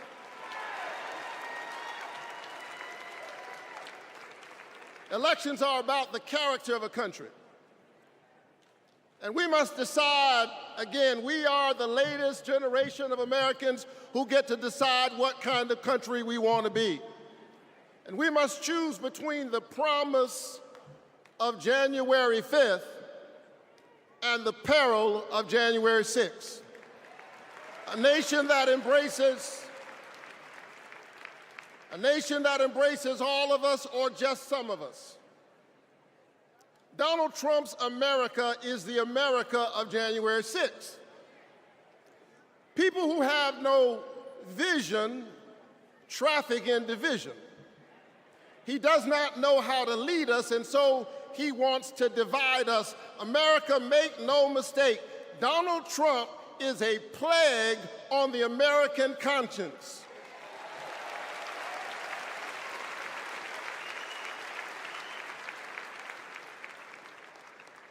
He is a clear and present threat to the precious covenant we share with one another.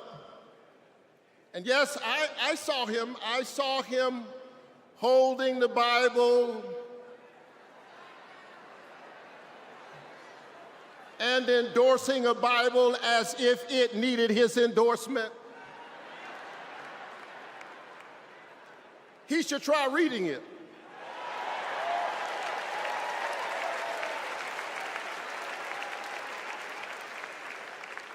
It says, do justice, love kindness, and walk humbly with your God. He should try reading it. It says, love your neighbor as yourself. It says, inasmuch as you've done it unto the least of these, you have done it also unto me.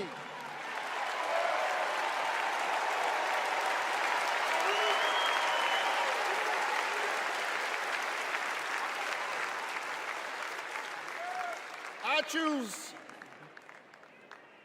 the American covenant. E pluribus unum, out of many one. I choose January 5th. I choose a nation that provides a path for ordinary people and gives every child a chance.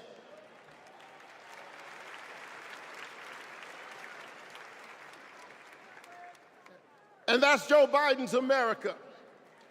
And he's been fighting for it for more than a half century. President Biden, America is so much better because of you, a true patriot who has always put the people first. Thank you, Joe.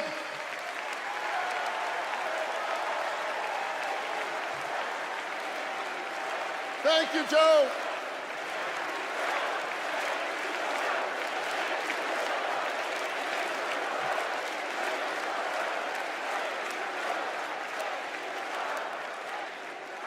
But I'll tell you something else.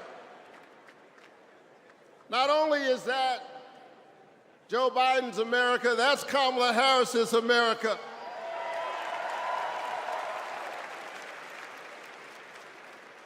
She was leading with Joe Biden when we expanded the child tax credit, cutting child poverty in America nearly in half.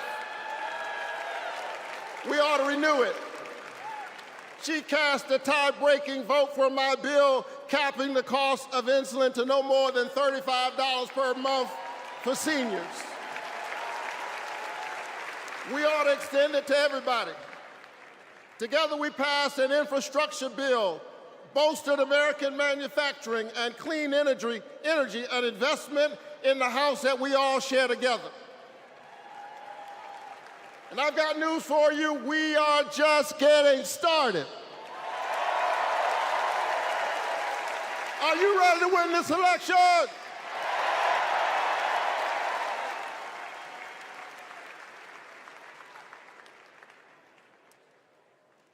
Kamala Harris and Tim Walz represent the new way forward. We're not going back. We're not going back because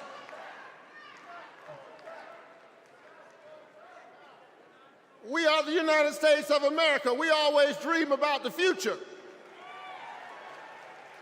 And so forward on women's reproductive rights, because we believe that a patient's room is too small and cramped a space for a woman, her doctor, and the United States government. That's too many people in the room.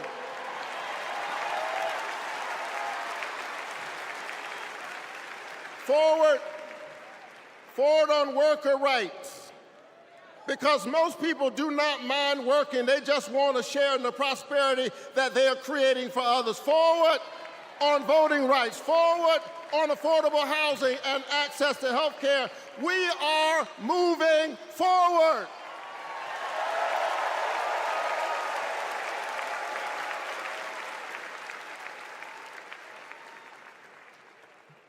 And so I'm inspired tonight. I'm inspired by all of you. I'm inspired by the resilience of an American spirit that has rebounded from the pandemic and is holding at bay the forces that are trying to divide us. And I'm inspired tonight by the memory of my late father, a preacher and a junk man. Monday through Friday, he lifted old broken cars and put them on the back of an old rig. But on Sunday morning, the man who lifted broken cars lifted broken people whom other people had discarded and told them that they were God's somebody.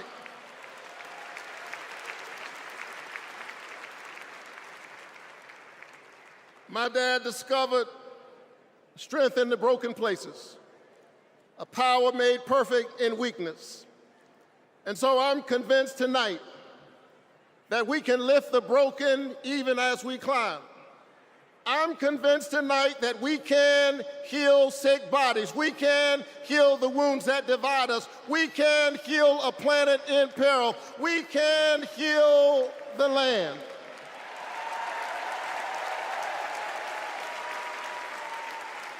And in a strange way,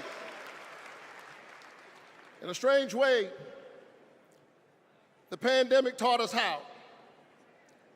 A contagious airborne disease means that I have a personal stake in the health of my neighbor. If she's sick, I may get sick also. Her health care is good for my health. I'm just trying to tell you that we are as close in our humanity as a cough. I need my neighbor's children to be okay so that my children will be okay. I need all of my neighbor's children to be okay. Poor inner city children in Atlanta and poor children of Appalachia. I need the poor children of Israel and the poor children of Gaza. I need Israelis and Palestinians. I need those in the Congo, those in Haiti, those in Ukraine. I need American children on both sides of the track to be okay. Because we are all God's children. And so let's stand together. Let's work together. Let's organize together. Let's pray together. Let's stand together. Let's heal the land. God bless you. Keep the faith. And keep looking up.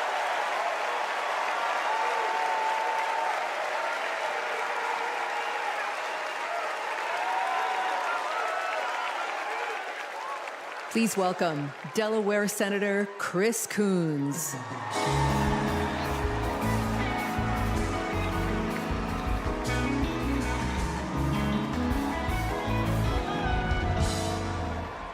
Good evening, folks. Good evening, America. Good evening, Chicago. Are there any Democrats in the room tonight? Folks, we are on the verge of making history. We are on the verge of an historic election. And I want to talk with you for just a few minutes about my dear friend, our president, Joe Biden. Joe Biden's mom had a saying: "You are defined by your courage, and you are redeemed by your loyalty." 4 years ago, I had the honor of helping introduce Joe Biden to our national convention. I spoke about Joe's faith, his love of family, his determination to restore the soul of our nation. Back in 2020, America was nearly flat on our back from a deadly pandemic, an economic collapse, and then in January, an assault on our democracy. All of this, because the drama and chaos of our former president had knocked us down. But folks, Joe Biden's courage, Joe Biden's faith in us, Joe Biden's determination to heal the soul of our nation gave us hope and gave us confidence. Someone who has himself been knocked down by life time and again. Joe Biden knows the grit and determination of the American people. He believed in us, and Joe Biden helped us get back up again.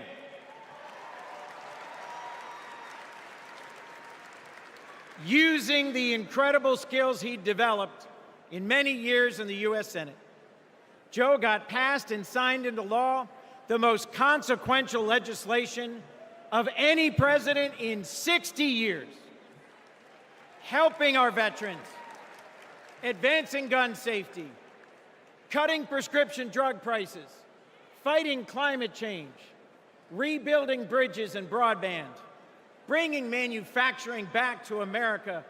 Together, Joe and Kamala helped rebuild our economy from the middle up, from the bottom up, and the middle out, not from the top down. And they made our families safer and our country stronger at home and abroad. Today, we are so much better off because they believed in us, in our democracy.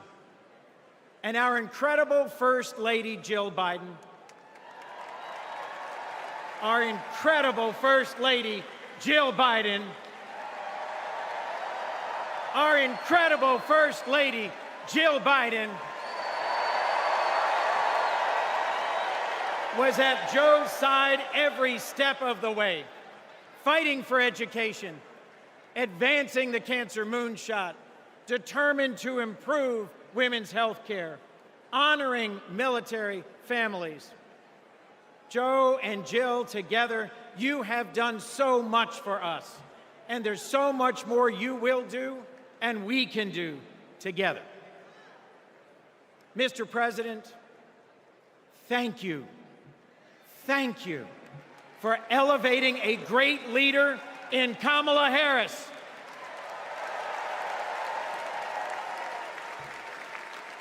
Vice President Harris, thank you for choosing a great running mate with a heart for the middle class like yours in Sergeant, Congressman, Coach, Governor Tim Walz.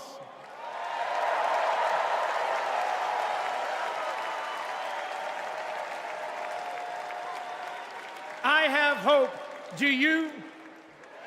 I have hope. Do you? I have hope. Do you? And it is in no small part because of Joe Biden. I have never known a more compassionate man than Joe Biden. I have never known a man who has taken from his own loss and his own faith and delivered so much for the future of so many others. Mr. President, you were my senator as a Delawarean. You are my president as an American, and you will always be my friend. On behalf of our nation, Joe, for your courage in fighting for our democracy, we thank you.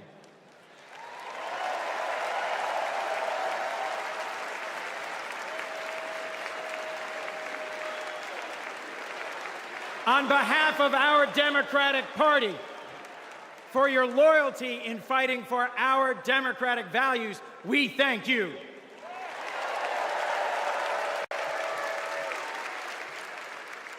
And on behalf of Delaware, thank you, Joe, and God bless you.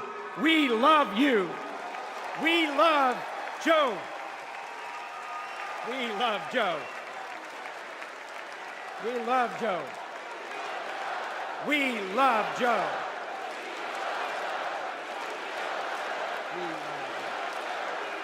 Thank you all. We love Joe. God bless you, and thank you very much.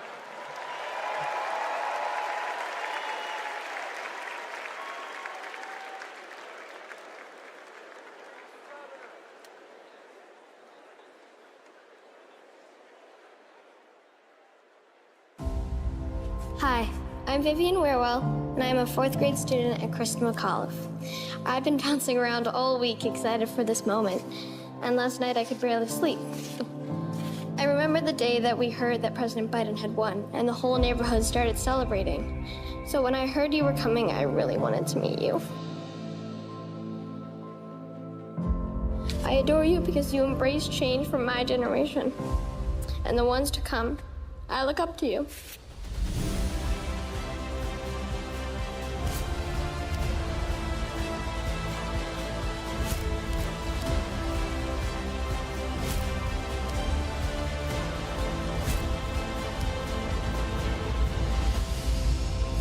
Now it is my honor to introduce our First Lady, Dr. Jill Biden.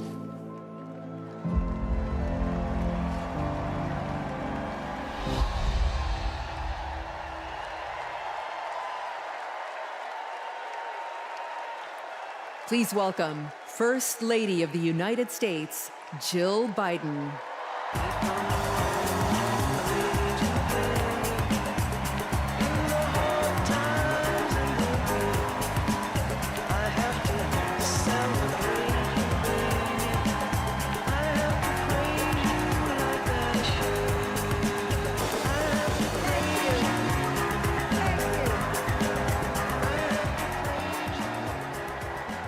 Thank you.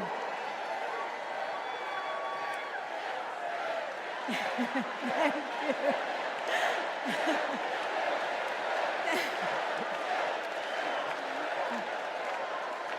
Thank you. Thank you so much. Love you too. Joe and I have been together for almost 50 years. And still, there are moments when I fall in love with him all over again. Like when I handed him our baby Ashley for the first time and saw the smile that lit up his face. Or on nights after an exhausting day working in the Senate, when he would read one more bedtime story just because the kids asked. When he stops on a rope line because he sees someone grieving who needs to know that everything is going to be all right one day. Or to encourage that child with a stutter to find the confidence she needs. Those moments when I'm reminded of all he's accomplished in the name of something bigger than himself. Receiving the Medal of Freedom with humility.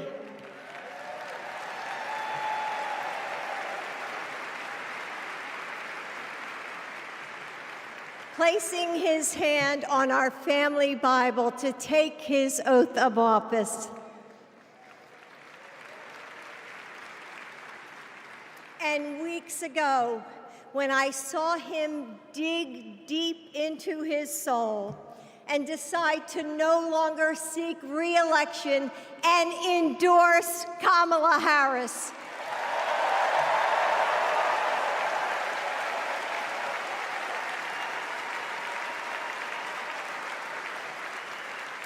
With faith and conviction, Joe knows that our nation's strength doesn't come from intimidation or cruelty.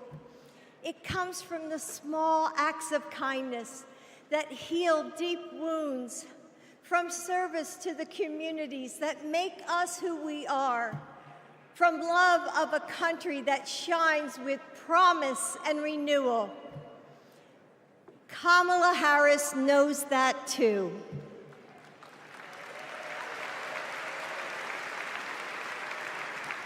Our son, Beau, first worked with Kamala when he was Attorney General of Delaware.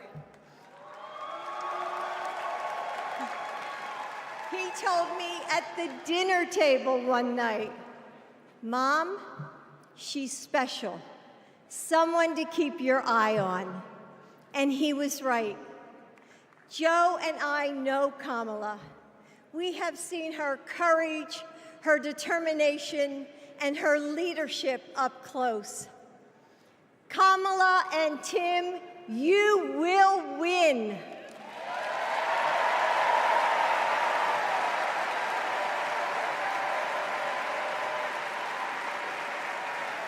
And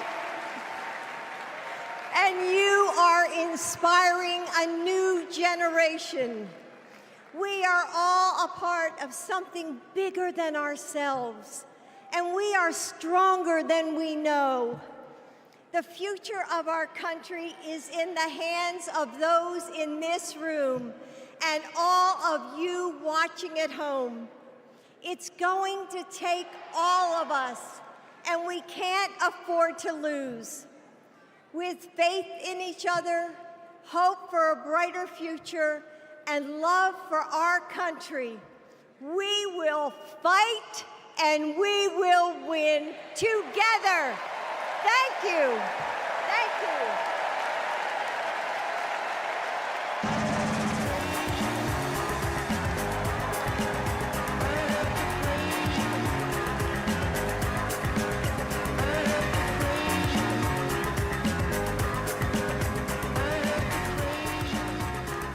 Please welcome First Daughter, Ashley Biden.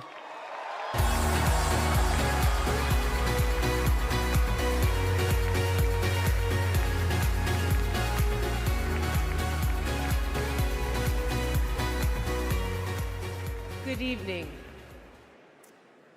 I have this memory. It's the eve of my 8th birthday. Dad is still in D.C., tending to urgent matters in the Senate. That night, as a surprise, Mom told me, Beau, and Hunter to get in the car.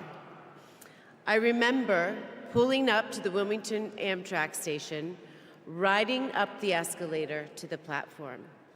The train stops, doors open, and Dad steps out.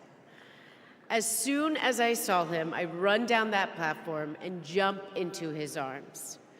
Like magic, Mom brought out a cake, they sang happy birthday, and I blew out the candles. Dad hugged me, and he said that he had to get back to work. He crossed to the southbound train, and off he went to DC. That was a snapshot of one moment, of one day, on this extraordinary journey of being Joe Biden's daughter.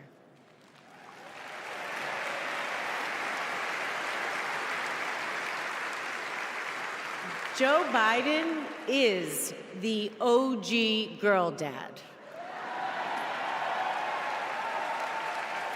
He told me I could be anything and I could do anything. As a child, I would sit on the leather chair in his office doing my homework, and he would sit next to me doing his work, drafting the Violence Against Women Act.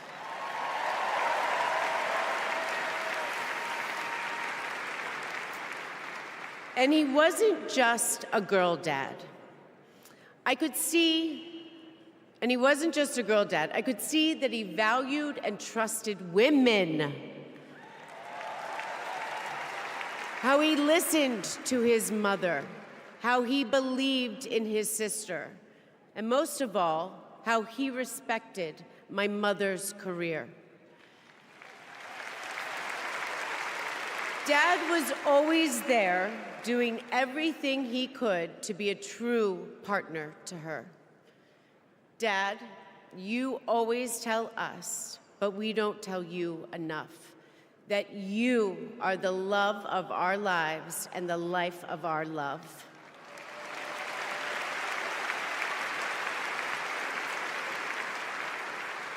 I had my wedding reception in my parents' backyard. At the time, my dad was vice president. But he was also that dad who literally set up the entire reception. He was riding around in his John Deere four-wheeler, fixing the place settings, arranging the plants, and by the way, he was very emotional. I thought that I would be a mess, but he was the one crying, and I was the one who had to comfort him. Before he walked me down the aisle, he turned to me and said that he would always be my best friend. All these years later, Dad, you are still my best friend. His example in service inspired my career. I'm a social worker in Philadelphia.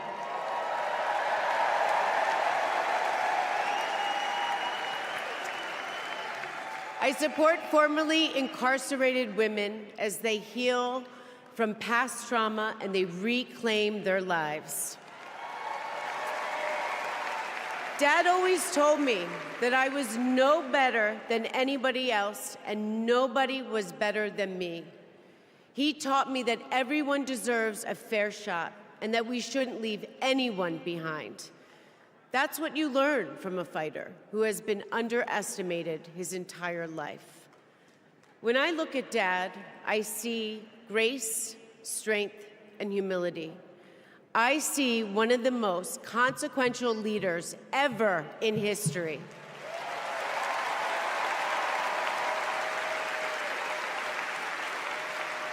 And I also know that he never stops thinking about you, about your dreams, about your dignity, about your opportunities, about your family. Dad knows that family is everything. When Hunter and I lost our brother Beau to cancer in 2015, the grief and the pain felt like it might never end. Dad had the capacity to step out of his own pain and absorb ours. And I know that Beau is here with us tonight, as he is always with us.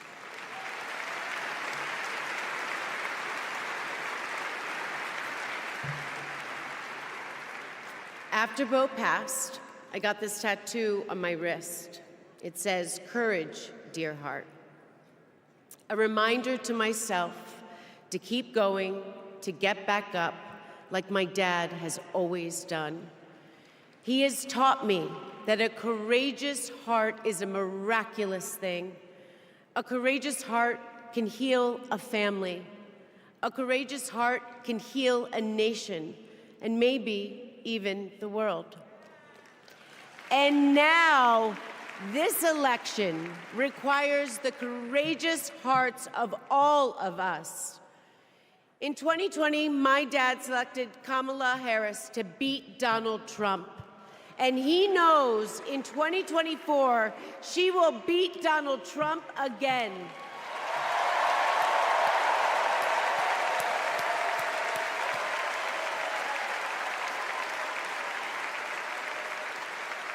So tonight, I am asking you, if you stood with us in 2020, call upon your courageous heart. Stand with us today. Work harder than you have ever worked before in your life. This is the fight of our lifetime.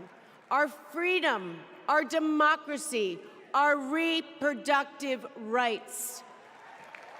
All of this, all of it is on the ballot.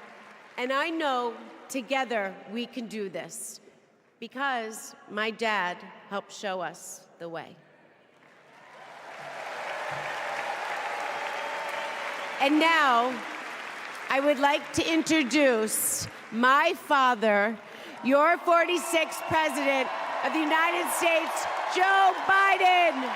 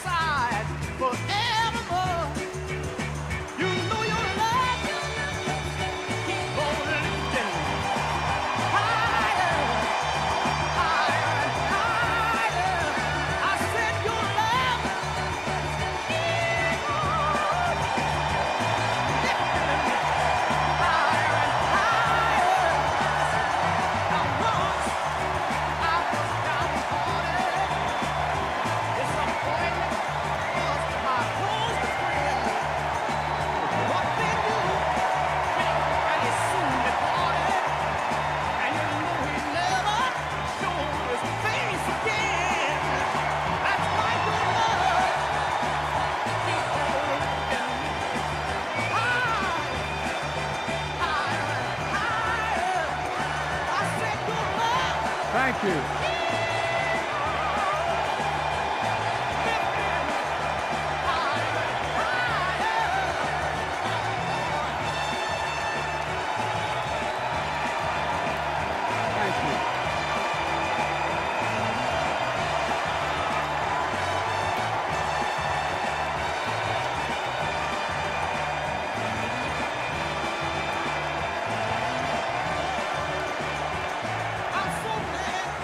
Thank you, thank you, thank you.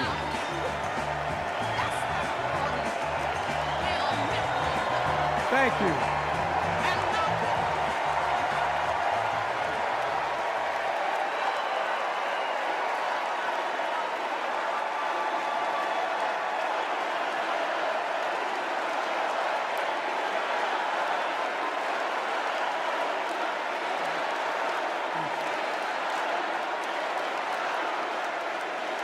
Thank you, thank you, thank you.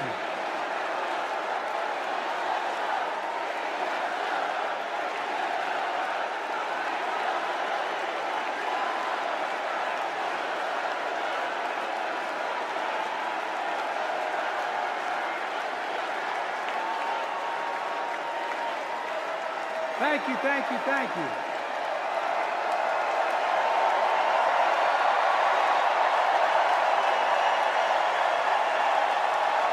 Thank you.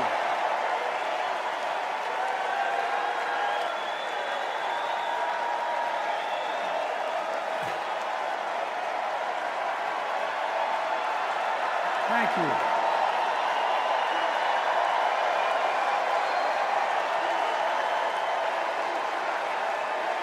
Thank you. I love you. Thank you.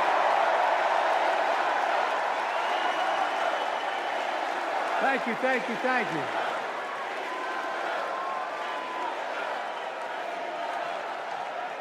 That was my daughter.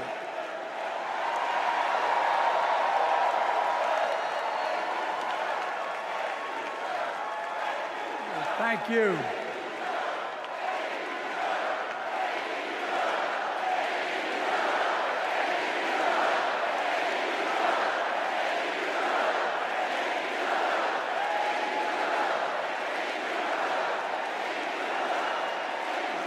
Thank you, thank you, thank you. Thank you. Thank you for so. I tell you what.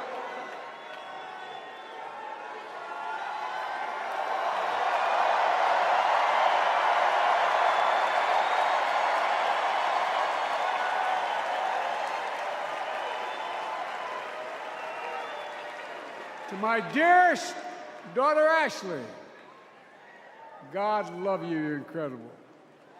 Thank you for that introduction and for being my courageous heart, along with Hunter and our entire family, and especially our rock, Jill.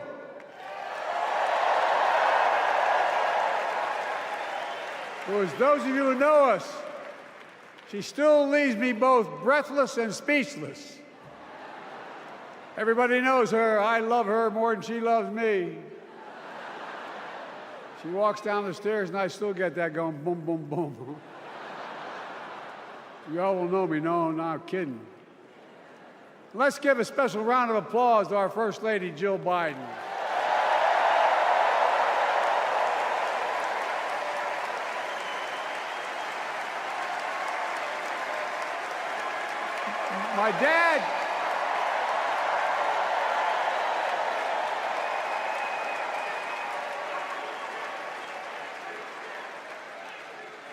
My dad used to have an expression, for real. He'd say, Joey, family is the beginning, the middle, and the end. And I love you all. Folks. And America, I love you.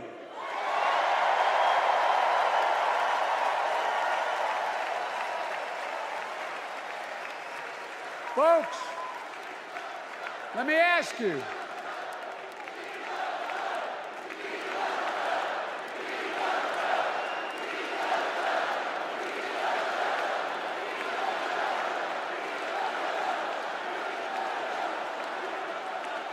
Let me ask you,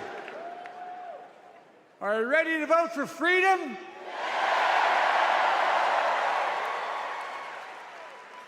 Are you ready to vote for democracy and for America? Let me ask you, are you ready to elect Kamala Harris and Tim Walz, President and Vice President of the United States?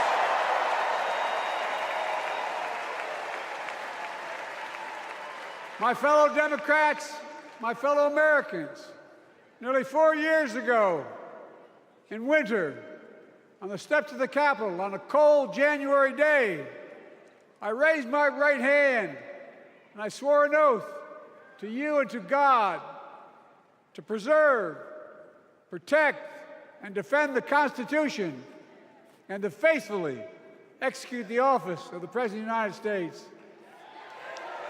In front of me was the city surrounded by the National Guard. Behind me, a Capitol just 2 weeks before had been overrun by a violent mob. But I knew then, from the bottom of my heart, that I knew now, there is no place in America for political violence. None. You cannot say you love your country only when you win.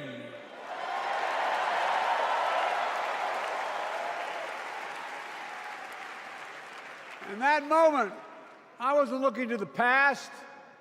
I was looking to the future. I spoke of the work at hand, the moment we had to meet. It was, as I told you then, a winter of peril and possibility. of peril and possibility. We're in the grip of a once-in-a-century pandemic, historic joblessness, a call for racial justice long overdue, clear and present threats to our very democracy. Thank you.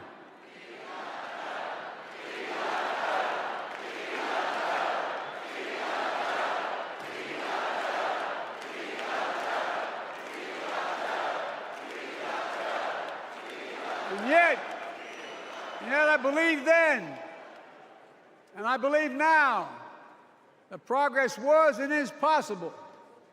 Justice is achievable, and our best days are not behind us, they're before us.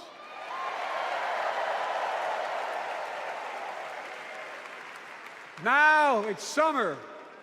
The winter has passed. And with a grateful heart, I stand before you now on this August night to report that democracy has prevailed. Democracy has delivered. And now democracy must be preserved.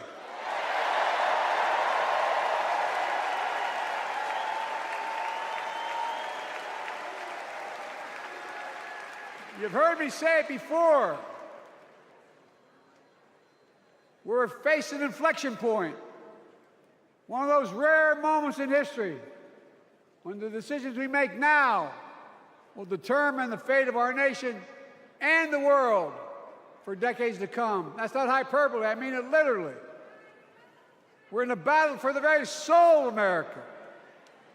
I ran for president in 2020 because of what I saw in Charlottesville in August of 2017. Extremists coming out of the woods, carrying torches, their veins bulging from their necks, carrying Nazi swastikas, and chanting the same exact anti-Semitic bile that was heard in Germany in the early 30s. Neo-Nazis, white supremacists, and the Ku Klux Klan, so emboldened by a president then in the White House that they saw as an ally. They didn't even bother to wear their hoods. Hate was on the march in America. Old ghosts and new garments, stirring up the oldest divisions, stoking the oldest fears, giving oxygen to the oldest forces that they long sought to tear apart America. In the process, a young woman was killed. When I contacted her mother, I asked about what happened. She told me. When the president was asked what he thought had happened, Donald Trump said, and I quote, "There are very fine people on both sides. My God." That's what he said. That is what he said and what he meant. That's when I realized, had listened to the admonition of my dead son, I could not stay in the sidelines. So I ran.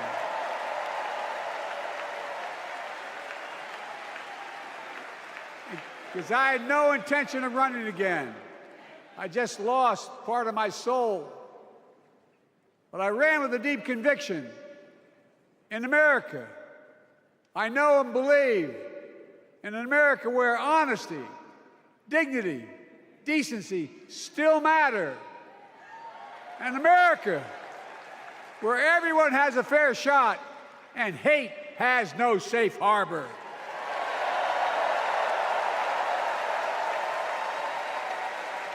An America where the fundamental creed of this nation, that all of us are created equal, is still very much alive. And a broad coalition of Americans joined with me. 81 million voters voted for us, more than any time in all of history. Because of all of you in this room and others, we came together in 2020 to save democracy.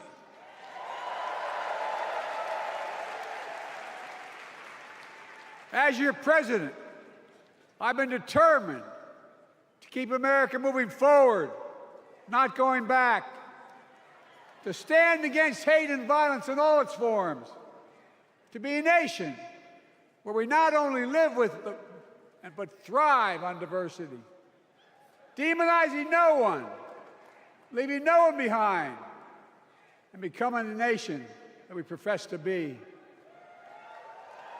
I also ran to rebuild the backbone of America, the middle class.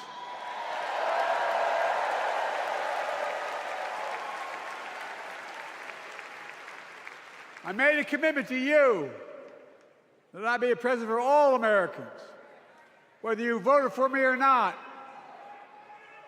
We have done that. Studies show the major bills we have passed actually delivered more to red states than blue, because the job of the president is to deliver to all of America.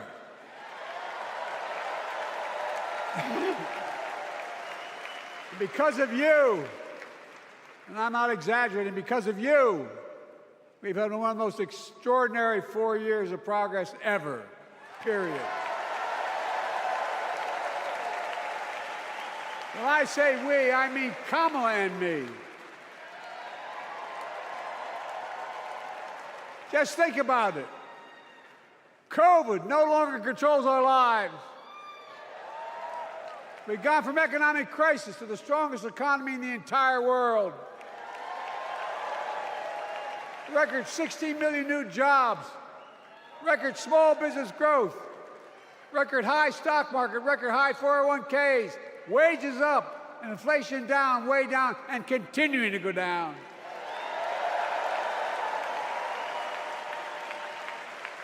The smallest racial wealth gap in 20 years. And yes, we both know we have more to do, but we're moving in the right direction. More Americans have peace of mind that comes from having health insurance. More Americans have health insurance today than ever before in American history.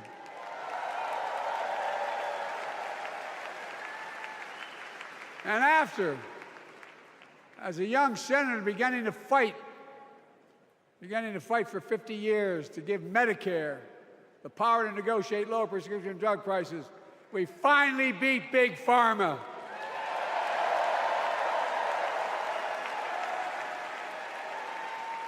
And guess who cast the tie-breaking vote? Vice President, soon-to-be President Kamala Harris.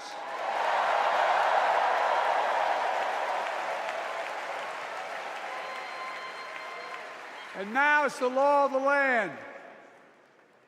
Instead of paying $400 a month for insulin, seniors with diabetes will pay $35 a month. The law we passed already includes, starting in January, every senior's total prescription cost can be capped at $2,000 no matter how expensive the drugs they have. And what we don't focus on, and our Republican friends don't seem to understand, our reforms don't just save seniors money, they save the American taxpayers money. You know what we just passed saved? It saved $160 billion over the next decade. That's not hyperbole. It's because Medicare no longer has to pay those exorbitant prices to the Big Pharma. But look, well, thank you, Kamala, too. Look, folks, how can we have the strongest economy in the world without the best infrastructure in the world? Donald Trump promised Infrastructure Week every week for 4 years, and he never built a damn thing.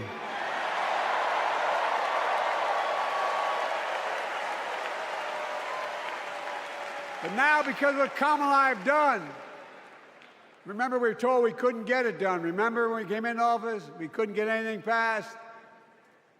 But right now, we're giving America an infrastructure decade, not week. We're modernizing our roads, our bridges, our ports, our airports, our trains, our buses. We're removing every lead pipe from schools and homes so every child can drink clean water. We're providing affordable high-speed internet for every American, no matter where they live, not unlike what Roosevelt did with electricity. And so much more. We are uniting the country. We're growing our economy. We're improving our quality of life. And we're building a better America.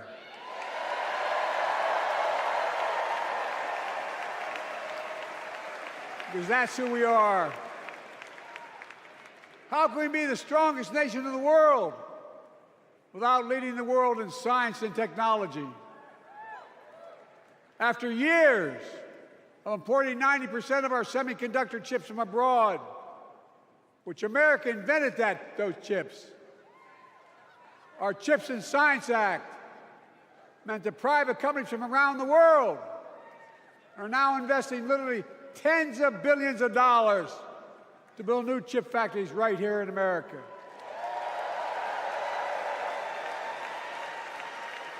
And over that period, they'll create tens of thousands of jobs. And many of those jobs in the so-called fabs, the buildings that make the chips, that's being constructed now. And guess what? The average salary in those fabs, size of a football field, will be over $100,000 a year, and you don't need a college degree.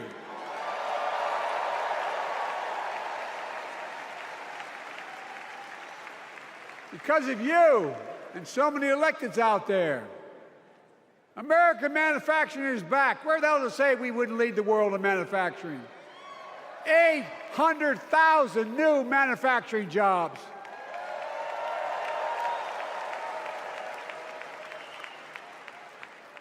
Our Republican friends and others made sure they'd go abroad to get the cheapest labor. We used to import products and export jobs. Now we export American products and create American jobs. Right here in America, where jobs belong. With every new job, with every new factory, pride and hope is being brought back to communities throughout the country that were left behind. You know you're from them, many of you. You know what it's like when that factory closed, where your mother, your father, your grandmother, grandfather worked.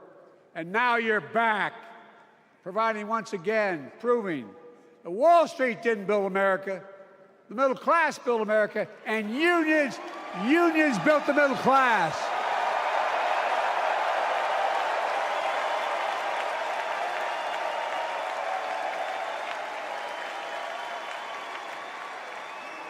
It's been my view since I came to the Senate.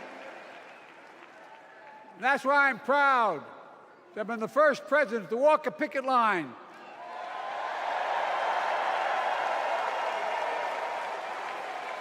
and be labeled the most pro-union president in history, and I accept it. It's a fact.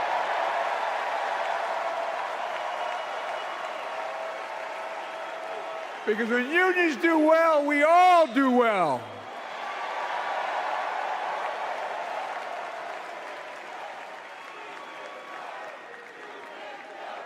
You got it, man. You got it.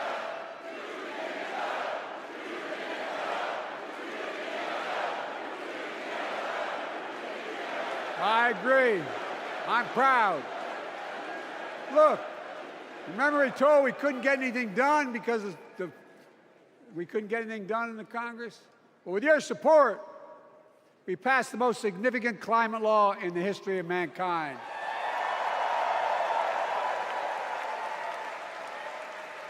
Over $370 billion. Cutting carbon emissions in half by 2030.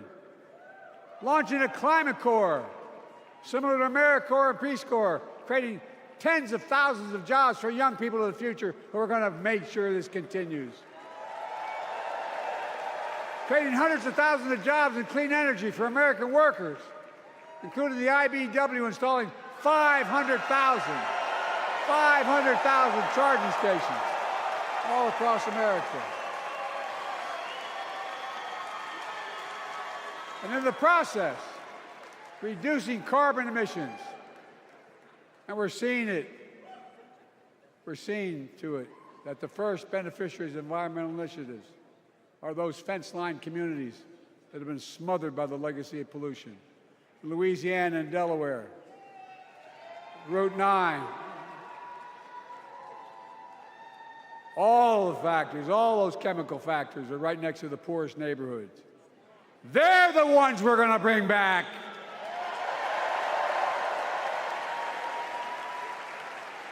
And how?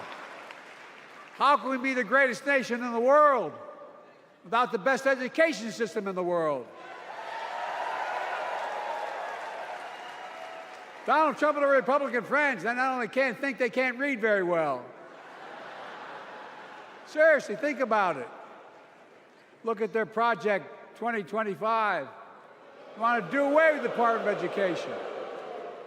Well, during the pandemic, Kamala and I helped states and cities get back their schools back open. And we gave public school teachers a raise.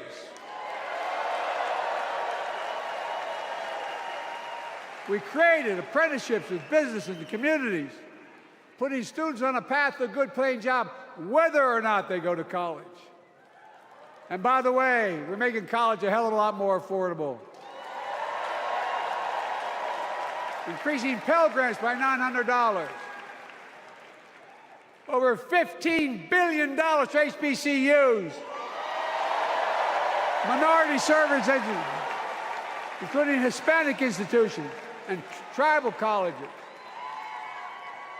We kept our commitment to provide more student relief than ever by lifting the burden of helping millions of families so they could get married, start a family, buy a home, and begin to build family wealth and contribute to the community and grow our economy.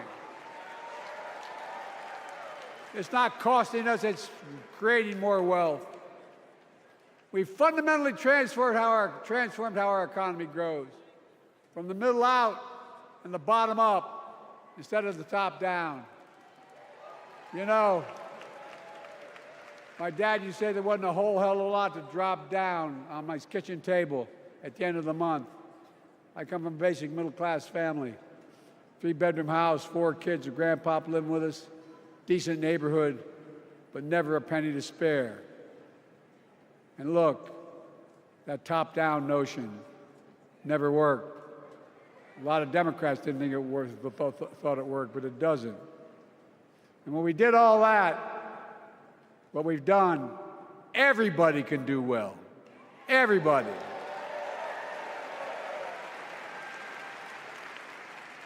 Donald Trump calls America a failing nation. No, I'm serious. But think about this. Think about this. He publicly says to the whole world, I'm going to say something outrageous. I know more foreign leaders by their first names and know them well than anybody alive. Just because I'm so damn old. But I'm not joking. Think of the message he sends around the world when he talks about America being a failing nation. He says we're losing. He's the loser. He's dead wrong.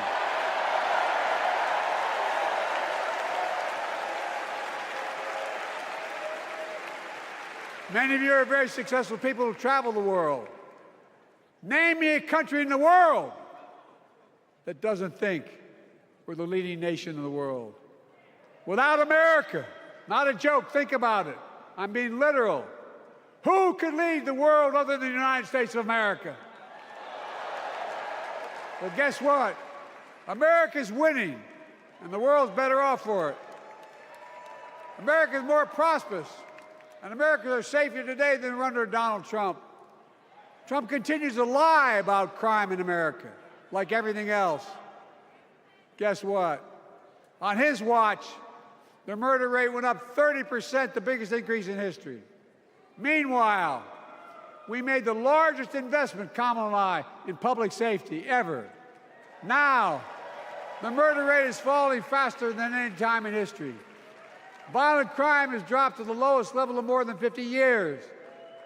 And crime will keep coming down when we put a prosecutor in the Oval Office instead of a convicted felon.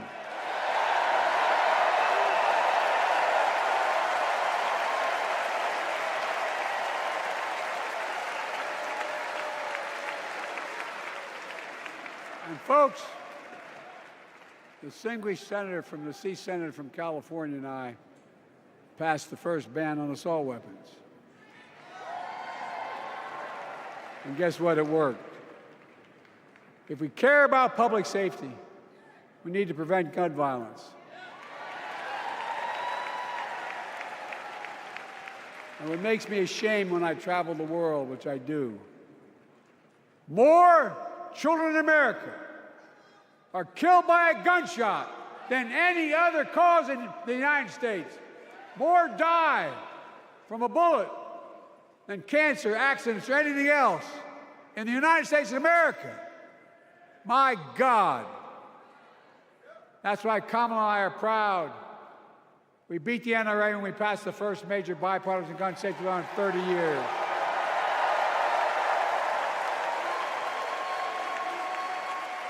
I'm serious. That comes from here. And now it's time to ban assault weapons again. And demand universal background checks.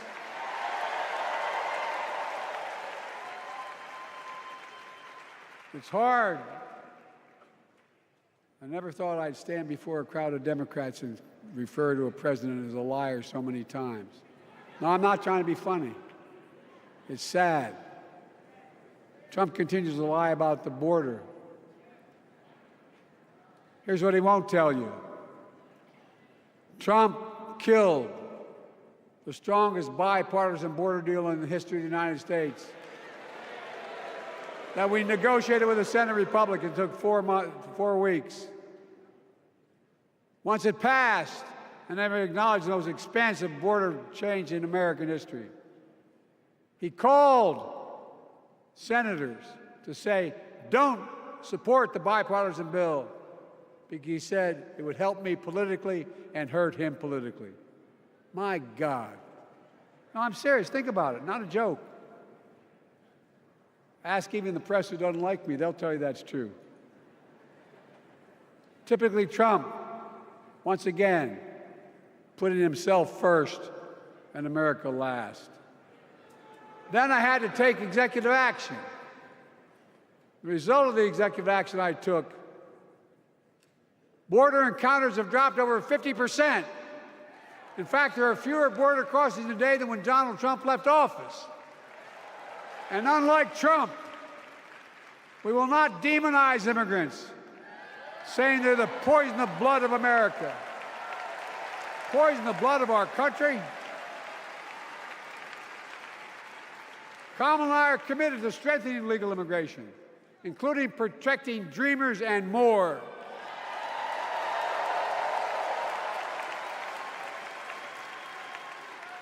And here's what else I believe in. Protecting your freedom to vote, your freedom to love who you love.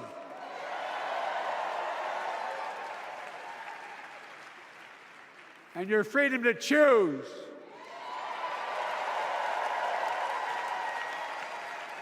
In its decision overturning Roe v. Wade, as you heard earlier tonight, the United States Supreme Court majority wrote the following, quote, women are not without electoral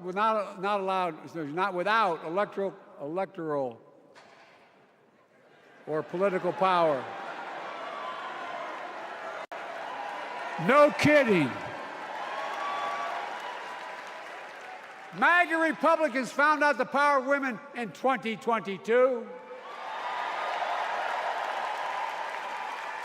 And Donald Trump is going to find out the power of women in 2024. Watch.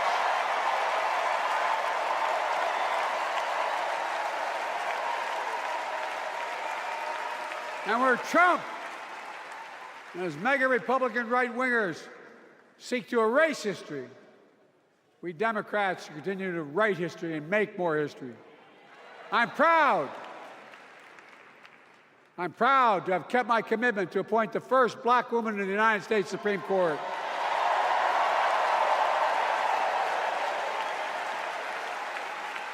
Ketanji Brown Jackson a symbol for every young woman in America that you can do anything. I'm proud that I've kept my commitment to have an administration that looks like America and that taps in to the full talent of our nation. The most diverse cabinet in history, including the first black woman in South Asian descent to serve as vice president. And will soon serve as the 47th president of the United States.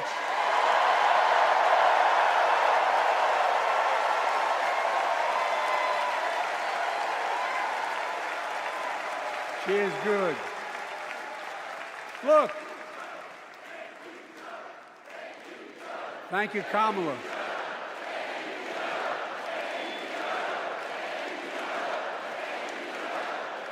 Folks, I've long said we have many obligations as a nation, but I got in trouble years ago for saying I'd make no apologies.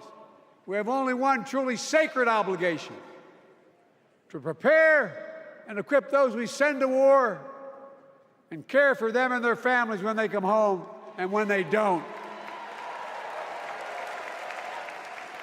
That's why I'm so proud to have written and signed the PACT Act, one of the most significant laws ever, helping veterans and their families exposed to toxic materials like burn pits in Agent Orange. I was around during the Vietnam War. It's hard. Nobody was able to prove that there's illness was a consequence of Agent Orange. And no one was able to prove initially that because they lived in burn pits like my son lived next to in Iraq for a year, that is the cause of their illness. But because of the PACT Act, a surviving spouse with 2 children is now eligible for a stipend of about $3,000 a month. And those children who lost a parent are eligible for tuition benefits to go to college and to get job training. It's already helping over 1 million veterans and their families just so far. Well, I love them, and I'm so proud of my son's service. We get it, but guess who doesn't get it and doesn't respect our veterans? We know from his own chief of staff, the 4-star General John Kelly, that Trump, when in Europe, would not go to the grave sites in France. The brave service members who gave their lives to this country. He called them suckers and losers. Who in the hell does he think he is? Who does he think he is? There's no words for a person. They are not the words of a person not worthy of being commander-in-chief, period. Not then, not now, and not ever. I mean that. I mean that from the bottom of my heart.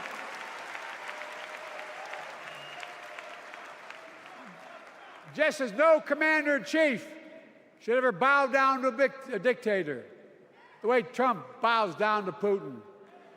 I never have, and I promise you, Kamala Harris will never do it. Will never bow down.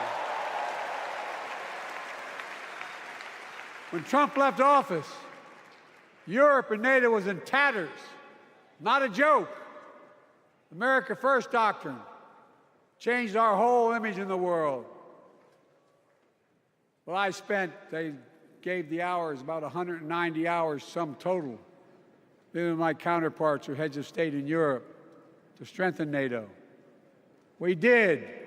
We united Europe like it hadn't been united for years, adding Finland and Sweden to NATO. 10 days before he died, Henry Kissinger called and said, not since Napoleon has Europe not looked over their shoulder at Russia with dread until now. Until now. Well, guess what? Putin thought he'd take Kyiv in 3 days. 3 years later, Ukraine is still free.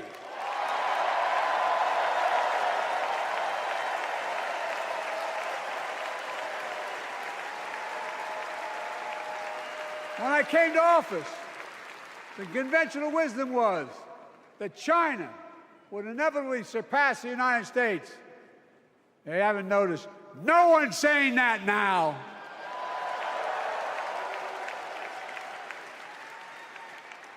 And we'll keep working to bring hostages home and end the war in Gaza and bring peace and security to the Middle East.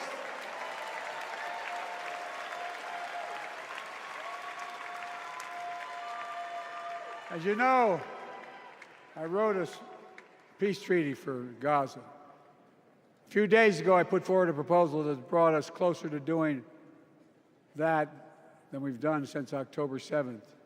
We're working around the clock, my Secretary of State, to prevent a wider war and reunite hostages with their families and surge humanitarian health and food assistance into Gaza now.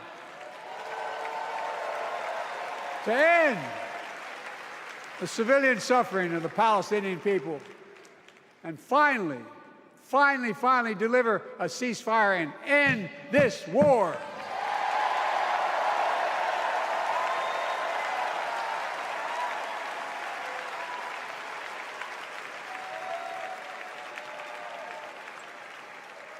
Those protesters out in the street, they have a point.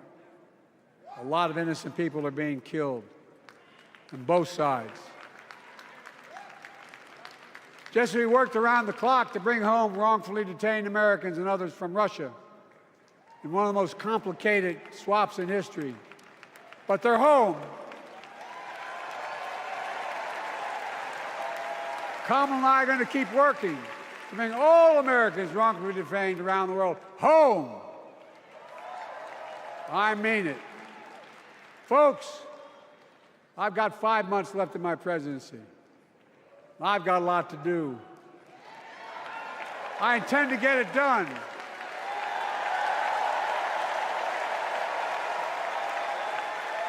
It's been the honor of my lifetime to serve as your president.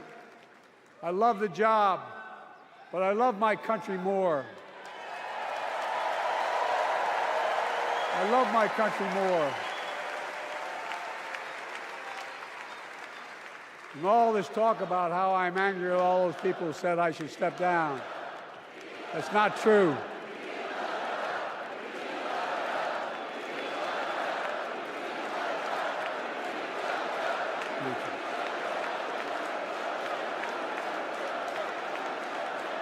I love my country more, and we need to preserve our democracy. In 2024, we need you to vote. We need you to keep the Senate. We need you to win back the House of Representatives.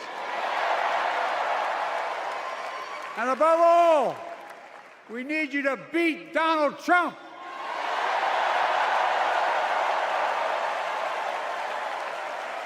And elect Kamala and Tim, President and Vice President of the United States of America. Look, they'll continue to lead America forward, creating more jobs, standing up for workers, growing the economy, lower the cost to American families so they just have a little more breathing room. We've made incredible progress, but we have more work to do. And Kamala and Tim will continue to take on corporate greed and bring down cost of food. They'll keep taking on Big Pharma, making insulin $35 a month, not just for seniors, but for everyone in America. And capping prescription drug costs at a total of $2,000, not just for seniors, but for everyone. And folks, that's going to save America again tens of billions of dollars. Folks, they'll make housing more affordable, building 3 million new homes, providing $25,000 down payment assistance for the first-time home buyer, more than the 10 we approved. Donald Trump wants a new tax on imported goods, food, gas, clothing, and more. You know what that will cost the average family, according to the experts? $3,900 a year in a tax. No, it's a fact. Kamala and Tim will make the child care tax credit permanent.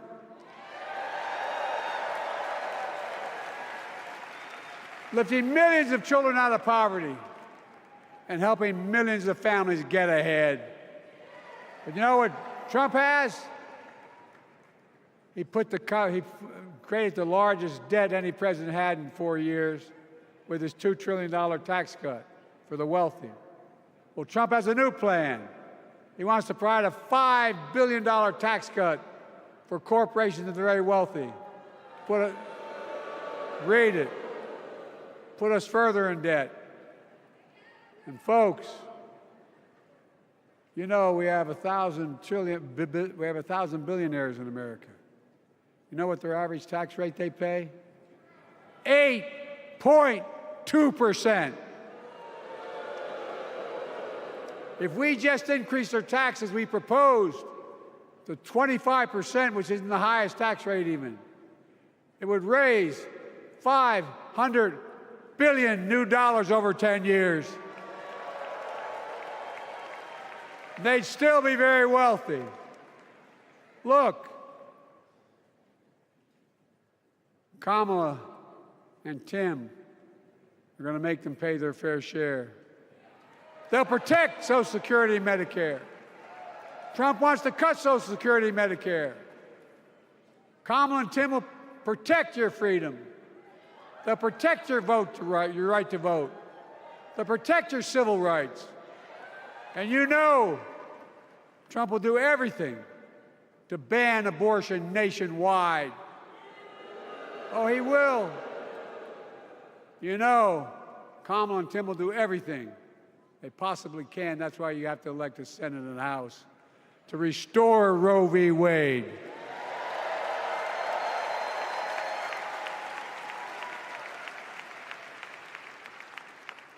The ancient Greeks taught us that character is destiny. Character is destiny.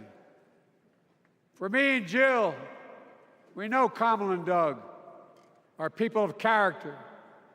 It's been our honor to serve alongside them. And we know that Tim and Gwen Walz are also people of great character. Selecting Kamala was the very first decision I made when I became our nominee. And it was the best decision I made my whole career.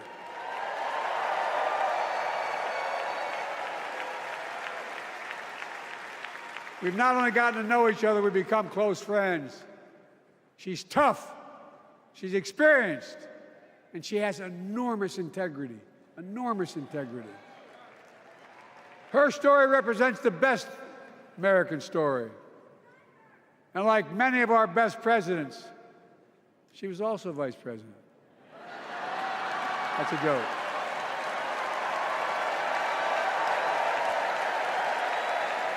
But she'll be a president our children can look up to. She'll be a president respected by world leaders because she already is. She'll be a president we can all be proud of. And she will be a historic president who puts her stamp on America's future.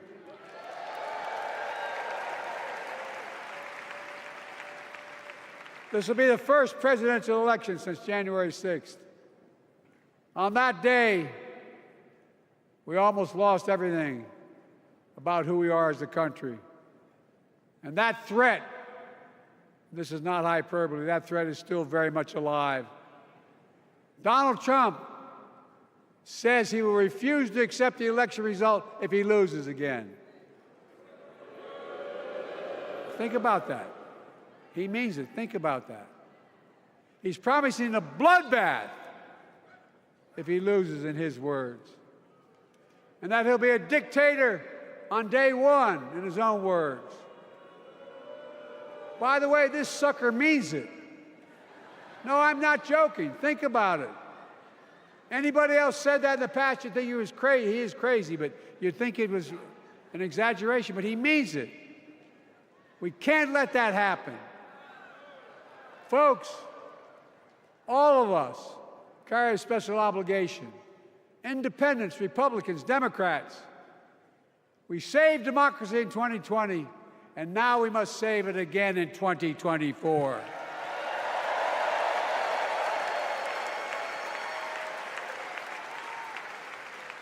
The vote of each of us cast this year will determine whether democracy and freedom will prevail. It's that simple. It's that serious. And the power is literally in your hands. History is in your hands. Not hyperbole.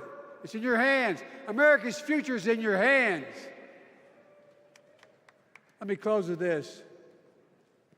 Nowhere else in the world could a kid with a stutter and modest beginnings in Scranton, Pennsylvania, and Claymont, Delaware, grow up to sit behind the resolute desk in the Oval Office.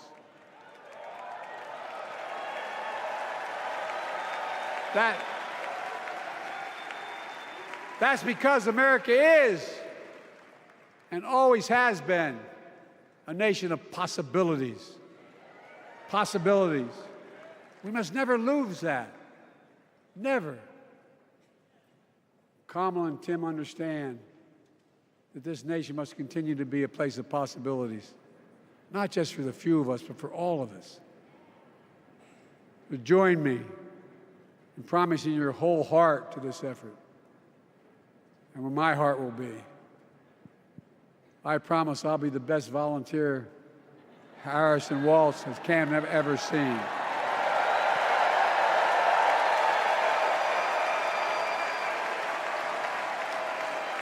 Each of us has a part in the American story.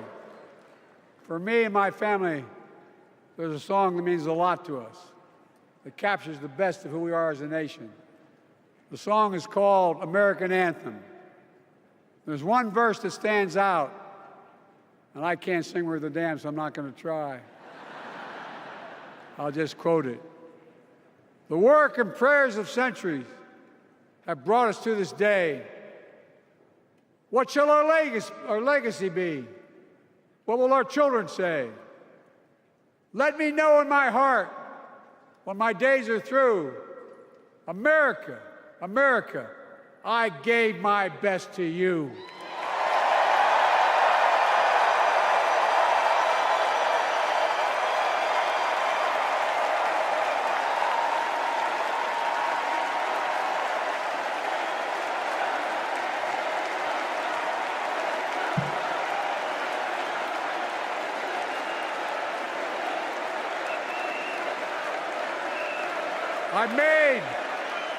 I made a lot of mistakes in my career, but I gave my best to you.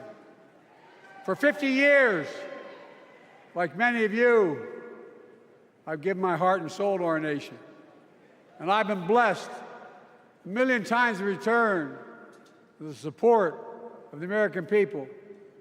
I've either been too young to be in the Senate because I wasn't 30 yet, and too old to stay as president. But I hope you know how grateful I am to all of you. I can honestly say, and I mean this from the bottom, give you my word as a Biden, I can honestly say I'm more optimistic about the future than I was when I was elected as a 29-year-old United States Senator. I mean it. Folks, we just have to remember who we are. We're the United States of America.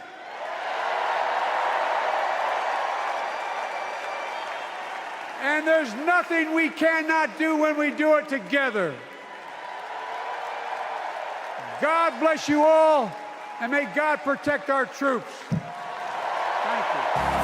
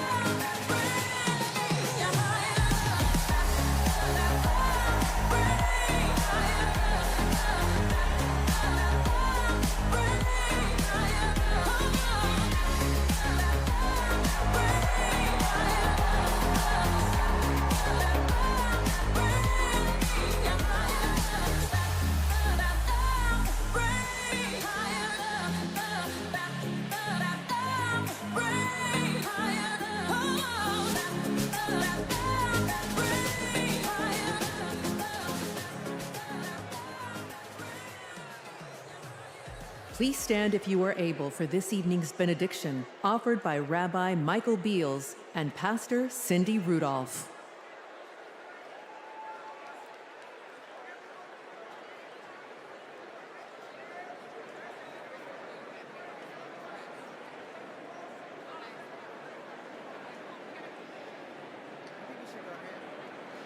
Tonight's convention theme, For the People, hints at the inclusive, bridge-building messages and policies the Democratic Party will require to succeed not only in November, but long after that. No prayer better unites Jews, Christians, Muslims, and others of faith, along with Democrats, Republicans, Independents, and undecideds, than the threefold priestly Cohenite benediction presented in the Bible.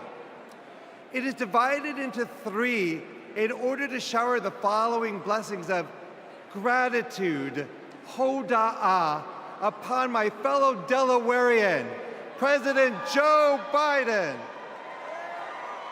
For more than 50 years of selfless, effective public